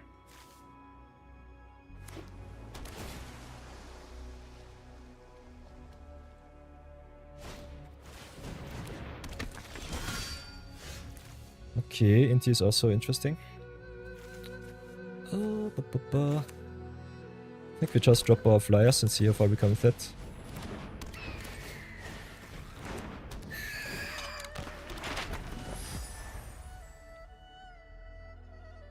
I personally think Ineos is the best in a deck where it's also ramping. Ooh, Lightning Lone Commando. That's a nice redemption permit.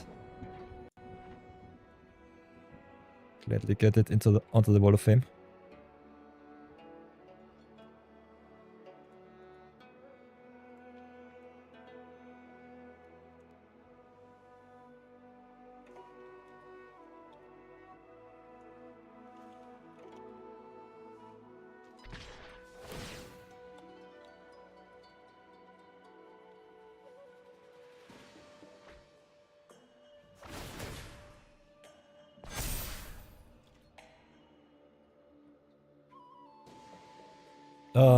Never should have given you a Gore Claw for Chiefs. Now the power is ever so strong. Yeah, we'll take the 3 here. Brownie beats me down. Ooh, Kozilek's Unsealing is interesting. Wow, now with the Goliath G Dreamer 2. So this is power if I've ever seen something like that. Nasty. Nasty business. How should I do this? Kinda have to shock me here, which sucks, but it is what it is. And I think I'd have to pass for now. Could I still just attack in? Maybe better. But yeah, this looks still pretty grim. Goliath Daydream is such a nasty card. Copying your instant sorceries and replaying them for cheap, for free when it attacks. So tempted by the Auric it is. I will gladly shrink your stuff in return. Enjoy your frogs.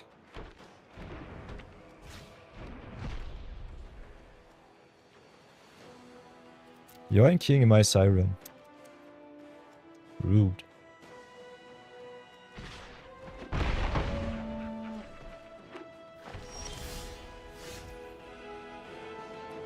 So, play the long commando.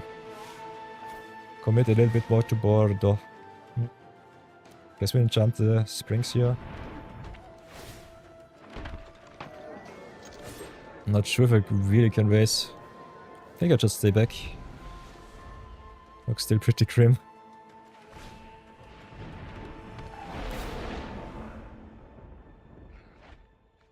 So far it looks like a solid matchup.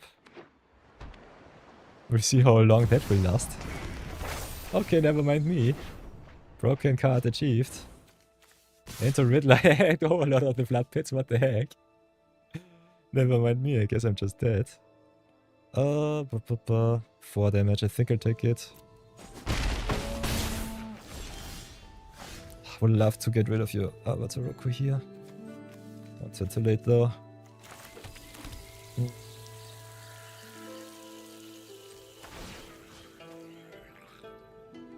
So maybe get a counter. One of my tokens. Okay, that's something. Cannot play though. I think we'll do it like this. Drop the kite. Pass for now.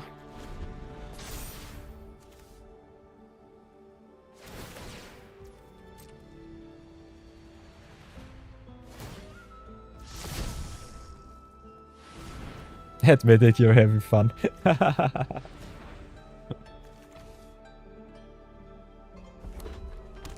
Oi oi oi. Jets. Oh! Stay calm. Okay, letting the Riddler resolve. Not what I would have liked. But definitely what I did right now. So that was a thing of stupidity.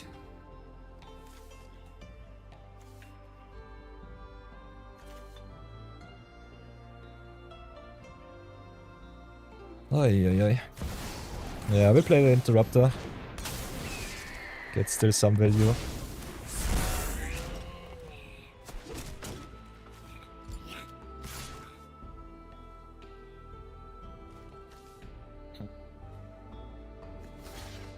Trade my token for you, Inti. I kinda need to preserve some life. Okay, that is fine. Drop the land, play the Legend of Yangcheng. Get rid of the Oh, I should have done it differently. Maybe I should have kept the Legend of the Young Chen back, play the Inyas instead. So that I can yoink some stuff, now I cannot yoink. This sucks. This is a lot of pressure. I have to get rid of the Roku. Unfortunate. Roku also gives us value with the dragons. This was not good. This was... it's not pumped worthy because I knew what I did, but sheesh. Should have played it differently. My temper is all over the place.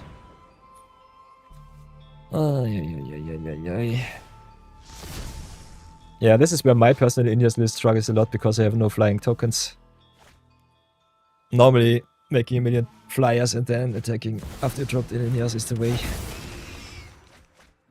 But yeah, the list looks nasty. Not gonna lie. I like your list very much, Brownie. Semal cannot talk, he's too busy picking his favorite flavor of crayon. Oi, oi, oi. My chat is on rails today. I love it. Perfect. Simply perfect.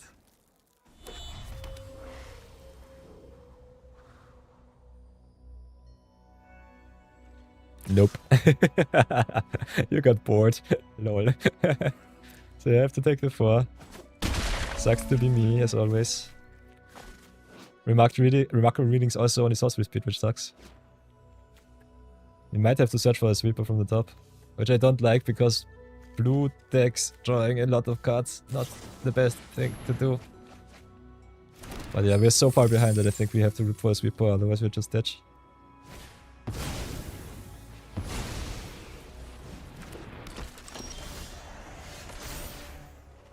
So yeah, enjoy your extra free card. Not good enough, not even close. Giving you all of the outs. So, I guess we still have to play it like this. Play the Mystic, play the Mjolnir. Get some form of action, block, whatever. Flyers need to deal combat damage. You have all of the flyers in the world. So yeah, have to stay back. 7 cards back in hand with a million mana. You love to see it.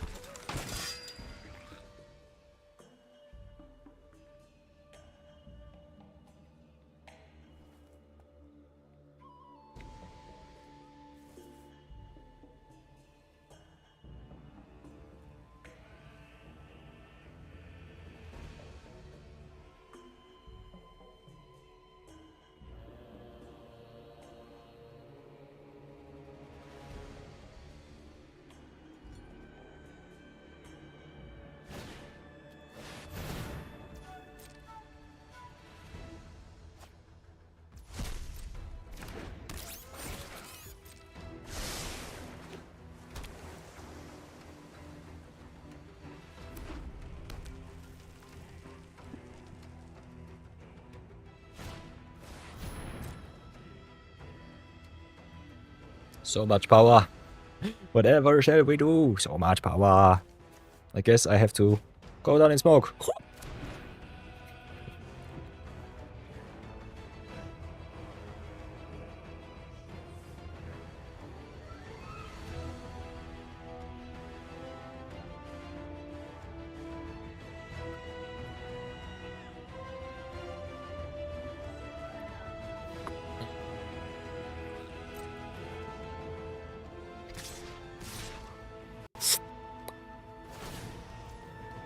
So what did I miss?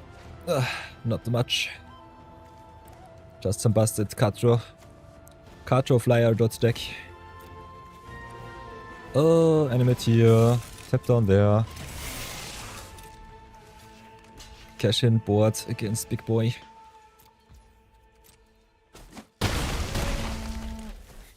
Already at 4. It's a sadness. Then I guess we'll try and drop Inyas now. Okay, no interaction. Play the temple too. Oh, don't need that one. And then go and smack in. Quick question, whatever will be yoink. Can give you control of my awesome amphibian downpour. Enjoy.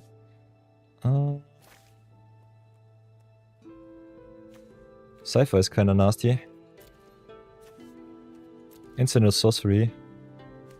Don't have anything. Oh, I got one. But yeah, Flyer's problem, so take the Quantum Riddler. Thank you very much. More Flyers for the cause. Siren down. So drawing another 2. So that's nice. Oh, I could have given a boost to the Mystics so that they get another flying token, so that was sadness. Whoops.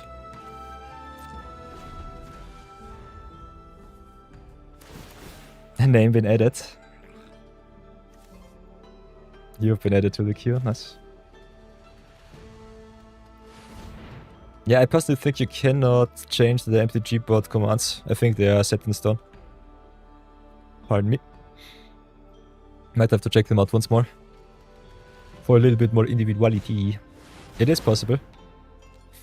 We do not know. Is it possible? Is it not? I looked them up twice and I did not find anything, but I'm just stupid, so don't mind me.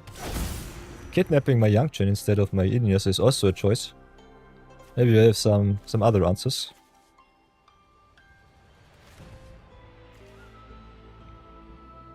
Kidnapping Yangchen also to Erwin stuff is interesting. So maybe that's the way.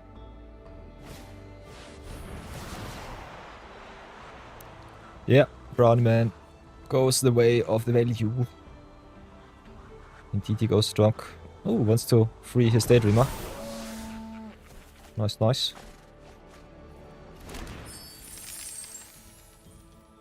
Interesting choices there. Yeah, I'm already at 4, so I have to jump. Might be dead on board. I'm so close, I would say.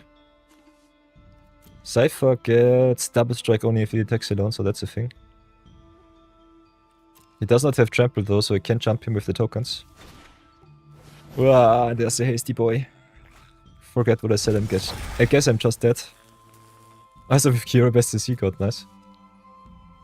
Daydream is definitely a card, that's for sure.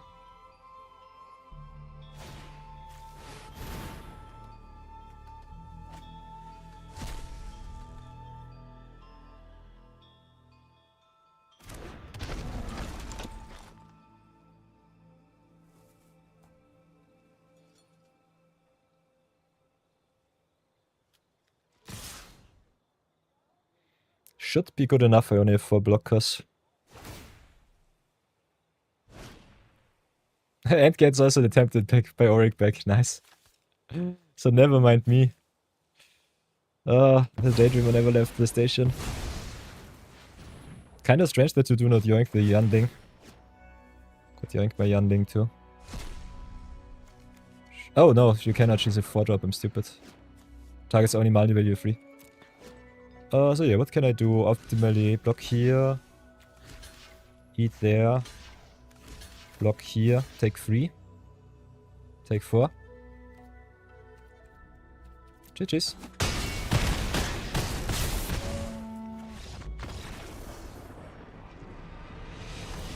Haha, you still need to sit down and finish your Nephra build and Doran build, Bambit. Oh, nice.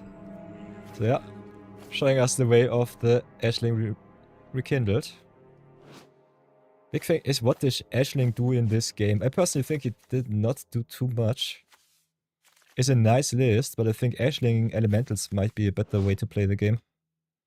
She can ramp you up pretty quickly. Otherwise, nice deck, Brownie man. Very nice deck. Very good iteration. So yeah, 0-2 against the Brownie, that's fine. GG's, GG's.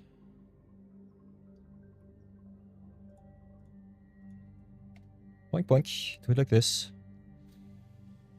Oh, there was Bambito wants to fight it out, I guess. Q next. Getting smashed a lot today. But that is the way of the viewer battles. I'm here for you. Anything else is something completely different.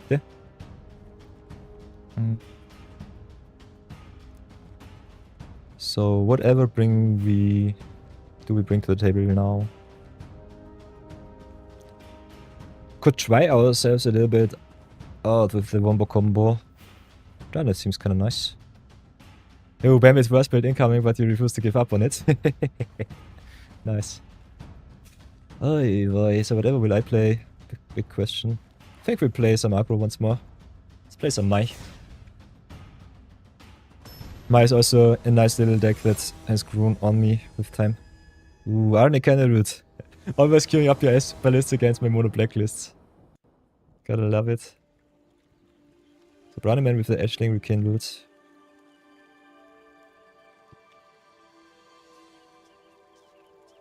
What did I play? Inyas?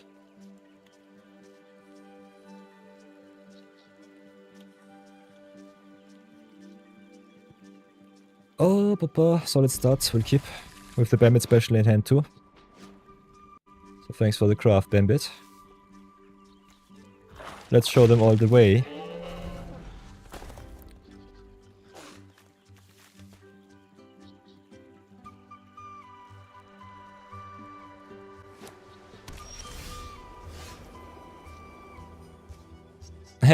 She provides a lot of ramp and whenever you run out of gas you just flip her back to red. Totally true, Brownie Man.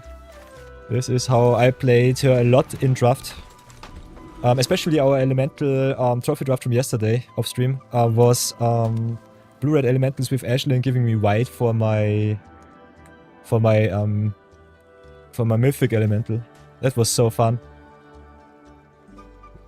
Off-color splash, no planes in sight. That's so good. Keep Ambito with the Envoy. Envoy is nasty, not gonna lie. Think I have to get rid of that one. No discards. No discounts, only stuff.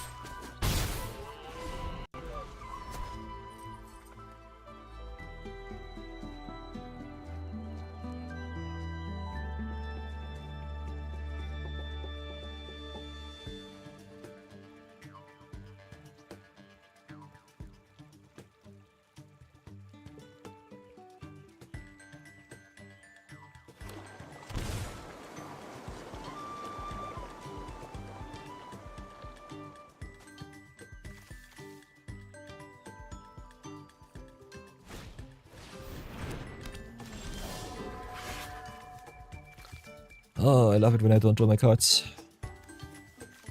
Rump bump bump. So start like this.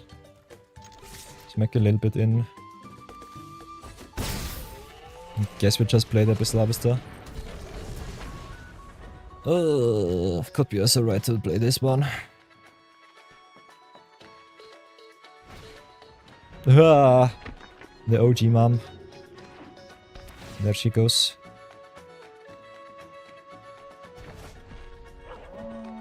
Whoa. Okay, remove her down.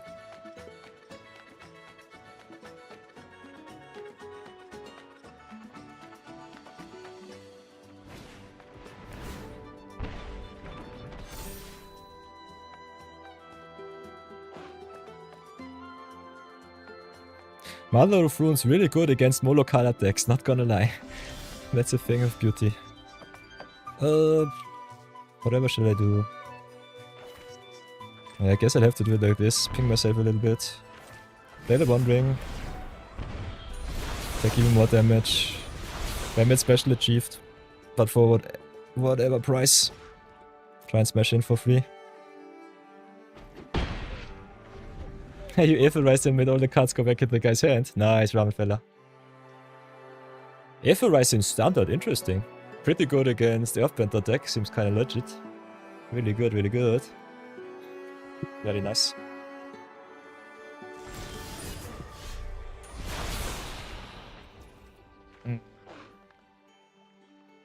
This is so strange. Where is my Sheldred for the Mochi Q? Good stuff. Guess we have to start draw some stuff. Okay, let's start. Will it be good enough though? We'll see. I take so much damage from my own card. Maya is such a hit or miss card. I think she's still worth it. Maybe I should have just picked the Shieldred, go with a little bit more power. So I have to stay back. Mother of Runes give protection, so wins every fight against my mono blacklist. Oh, Abyssal Harvester is also a Demon Warlock. Nice. So you can get some light back. Totally forgot. Hey, salutations to Mono Musa. One of my ever so many followers. One of my first followers too. So salutations, Mono Musa. Good to see you once more. You're doing wonderful. Just cast Extirpate on a persistent petitioner's deck with Bravo as a commander. Nice. That sounds really, really tough. Tough build to swallow for the opponent there. Okay. Angelic Destiny this. Bambit smashing my face in. Drawing ever so many cards. Yeah, building Ana is definitely the thing. Guess I'd have to draw more. Thank you for that, Bambit. Now they are my lands. I asked for them and I shall receive them. Whatever can I do to survive this madness? I think I just go into the air. Bambit is already at 8, so that's also a thing. But if he has a removal for my demon, I'm just dead. Nonetheless, I go and smash in. See if it's good enough.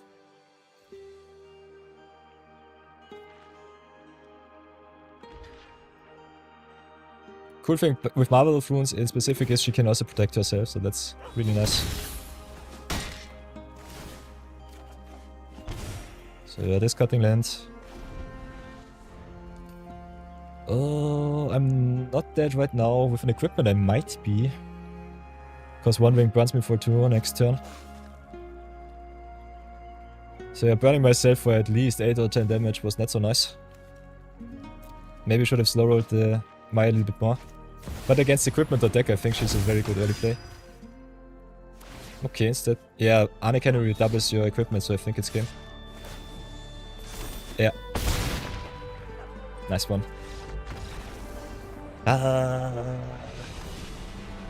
Yeah, missing your land drop sucks. That's magic, baby.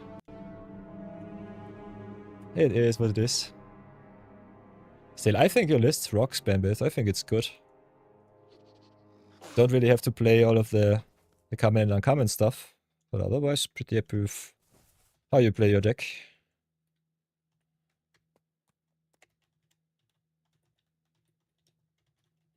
Seems pretty neat.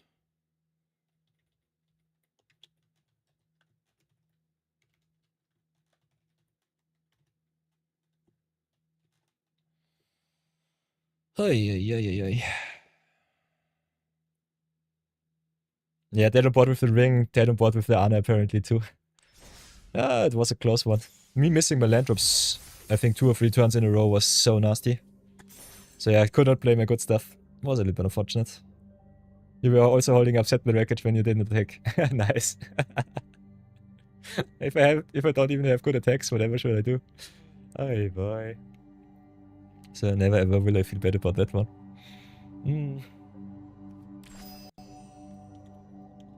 So yeah, we've got a short little ad break incoming. So I will be running a 90-minute ad. Give me a second. Get the ad breaks out of the way. Maybe 2 minutes. Yeah, 90 seconds should be okay. So yeah, I'll be using the restroom, be right back, and then we can continue the viewer battles.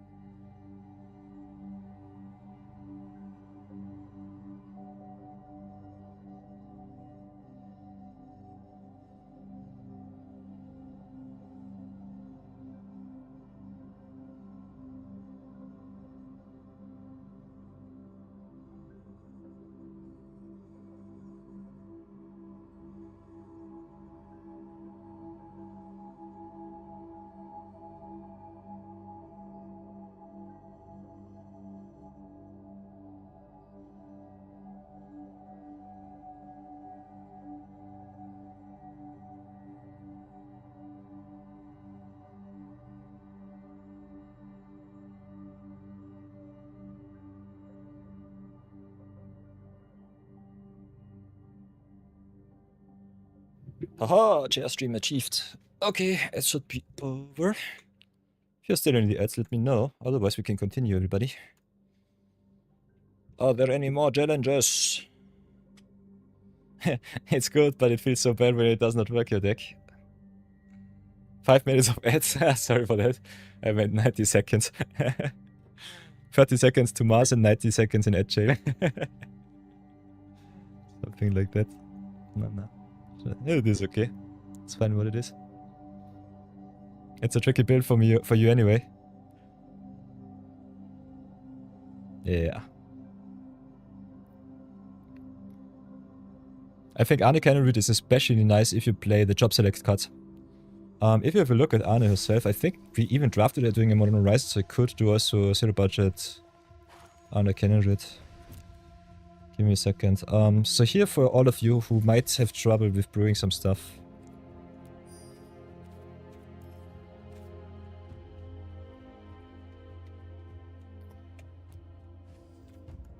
Arne Cannon Root herself pretty straightforward. Whenever a modified creature you control attacks, double the number of each kind of counter on it. And then also make a non-token permanent attached to it, create a token that's a copy of that. So what you want is creatures and equipment, which is pretty straightforward. And Final Fantasy brought us something really nice, which was originally introduced in... I think, what was it, Mirrodin? In Mirrodin it was a living weapon, which made some jump tokens and then equipped the equipment right to that. In Final Fantasy you've got Job Select, which is a better living weapon. So what I personally would definitely recommend you play, if you want to play Arne Cannon Root as aggressive as possible, just curve out into her on turn 5, that is a given. All that can also just go White Mage stuff and all of the Job Select cards from Final Fantasy. Also pretty budget friendly because most of the Job Select cards are commons and uncommons. Some of the more broken are rares, but that is fine. So that's definitely good. Then you also got the 4 Mirrodin cards from Mirrodin Besieged. So these are also cards that you could play. There are also some in the alchemy sheets, if I remember correctly. So these also make you 2/2 tokens and equip them right away. The equipments themselves are not the best, but you can double them up and yeah, you know the drill. Anna just loves that. Yeah, ATV equipment and Aura Star deck. Definitely true, Brownie Man. There is also some equipment and other Aura stuff that removes your opponent's cards, like for example... Yeah, what is the white card in Standard right now that is so annoying? I also get it. It gives Ward 2.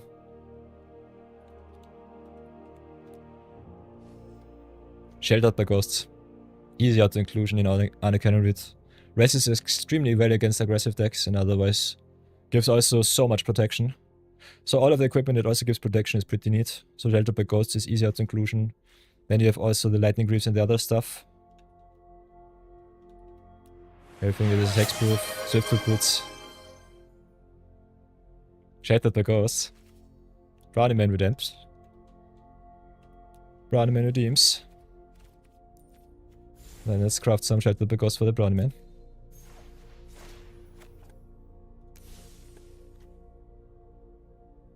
Yeah, hexproof and shroud creatures are a must, that's totally true. Otherwise you will run the big risk of your opponent just blowing you out with his spot remover.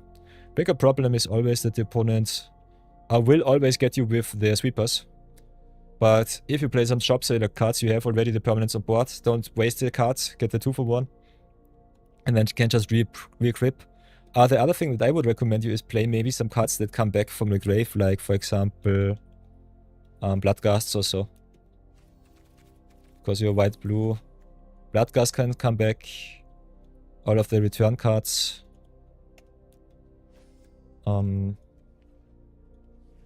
Could also play a million token makers, play Arne Cannon Root with tokens and the job select. Just go token on deck with a little bit of equipment or a sub theme.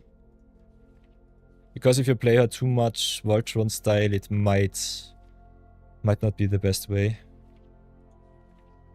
But yeah, you can build her in many different flavors. I think return cards in black are kinda nice.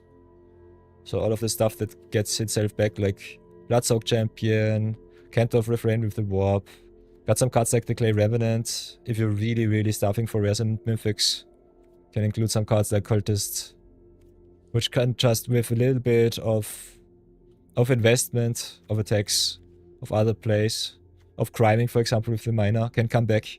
You can equip them once more with equipment space and go to town with that. So this is the way that I would recommend you do it. If you want to get a little bit of a better matchup against control. Which I think is the toughest matchup, so I would build around that in mind. Around that with... yeah.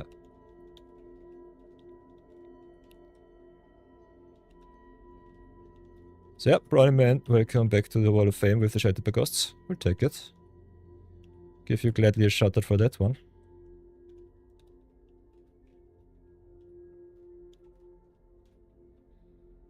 Welcome to the Wall of Fame once more, Brownie Man, with the Uncommon Redemption. Otherwise... Bam, it says he has Luros in there too. Nice. Unfortunately, Arne is a 5 mana commander. If she would be yeah, you have to play, I think, 2 mana deck or 3 mana deck for Luros to work. Does not work for us. Yeah, Luros needs 2 mana deck, so in the companion slot not possible. But yeah, just as a 99, still always a busted card and really good. So never ever will see a problem there. I think that's fine. Yeah, Shroud Creatures is always... we've got from the original Innistrad, what's it called? The Sailor. I cannot write Sailor because I'm stupid. Not Sailor means nope. What's it called? It should have hexproof. The 2-drop, which is so annoying. Yeah, Invisible Stalker. Human Rogue. This card is so busted. Hexproof and cannot be blocked. Exactly what you want. The true story of how you learned about Shroud. You added greater ornaments into the historic Porous Horrors deck. Oh no. Bambit. Oh no.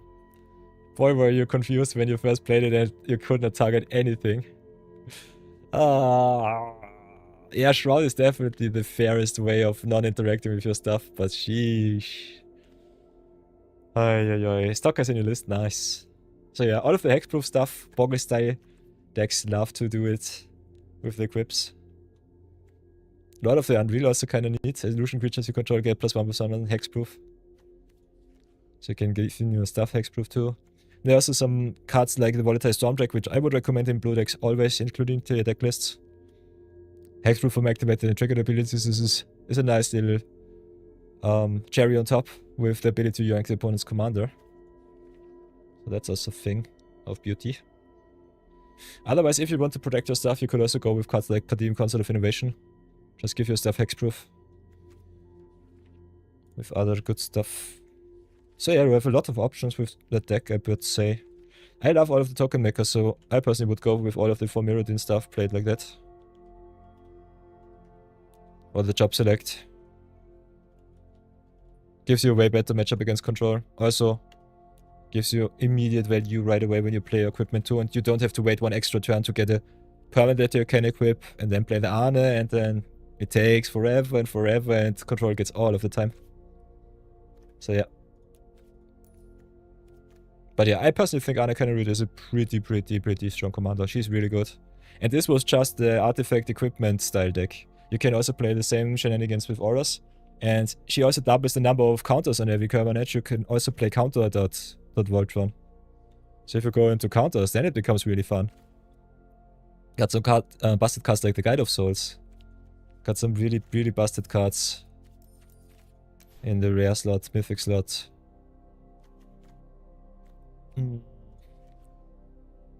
Like, for example, Essence Channeler. Whenever you gain life, you put a counter on this card. You can play life gain counters, you can play artifact shenanigans, you can play so much good stuff with her. She's so strong.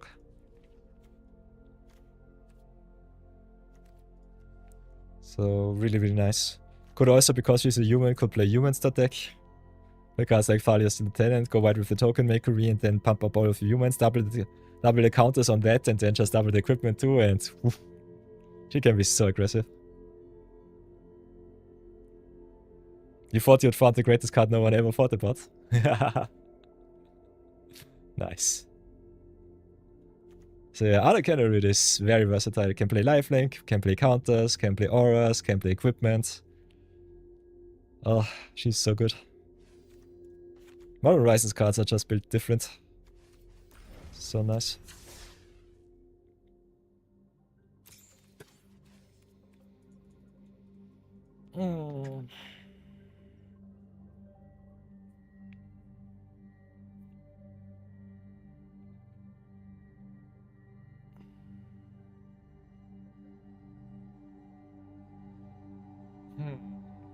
So boys and girls, whatever will it be? Should I do another brewing video? If I'm really honest, I might do the brewing off stream. Make the YouTube videos a little bit more streamlined. I think 1 hour YouTube videos are too long. Should draft. You want to see me burn? Burn in hell. If you want to see me premier draft, I have to change account, but you can definitely join a draft too. But yeah, I will make it as a democracy. Go where is it? Manage prediction, manage a poll. New poll. What should we do next?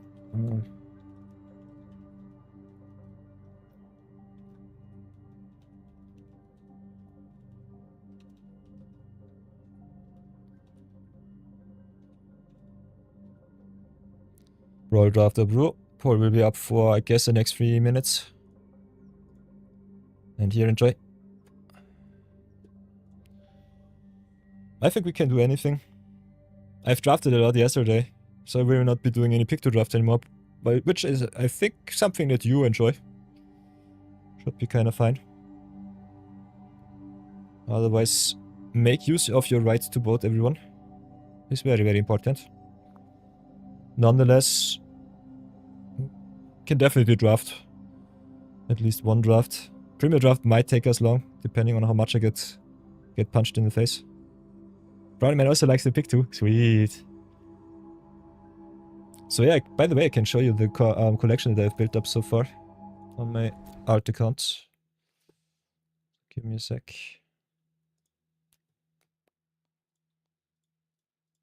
Because this account does not have enough gems. My other account is quite well fed. Lost a lot of gems already, but I think we are pretty good with the way to infinity.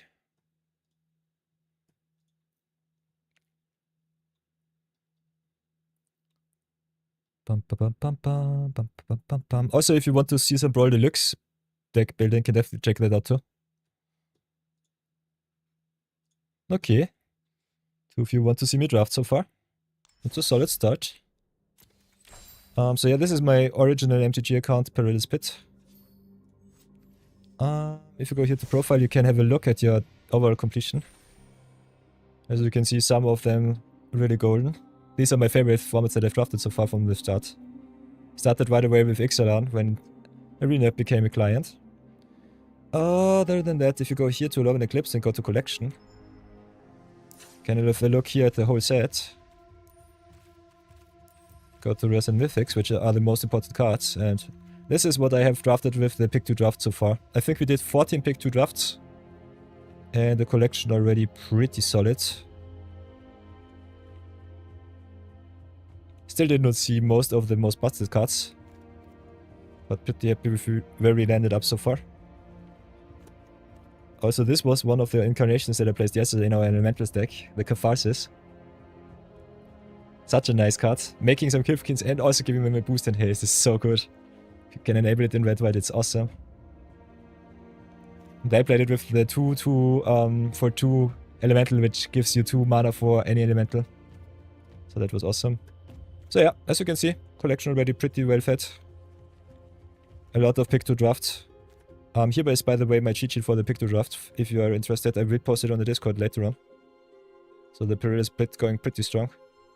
I will draft at least 4 to 5 rares.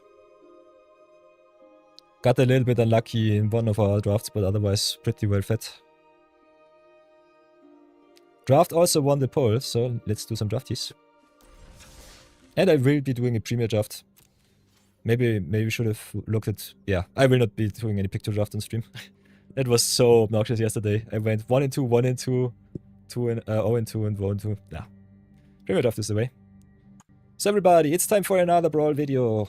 Lorwyn Eclipsed is upon us, only 3 or 4 days young. As always, respin your gold if you don't have the 750s, you know the drill. Sometimes you get a nice little upgrade.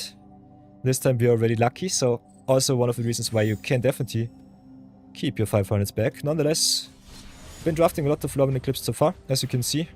A lot of pick to draft so far. The collection already pretty good fleshed out.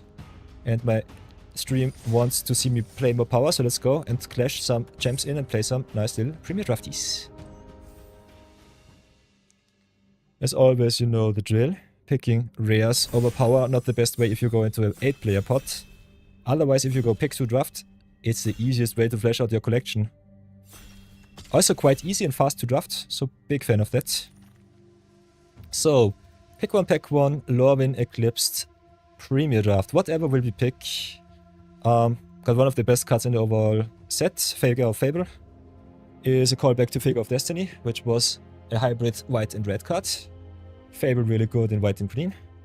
Just busted if you get 2 protection from each of your opponents, you just win the game. Costs a lot of mana, but it's worth it. Then we have some payoffs for the Elf and the Elemental decks. According to Untap.gg and 17 lands, the Elf deck at the moment the best performing deck overall in Arena. But I personally think you can play every tribe and still go pretty solid in your draft. Especially in Premier Draft, don't ever feel bad. Picking some hybrid mana cards also really good for the Vivid deck. So first pick, Figure of Fable over the Eclipsed Elf and the Flamekin from me. What was your experience? What would you pick? Let me know as always. Yeah, Fable is pretty amazing, totally true. So, second pick. Twin Flame Travelers. This card is so busted in Elementals. This card is so good. If you want to stay with the Figure of Fable, could also go for Wind Up Brian Trapper as a solid pseudo removal spell. Virulent Emissary, really good 1-drop in the Elf stack. So depending on what you want to pick, a lot of options here. If you want to stay on color for the Figure of Fable, just shorting a little bit of green is a good way. Also not going too heavy into the 2-colored cards might be a solid start. So for me personally, it would be either the Trapper or the Emissary here. I love me all of the evasive cards, and green-white normally struggles a lot with bot stalls. So personally would pick up the Twin Flame Travelers just as a fringe pick. I think these 2 cards are replaceable. If you want to go and fix yourself up, the Vivid cards are also quite good. Yeah, now we've got the Moonshadow 2 in black. That the opponents let that one go is kinda crazy, because in black, green elf, that card is really busted. So Virulent Elves would have been a nice pick too. Still don't feel bad about the Travelers as a fringe pick. Otherwise, playing all of the power in the Premier Draft is the way. So yeah, I will easily pick the Moonshadow here over the, I guess, Eclipsed Mirror. You can play Figure in any white deck, so that's awesome. Can be also any green deck. This card is so versatile. So in green-white it would be the best. In green-black or black-green still fine. And Moonshadow is just busted. I will pick the Moonshadow. Love this card a lot. Really good also with Blight. What else do we have here? Silvergill Mentor is solid for the Merfolks.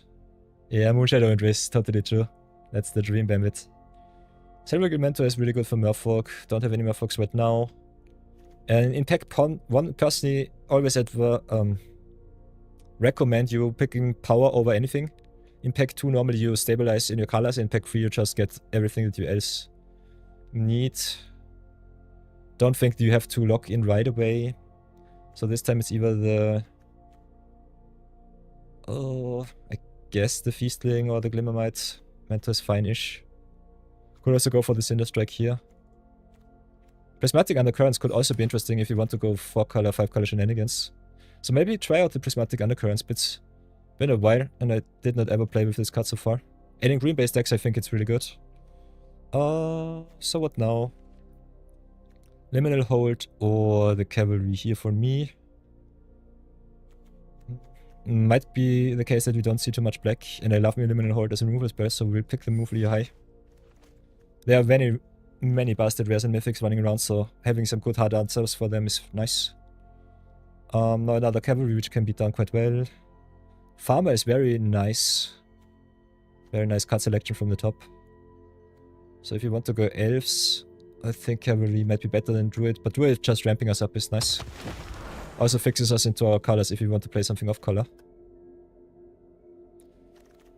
So a good green start is definitely what they want. Oh, another good vivid card in Chaos Brewer here. Got also the Grove Guide and the Council. Not sure if we play Kivkins, but there are enough changelings to make that work. Otherwise, Chaos Brew is a very good free drop. And if you get some blind payoffs, it's so nice. And I like me the aggressive cards a little bit more than the rest. So yeah. Maybe take the Council just to short of green a little bit more. But otherwise I would recommend you pick the hybrid color cards quite high. Because Vivid one of the better decks in my personal opinion. So can definitely see you pick up the red-black goblin. Just to get a little bit more Vivid versatility. Or just pick the elf if you pick up some busted elf wombo combo pieces. We are pretty open with what we drafted up so far. So having the base green here is a good start. Only Vivid payoff so far is Prismatic Undercurrents.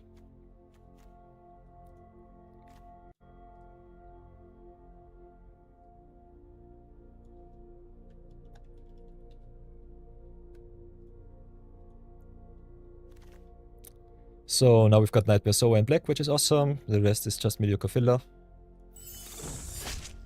So yeah, Twin Flame Traveler is definitely the fringe pick that I should not have picked up. But it's fine. Solid green start, I would say. And then we just have to decide if we want to go green-black or green-white. Okay, got the blue Stratosaurus too. Blackthorn is fine-ish. But it's very expensive for what it does. We'll take the flyer here. We're not set in our colors. Oh, I'm a big fan of Wickermore. I think Lurker is filler but still pretty good. I like me the Invasion. So it's either the Wickermore or the Lurker here for me. Wickermore being able to fix your colors is pretty nice though. I think we'll try the Wickermore out. Ooh, Dignitary for the Elf deck, otherwise another Stratosaurus for the blue deck. Guess I'll take the green cards. Also very solid 2-drop. Or 3-drop. Graskling for Vivid is fine. Ransacking, something that I personally don't play too much. Ooh.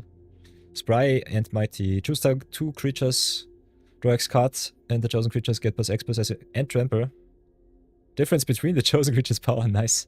Okay, did not see that card so far in the draft, so we'll try that one out. Otherwise we've got the Iron Shield Elf, which is good. The Boxliver's Embrace is nice. Blood Crypt for some potential fixing, which we don't need right now. So yeah, pick the green card, be happy with that. Another solid removal, not removal spell, value spell.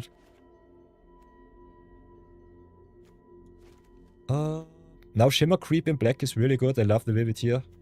Otherwise Lavender with the draw on and the Blight is good, but normally better in black-white Blight. Also Virulent Emissary. And Council, I kind of want all of this pack. Dream Caesar in black to get a little tempo. Yeah. You have to decide if you want to go black or white. Kind of like me the draw. Shimmer Creep is so good though with the Vivid. Yeah, pick the creeps, don't look back. Let's see how much I get punished. Ooh. Champions of the Shoal is so good in Norfolk. Don't have any changelings so far. This card is so busted. Otherwise, for the fixing, we've got Blossom Bind in blue. How many Stratosaurus do I have? Only one. Can fix us in any color, so we could play still some power. I personally like picking up power. Yeah, there we have the Flittering Nuisance in blue too. We're definitely base green, the big question is what else we will play. So picking up the good cards here is the better way for me. Got another Liminal Hold, Bloom Bind, Creep, Rhyme Chill. And Vivid normally is 2 to 3 color. Normally 2 color with a splash. So that's quick key. Could go for another Shimmer Creep. Can splash the blue if you really want to. Don't really have to. Otherwise, Liminal Hold for the Figure of Destiny.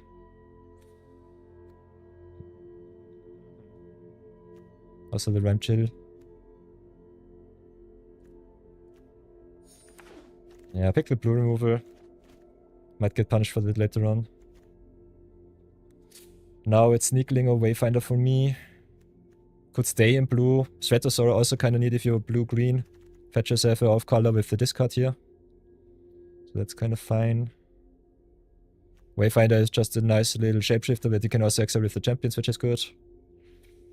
I think we'll go with the Wayfinder here. Looks already a little bit train wrecky, but I think it's fine. Also, I like me all of the life gain cards, which can raise the opponent's early aggression. Otherwise, we've got the Pummeler for Vivid. Another Blossom Bind. I think we'll pick the removal here. Not too much Merfolk, unfortunately. We'll see if we play the champions. Might be the wrong decision, we'll see, we'll see. Lofty Dreams is fine. Giving us flying is good. Very expensive for 5 mana though. Otherwise another Wayfinder or the Sky Swimmer here. Might be Wayfinder just for fixing.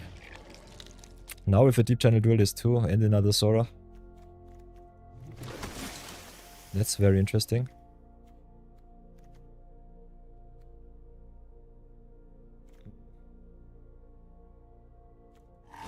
Yeah, I guess I get me the blue fixing in. See if it works out. If it does not, yeah, then I'm just sad. Relate me for cuts.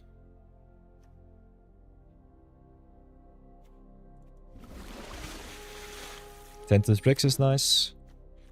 So fixing wise, I think we're well set up. Now we just have to decide what color we want to go. We're pretty well distributed in any color, so that sucks. So you can go a little bit more streamlined, don't do it like me. Stay open as long as I did. Did unfortunately not see too much black, so I think black is on the captain table right now. Or maybe I just overlooked it because I'm stupid. Okay, what else do we have here? Farewell is fine in Merfolk. Wonderbind Farewell is pretty good. This is sorcery, but tempo-wise pretty nice. Pitiless Fist surprisingly solid. Ashling we cannot pick up because we don't really have elementals. Willow would be nice, but we don't have too much white. So this card is really, really strong, but not for us. Whoops. So I guess we'll go with the Wonderbind Farewell over the Pitiless Fist. See if we can get some Merfolk shenanigans in. Yeah, black card's coming from the right. Lamenta in white. Did not see too much good green. If you want to go Vivid, I think the Nagel Robber is also sweet. So Robber with the fixing, changing with the copy is nice. The more Vivid we have, the better it will be. I think I'll start with the Robber here. Glenn and Andrew's answer. Counter all spells your opponent controls and all abilities your opponent control, okay. And then create the fairy. Very expensive for a counter +1/+1. Glimmergifter is nice to drop. Otherwise, Wildvine Pummeler for some Vivid. Could be the way. Prodigy here, Liminal Hold in white. Removal of Bane being white is kind of strange.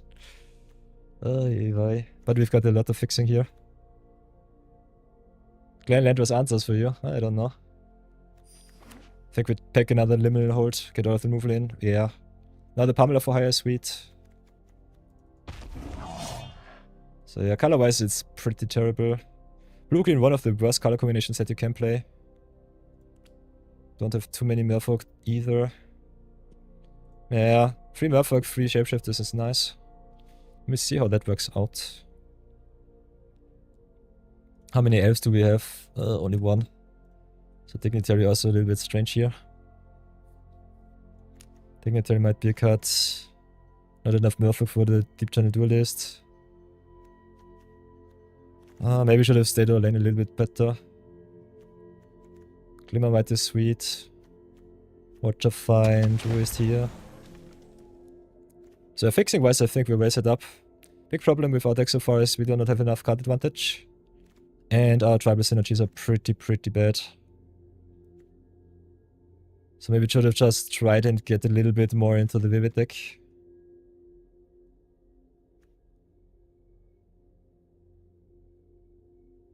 Yeah, Nuisance drawing us some cards is still pretty sweet. Also, the fixing for the Figure of Fable seems kinda nice. Inversion in black, another Tentis Bricks. Luminolask is solid. And we don't have too... Yeah, we have some good hard removal. Might not need the extra tent. Could go and pick up the Luminolask here.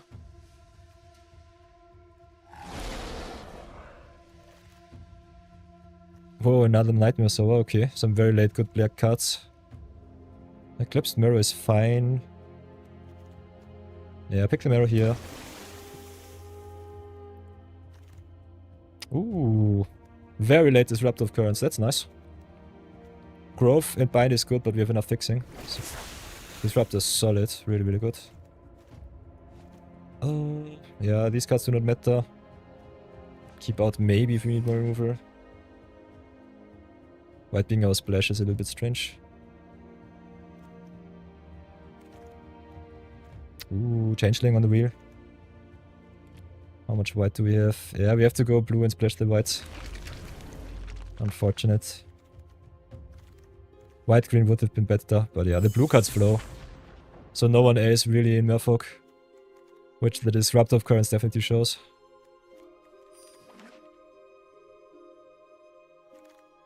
Ooh, and Glamour Might on the wheel, sweet. Okay, does not look too bad. Nice.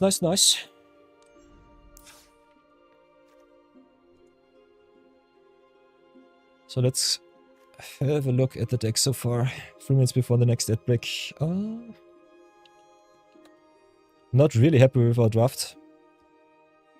Hey, Ramen fella. Have a good night's rest. See you soon, buddy. Our curve looks kinda nice. We have a lot of fixing. Might not need the Wicker more.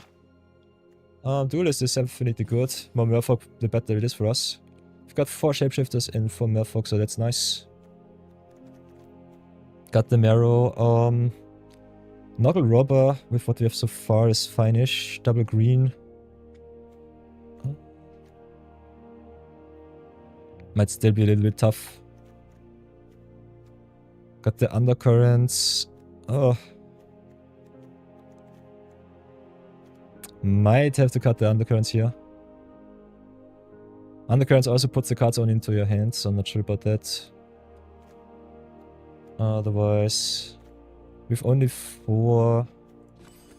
We have 2 Cavecanes and 4 Shapeshifters. I like Pikachu in green, so the Mist Meadow Council on potential 4 is nice. Trollaka we can cut. This is another Merfolk though. But it's on the splash, so not sure about this. I think 8 Merfolk for the Champions of the Show is fine-ish. The question is whatever will we keep other than that. So I have 5 cards left to cut.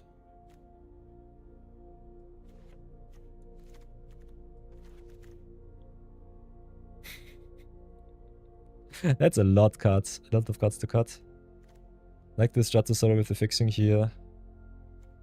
Only need the white really for the Liminal Hold. So I could get away with maybe only 1 or 2 planes. Maybe go a little bit heavier on blue.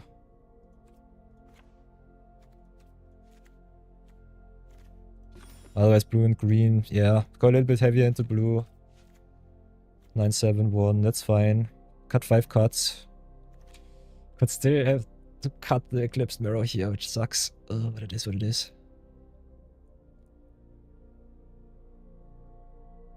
So yeah, we'll have to go into shot the lead back. I will get this deck ready and then we'll go into the drafties.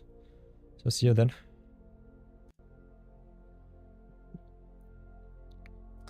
So whatever should I cut? This looks pretty nasty. Duelist is so good. Our deck should not be a Merfolk deck, not at all. Graspling is definitely filler card. Nuggle might also be strange.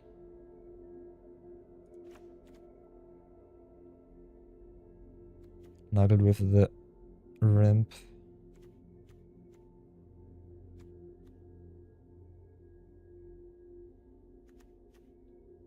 I don't really want to cut the Glamourite. I think we need the flyers. I think we need all of the flyers in the world. Could shave a Stratosaurus. Could maybe just shave the Wonder Vine. The Giant Chill.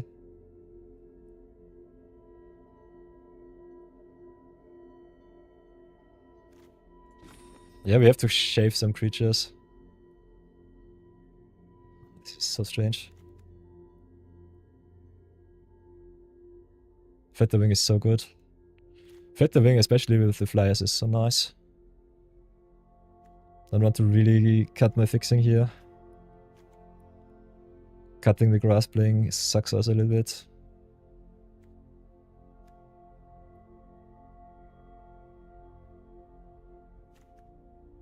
Maybe cut the Lask, maybe cut the Council.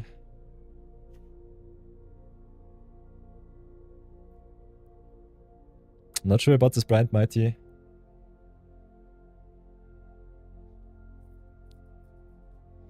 Small power, big power. This Brian Mighty is so strange. Could maybe cut the Tentis bricks. I think we have enough fixing so that it does not matter.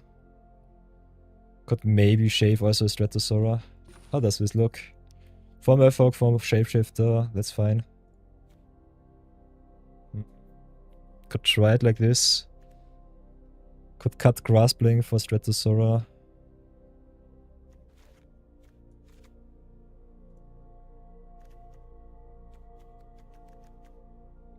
Not sure about the Rhyme Chill and the Farewell too.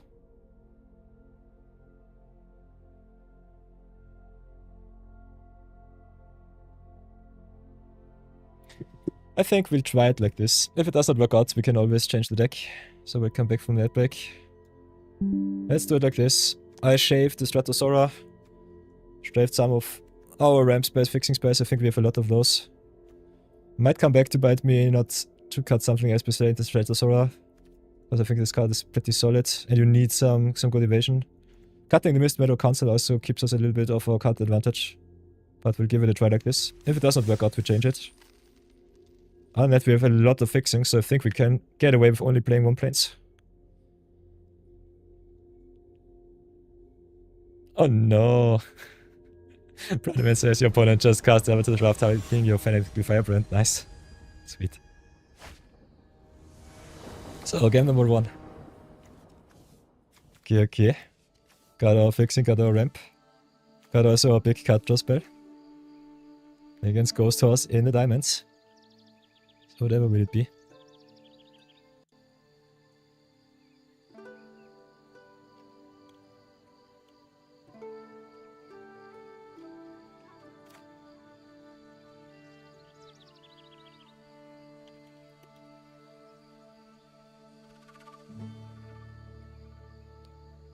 Definitely a keep, that's for sure.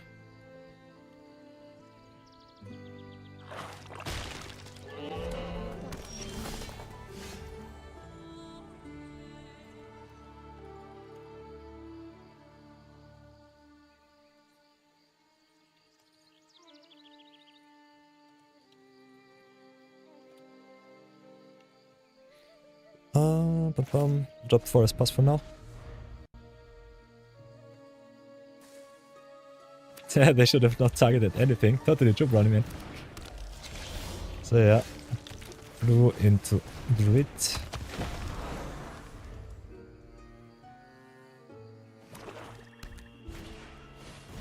Ooh, Wickermore. So playing against Grixis is vivid, nice.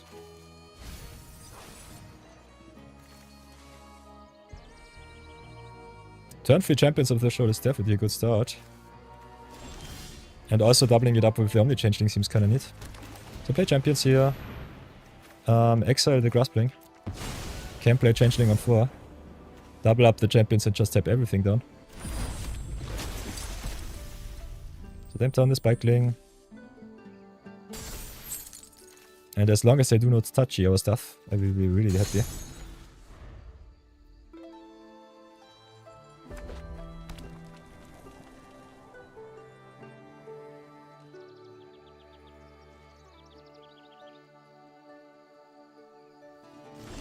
Also, champions with 6 toughness a little bit too big for opponent to go nuts. Changing also having Convoke is kind of sweet.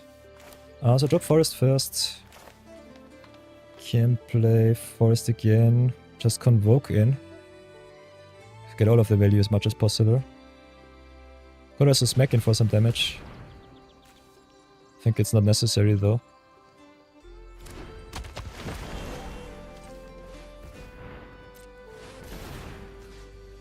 Tap down.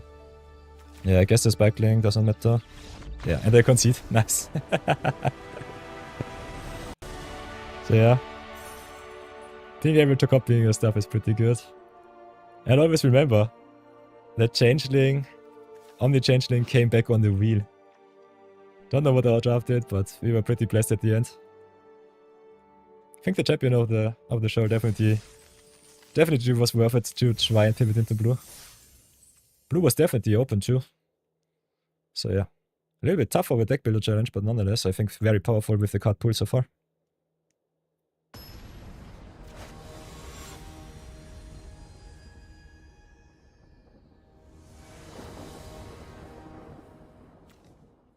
Okay. Fixing at its finest. We'll keep a little bit slow. But I think it's good enough. As always, our lonely planes in our deck. Marrow a little bit strange with the triple blue here.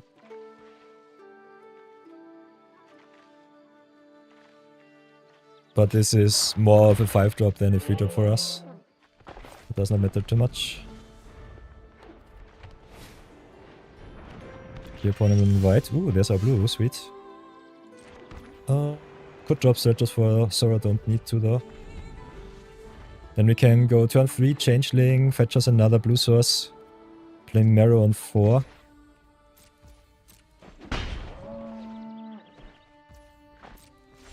Playing against green white Kivkins here, nice. Ooh, also with the Nuisance, sweet. But I think we slow roll the Nuisance for now. Just get all of the value out of the deck. Then get ourselves island.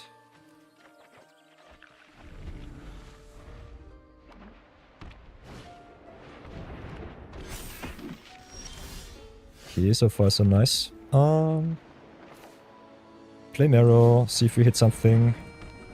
Marrow also good because it can fetch us our busted cards like the Disruptor.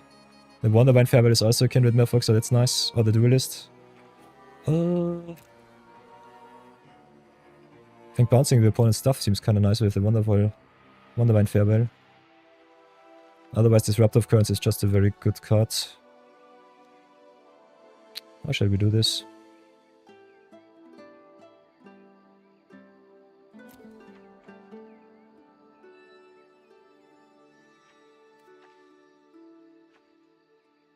Yeah, I think we just play the Wondervine.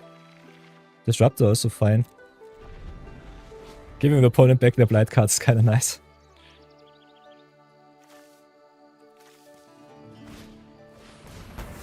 The opponent asserts perfection. So no play for me right now. So getting the currents might have been better. What else can we do? Can play also Nuisance and step down their stuff. I think we just play Stratosora.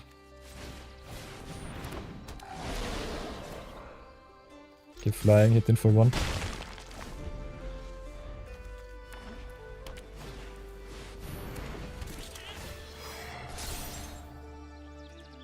Downcard hitting in for 6. Okay.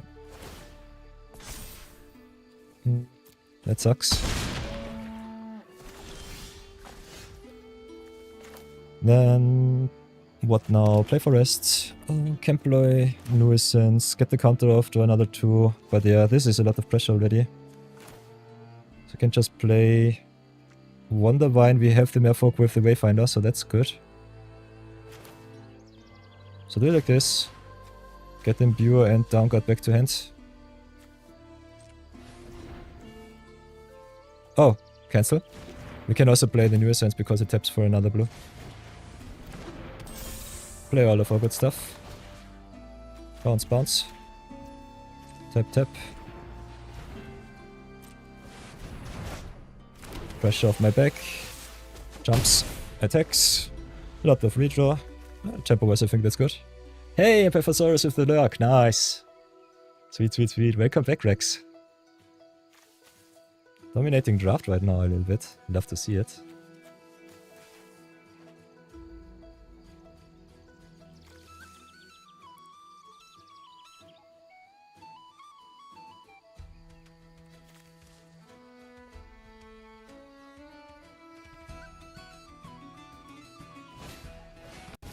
Oh no, asserts another perfection.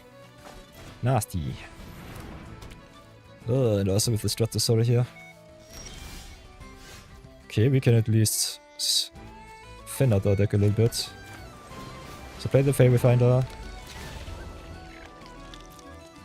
Get all of the nasty stuff out of the deck. Get another blue source, I guess. We'll have to pass for now, unfortunately. Oh, them having exactly the removal spell for New Essence, so nasty. So no extra value for me, unfortunately.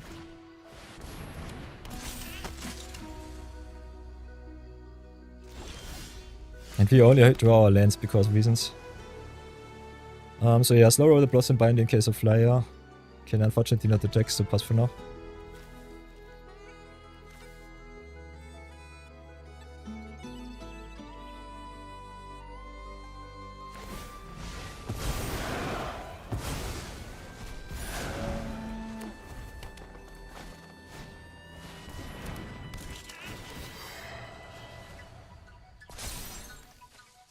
So yeah, going with the Disruptive Currency would have been better, but we just are so unlucky and hit all of our lands for whatever reason. So yeah.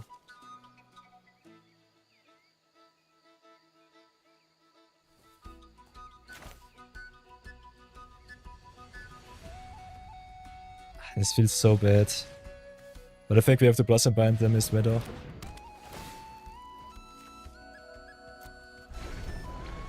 The Imbue here is the biggest problem. But we don't have anything. We need the Liminal Holds to exile it. Without Liminal Holds I will be really sad. Well, yeah, but us just drawing a million cards really sucks. So maybe you have to include the Kifkin back into our deck. Guess we just go and just block with everything, see what happens. Interesting. So yeah. Eat two of our creatures, which is fine. Big boy down. Come on, deck, why? Always on stream, I hate it so much. These are 12 of our 17 lands. We drew 5 lands in a row. So annoying. So yeah, I have to jump here. And pray for some card advantage. This is so stupid. So yeah, cutting the Mist Meadows might be not the right choice here. Pummeler is at least something. But does not do anything against the Fort Weft Imbue, which can pump for a solid 5 every turn. And the Flock Imposter also with the flying here. So pure sadness.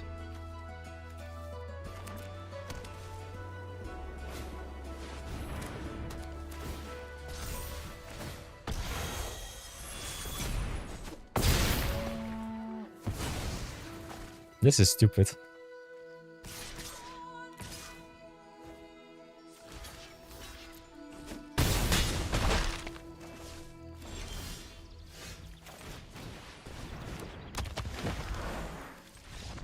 Ay, ay, ay. Pure sadness.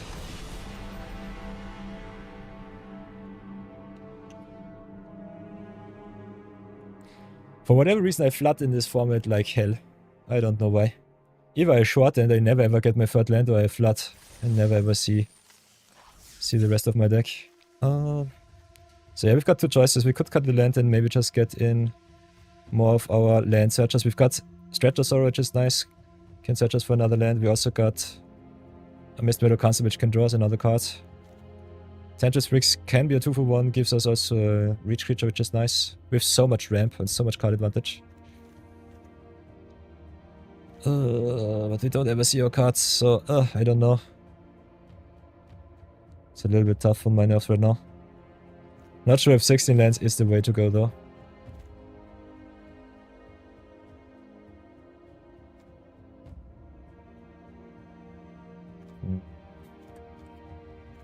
So yeah, I hate what I see. Maybe just play 41 and don't look back.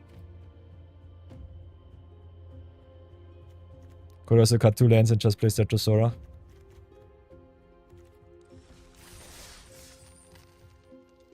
I don't know. This looks so strange. Maybe the shuffle is just out for me once more. Whenever I stream my games, it's not so good. Otherwise, I think the deck looks fine. Blossom Bind definitely struggles a little bit against these bounce spells. So that's not the best removal spell, but still so good against Blight decks.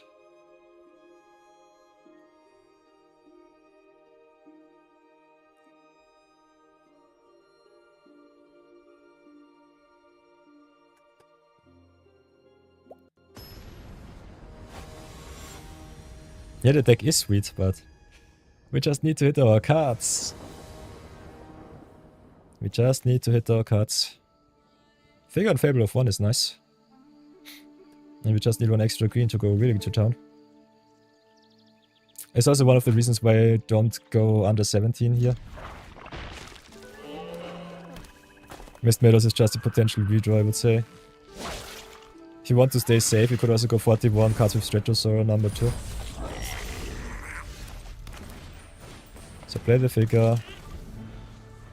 Next turn we cannot even drop a 2-drop, so it's fine that we can just play Forest and pump. Could also play maybe Blue Source. We only need 1, so it's fine.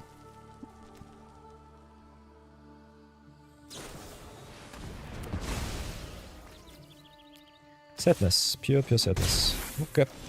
Yeah, so drop Blue Source, pass. Do list one of our splash cards.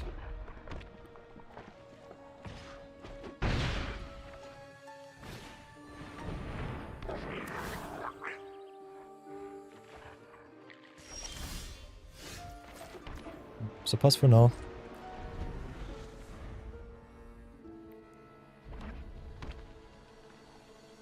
Curse Toss is also so good because it can destroys creatures with power 2 or less, so can also get rid of big stuff.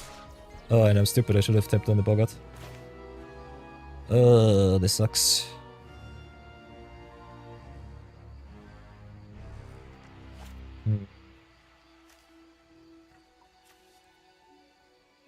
Yeah, this is strange. Would have loved to tap down and trade here.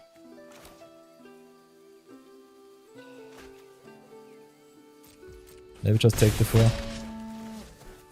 Could have taken none. This is annoying.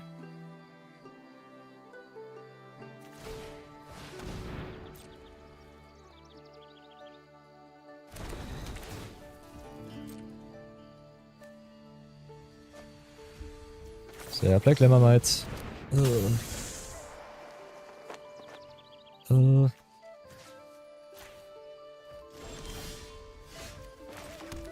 Play the champions. Hold on our fog as long as we can. Still crying in lands. Tap down the 2-3 and attack. Oh yeah.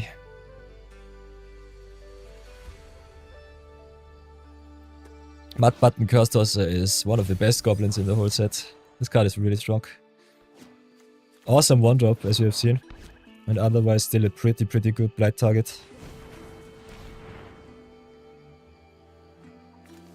And I have a lot of 2-powered creatures in my deck.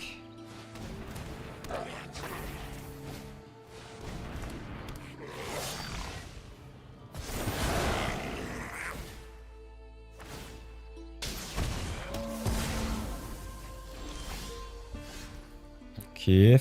Nuisance is a start, I would say. Play Nuisance. Oh, can it activate at instant speed? Kinda have to stay back though. That Death Touch just sucks also.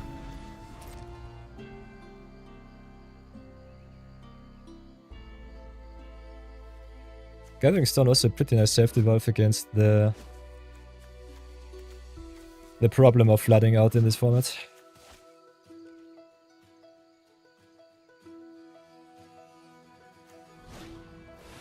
Opponent already 4 cards deep into the deck. Blight is one of the stronger decks in my personal opinion too. And this is just a very awesome Goblin deck.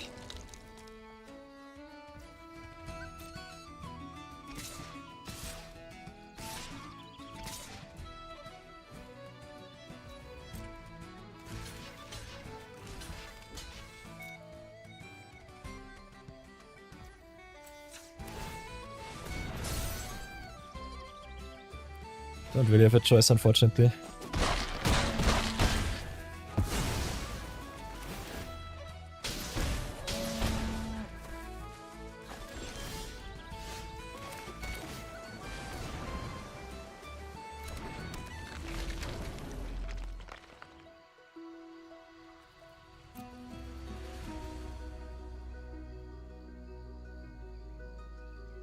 Yeah, the extra 4 damage with the Glamour Might misplay, they definitely got me. That definitely got me good. And now we're dead on board because of Cursecrafter. This stings. I hate it when my misplays kill me right away, but yeah, the attack is so strong. Would have maybe just bought me 1 extra turn.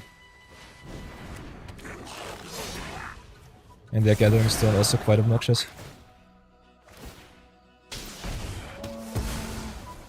So go down to 5, they right click attack all, and then just dead I guess.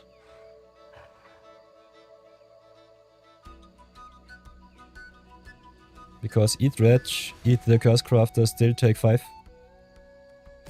And those are their biggest creatures. Yeah, they should just go right click attack all. So I have to eat that one, have to eat that one.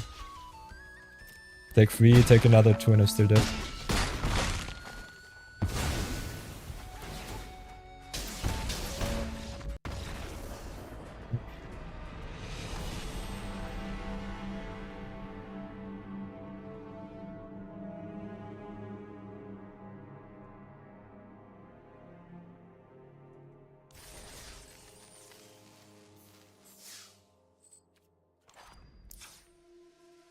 What else could we adapt in the list? Card advantage is a big problem as I've seen so far. I've drawn so many lands always, it's so annoying. And that lifelink is important, Death Touch is nice, so the Liminal Husk could definitely find a place here. Glamour Gifter is fine, might be a little bit cute. Kinda like me the flyers though with the Nuisance.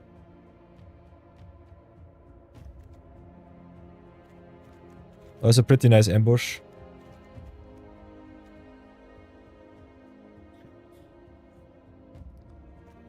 Otherwise I don't know. It's simply tough. It's really, really tough.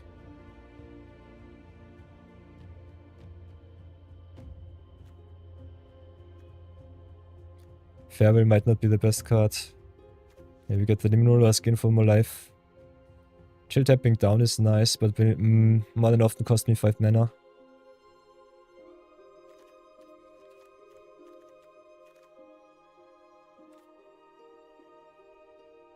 So I might just want the Stratosaurus for mere board presence. Could cut 1 land just in case. But I think the 41 is okay. Yeah, I will try it like this, but I'm still feeling not very confident. Our list does not get enough pressure on board early. And pressure is normally the name of the game. Pressure or value, you have to play one or the other. And the opponents just outvalued us twice in a row, pretty good.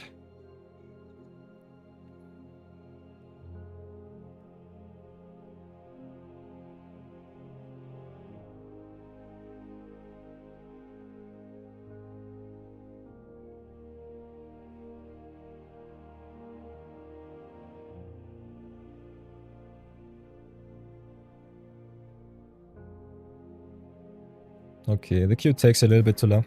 We have ads in 5 minutes, so we'll be taking a short little ad break for another 90 seconds. So, get yourself some drinks, some snacks. Does not take too long. You can always stay. Hang out with chat. I will be back in 90 seconds. Just get myself another drink. So see you then.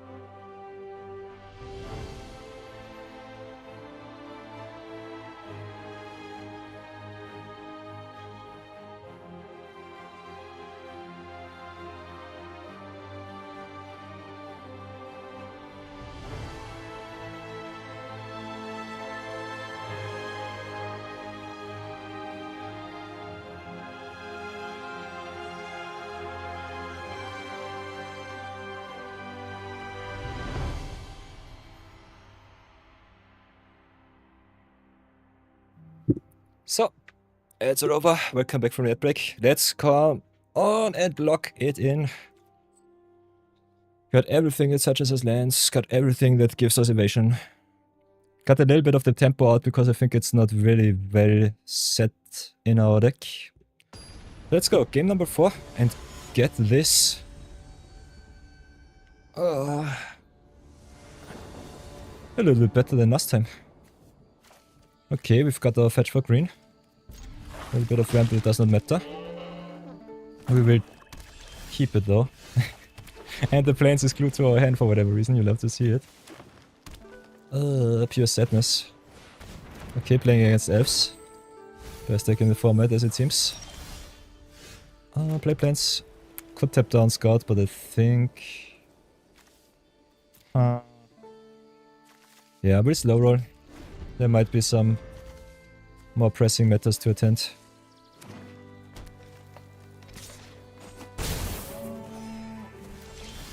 Okay, no play from the opponent. We play Wayfind and get ourselves our forest now. Let's see if we can turn this around. Green.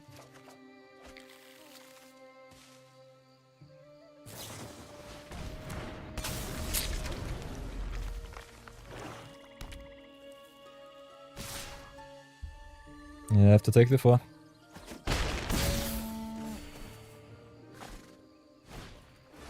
Yeah, Nibble and Horn for the Tristan is an easy choice.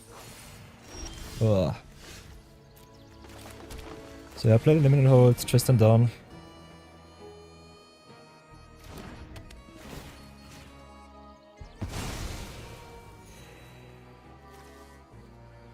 Will not block with the Wayfinder. The attack is so bad, the jump is also not so good. Yeah. Just assert a little bit of dominance.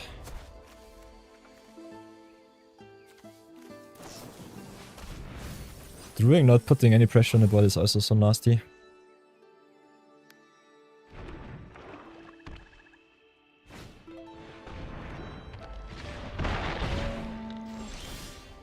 Oh, okay, okay. Hold the baby.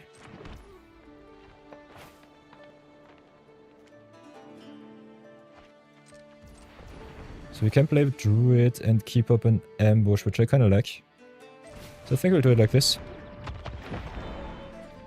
Keep up the mana and pass for now.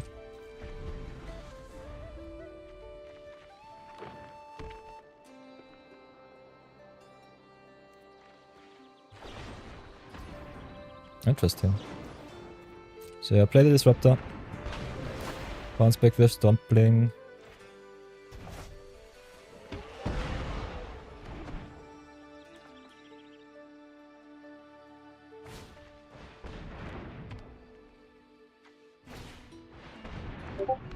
Opponent already 9 cards deeper into the deck than us.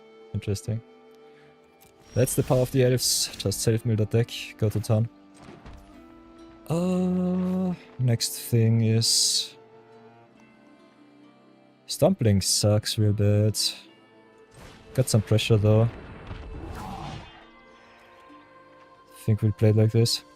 Get the Pummeler on the board before we play the Blossom Bind. Could also trade our Disruptor for the Stumbling.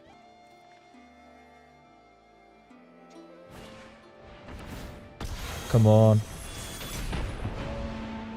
Opponent's so lucky today.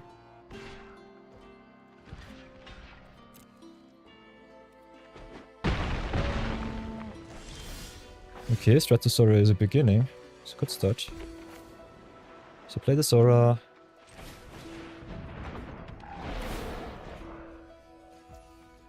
Go smack in for 1.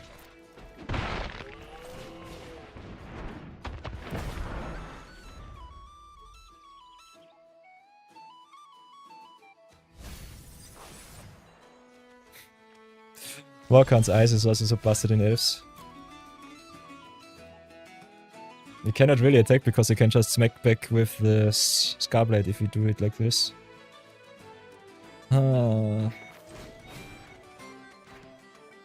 Maybe just put the pressure on hold, smack in for free and don't look back.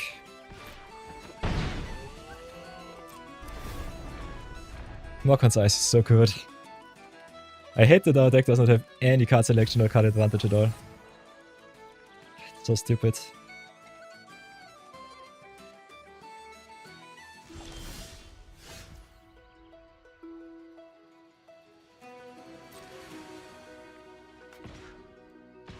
So let's go and hit in, see what they do.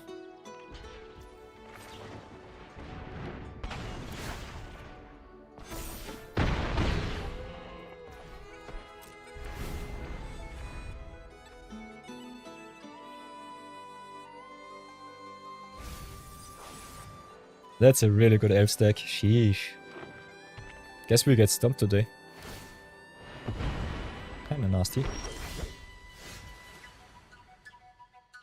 And this we cannot really raise, so we have to stay back on defense now. Also drawing a million lands once more. Deck is solid, but sheesh, the synergies are not there. Of course. We love to see it. Busted rare into solid uncommons.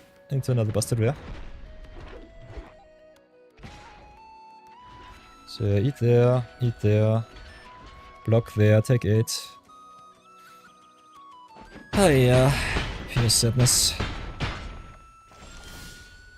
Okay, Linono, das gives a solid card. Yeah, so unfortunately is a busted card. So whatever they draw, it will be really, really good.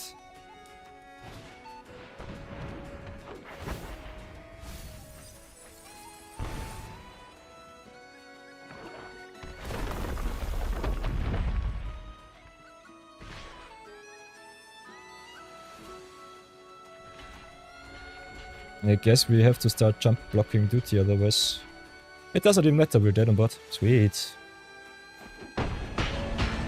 Poor sadness. This was the elf experience, nice.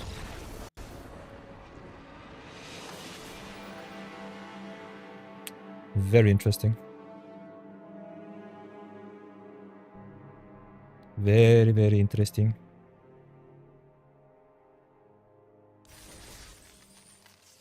So yeah, welcome to Lorwyn Limited.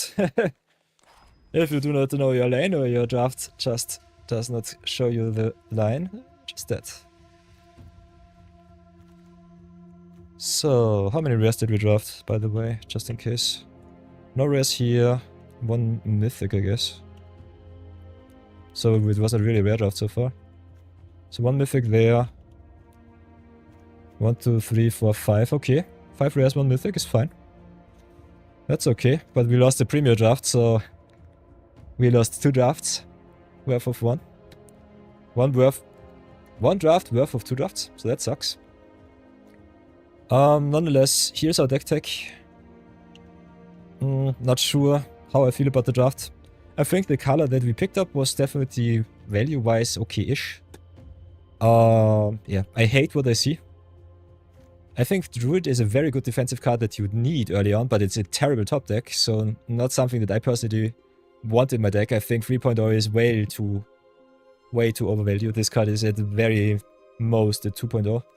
Pretty good if you play Vivid, otherwise it sucks, so it's very synergy dependent on what you play.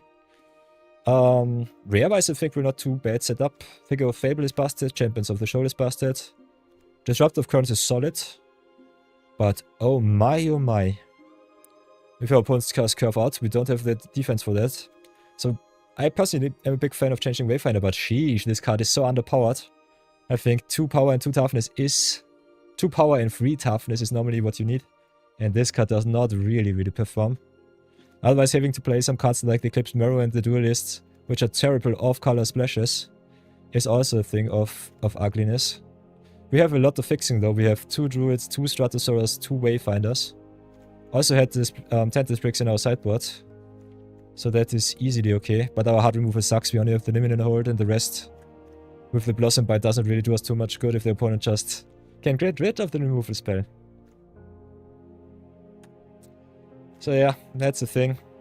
Nonetheless, I think the draft deck was okay. If you made it to the end of the video, thank you so much for watching. If you know what went wrong, or would have done something better, let me know in the comment section, very important. Otherwise, the comments also hold the secrets. If you want to see more limited, there should be some playlists to the top, to the left, to the right.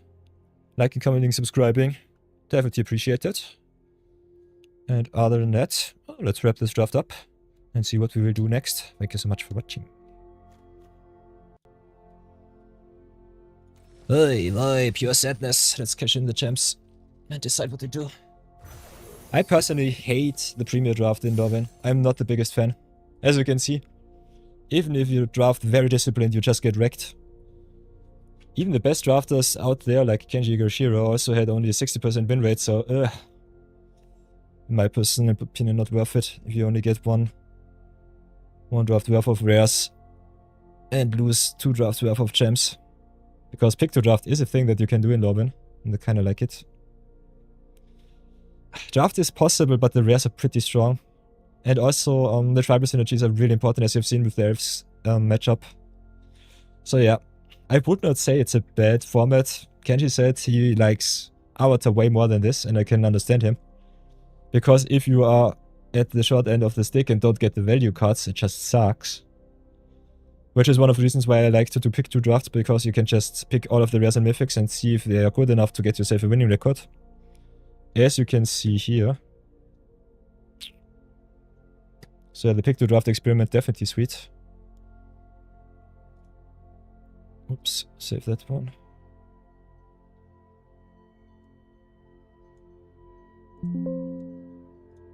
Why doesn't this not work?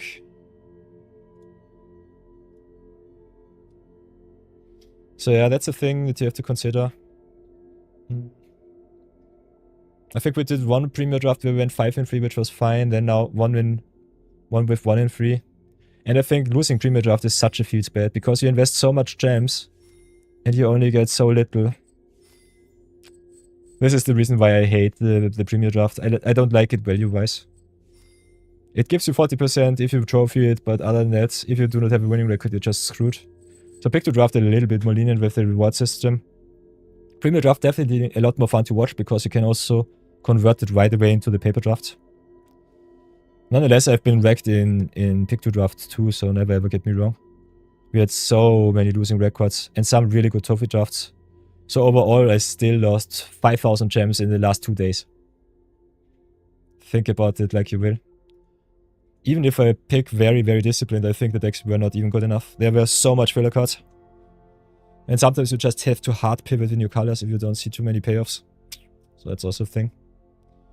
Nonetheless, it's already 4 PM.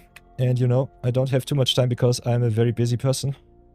I have to tend to 3 different companies at the moment right now. We are very well set up in the crypto space, in the precious metal space, and also in the real estate, so hehe. The new year brings new trouble for me.